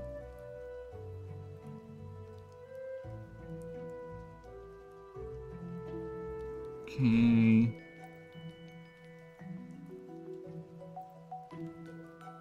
Both reconnaissance and deterrence.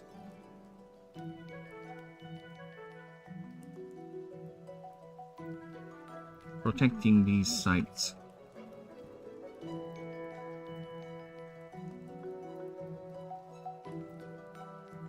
For they are trained for these gabber tails. They fast as fuck, boy. Yeah, of course. Look at them. They be fast, boy. They generate electricity by beating their wings, by flying into storms and letting themselves get hit by lightnings, and collecting the energy using their specialized organs called franklages, which I know.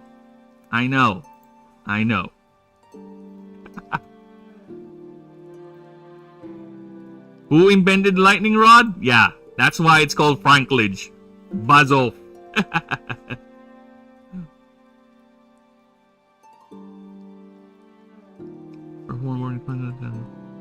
Protecting these sites. Their gabber tails are especially trained to magically hide the buzzing of their loud buzzing of their 4,000 a minute beating wings produce. There you go. Alright, so let's go ahead and do the actual proofreading now. This is the expansion bit, so we're gonna do proofreading. Alright. Gabber tails are among the most extreme examples of aggressive Arcano adaptation. For Hoolycoons ascend at times of extreme. For Hoolycoons.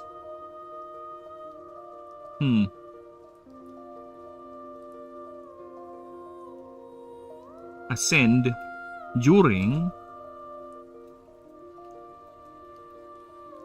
times of extreme weather phenomena, primarily lightning storms, as some Hoolycoons and sometimes entire colonies, as biologists describe, have a yearning. I also beat my wings. I let my wife beat my wangs. Sorry, I grew up as a Catholic. I find beating up my wangs as a sin. So I let other people beat my wang for me. That's how you get around with it, people. You can be smart. You can be smart. You lawyer your way to victory if you use your brain. Oh, I'm not allowed to do that? Then I'll have someone else do it for me. Technically, I'm not me doing it. As biologists describe, have a yearning as the creature leaves the colony to chase the storm, which can be identified as Hoolycoon or Hoolycoons navigating the ground using their 4 elongated legs, which itself is highly dangerous as they are extremely vulnerable without their colony's support. These specimens venture out to locate a vantage point or a surface or any surface that can attract or most likely get hit by a lightning strike. In the event they get hit or upon reaching a threshold of arcane storage by absorbing the charged ions in the storm's area, it finally ascends into a gabber tail. Nice loophole. Yeah, I know, right? Why do you think I wanted to become a lawyer when I was young? Because that's my job. My job is to look for loopholes. Why do you think I am having so much fun designing rules for the game? Because I love finding loopholes. I was like, okay, how can I break this? Okay, I want to make this into a mechanic. With a wrench. In case of an entire colony ascending... oh, sorry. I moved on a bit far there. Finally ascends into a gabber tail. There are even documented cases of an entire colony ascending just by getting hit with a lightning strike. Just by getting hit of a lightning by a lightning strike. I think it's a bit weird because there's two buys, but I think it's fine. There are even documented cases of an entire colony ascending just by getting hit by a lightning strike. Just by getting hit by a lightning strike, hitting their colony. I think I prefer that. By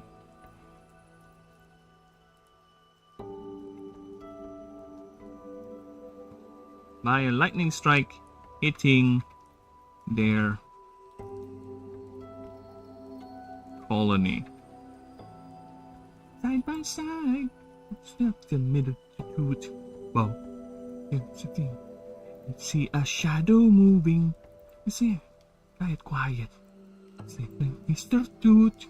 You guys know this song? It was sang by the same guys who made the What Does the Fox Say song, right?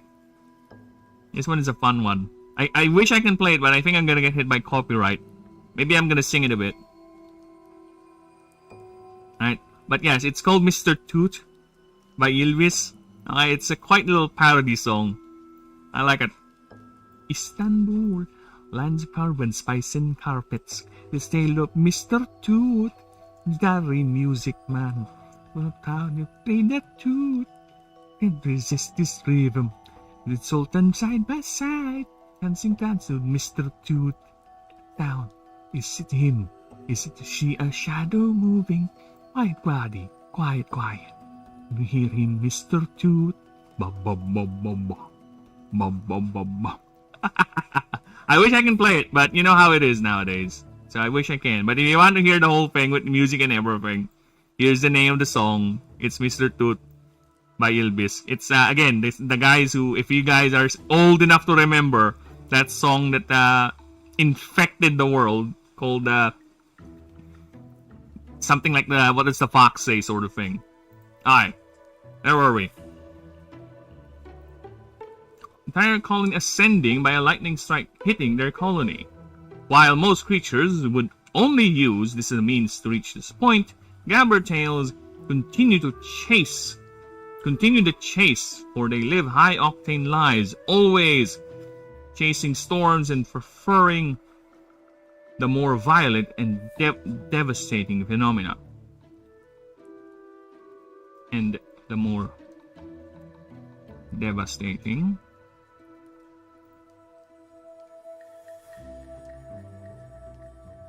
continue the urge. Okay. This behavior has an exceptionally high risk rate, estimated to be a 10% chance, increasing with the severity of the storm. They are even seen going for miles offshore just to taste the most powerful and violent. Stop. Why? You don't like the song? You don't like me singing it? This existence is proven. I stopped singing it because it's kinda hard to sing it when there's no music, okay? It's kinda hard to share it. And it's quite a fast one, so my brain is like having trouble catching up with it. This existence has been proven to be a perplexing conundrum for researchers studying this creature, as it is described as not fueled by survival, but something else entirely. Okay. Many speculated it is a part of the ancients' genetic tampering with the planet's fauna, for the energy captured by the franklages are more than sufficient, as they release the energy in displays of power rather than being stored indefinitely. These displays are used to attract mates and to show dominance to other males. Their limbs are the main outlet for these outbursts, for these creatures are never seen on the ground. They are always hovering.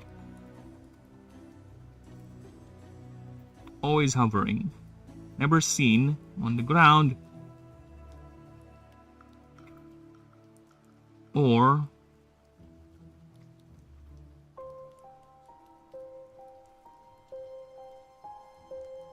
always hovering, zipping across the skies, filling the air with their loud buzzing wings, which many citizens complain, as many of the world's power corporations use fleets of gabbertails for the purposes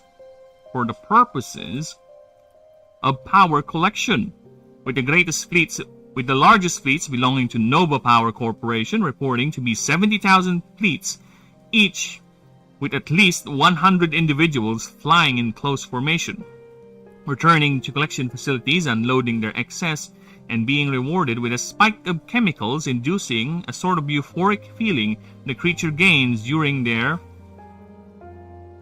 displays. Should I put in dominance displays? They're wild. What do you mean wild? Wild. Dominance displays. Where, due to these many complaints, these collection facilities... you don't need to put in...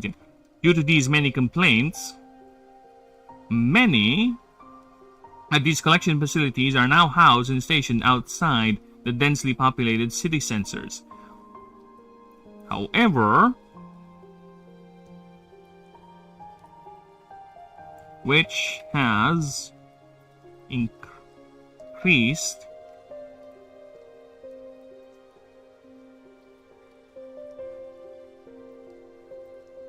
the many attempts to steal power cells and even perform sabotage, as certain fringe groups like the Liberatos see this as a means of exploitation and outright abuse of the creature.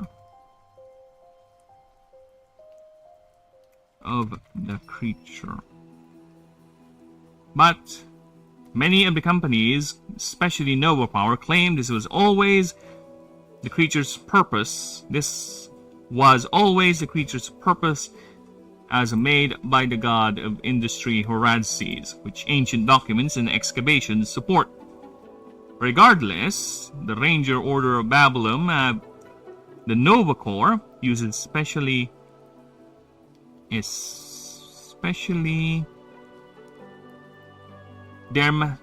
yes, they are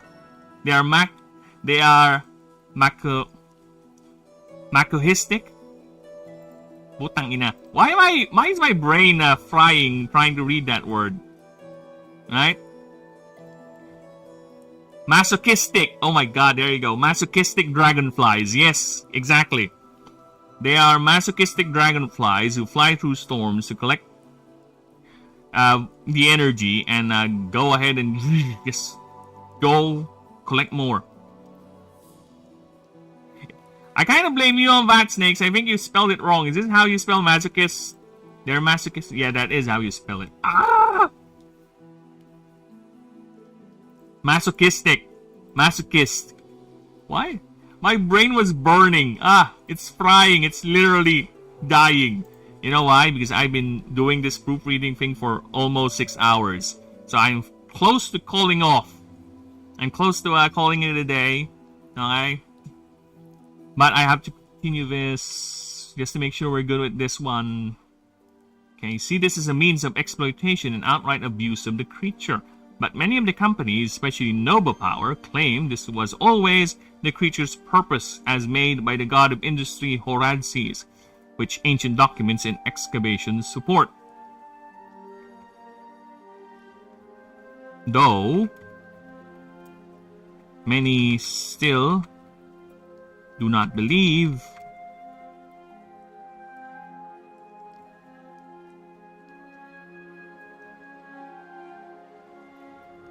these claims as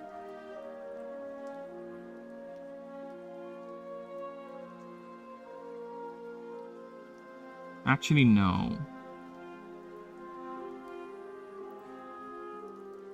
Some and very scarce and very specific and scarce Documents excavation support. Claim as many of these expeditions are funded by the same corporations.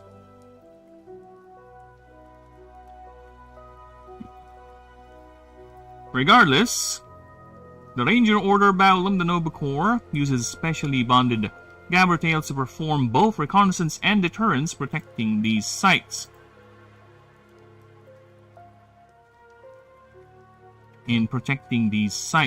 These Gabbertails are specially trained to magically hide the loud buzzing of their 4,000 a minute beating wings. To hide the loud buzzing of their 4,000 a minute beating wings produce. Okay. I'm going to read it again just to be sure. Okay.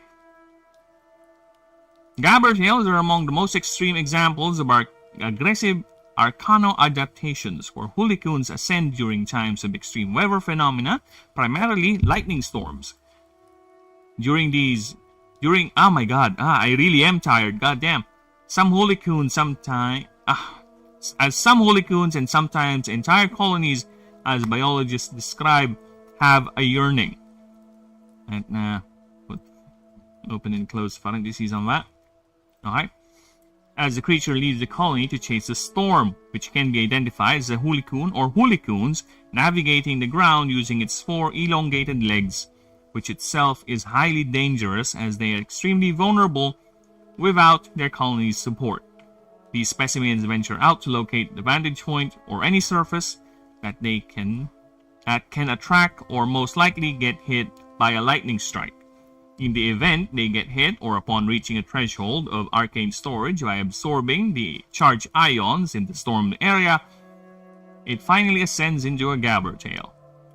There are even documented cases of an entire colony ascending by a lightning strike, hitting their colony. While most creatures would only use this as a means to reach this point, Gabbertails continue the urge, for they live high-octane lives, always chasing storms and preferring the more violent and more devastating phenomena.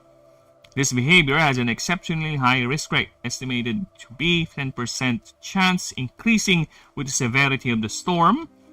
They are even seen going for miles offshore just to chase the most powerful and violent. This existence has proven to be a perplexing conundrum for researchers studying this creature, as they describe as not fueled by survival, but something else entirely. A Hoolycoon? Like Yakub? Blessed be Yakub! Blessed be upon him. Sorry, brother, but this is different. This is not the works of the great Yakub, peace be upon him. No, apologies. This is a different thing. This is very, very simple compared to the works of Yakub, peace be upon him. Yeah, this is nothing more than just little insects being genetically engineered to create energy or chase power to gather electricity. Yeah, it's not like the vast, great genetic projects of Yakub, peace be upon him. So yeah, unfortunate, brother, but it's not the case. Many speculated it is a part of the ancient genetic tampering of the planet's fauna, for the energy captured by the franklages are more than sufficient for survival,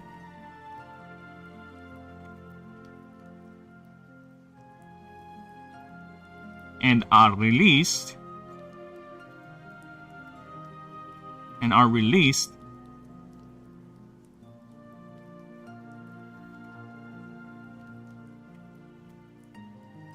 in displays of power rather than being stored indefinitely. These displays are used to attract mates and show dominance to other males. Aha, indeed! Their limbs are the main outlet for these outbursts, for these creatures are never seen on the ground, and they are always hovering, always zipping across the skies, filling the air with their loud buzzing wings, which many citizens complain, as many of the world's power corporations use fleets of Gabbertails for the purposes of power collection, with the largest fleets belonging to Nova Power to Nova Power Corporation, reporting to be 70,000 fleets each, with at least 100 individuals flying in close formation, returning to collection facilities, unloading their excess, and being rewarded with a spike of chemicals, inducing the sort of euphoric feeling the creatures gain during their wild dominance displays. Due to these many complaints, the collection facilities are now housed and stationed outside the densely populated city centers, which has increased the many attempts to steal power cells and even perform sabotage, as certain fringe groups like the Liberatos see this as a means of exploitation and outright abuse of the creature. But many of the companies, especially Nova Power, claim this is always the creature's purpose, as made by the god of industry Horadses, which ain't with some ancient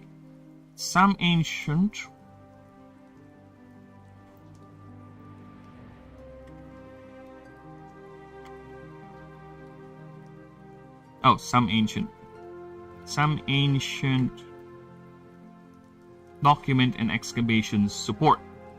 Greta Thunberg would not be pleased. Yes, she would not be pleased indeed. And I think she's the one leading that group.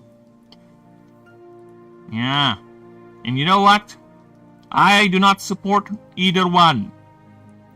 Because if I go against her, she's going to tell me that how dare I, and I don't want that. I don't like that. I don't want calling me how dare I. And if I say no to Nova Powers or these power corporations, I won't have power to fuel my computer. So I am cleaning my hands. I'm Pontius Pilating away from this issue. Okay? I am merely a neutral interpreter, a chronicler of this event in the world. Okay? I have nothing to say. I have no comment. Okay? Creature's purpose is the god of industry, though many still do not believe the claims, as many of these expeditions are funded by the same corporations. By the very same corporations. Regardless, the Ranger Order of Babylon, the Nova Corps, uses specially bonded gabber tails to perform both reconnaissance and deterrence. In deterrence, reconnaissance, deterrence, and force projection.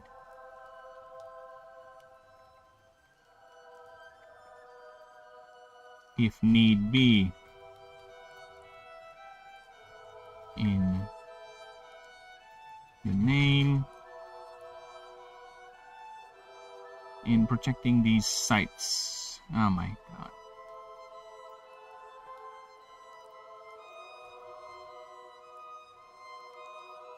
Alright.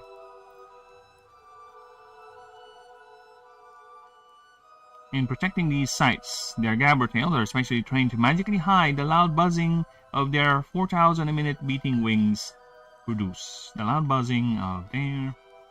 Okay. Whew! That was a lot. That was a lot.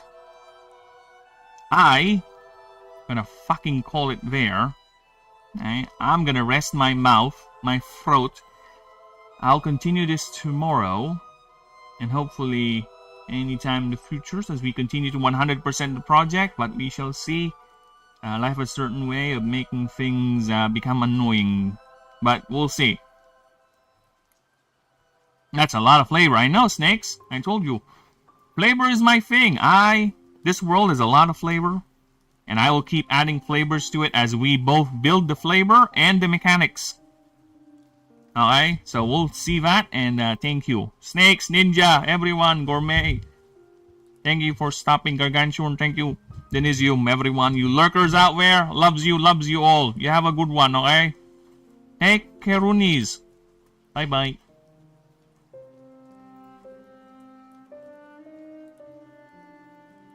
Bye, Snakes.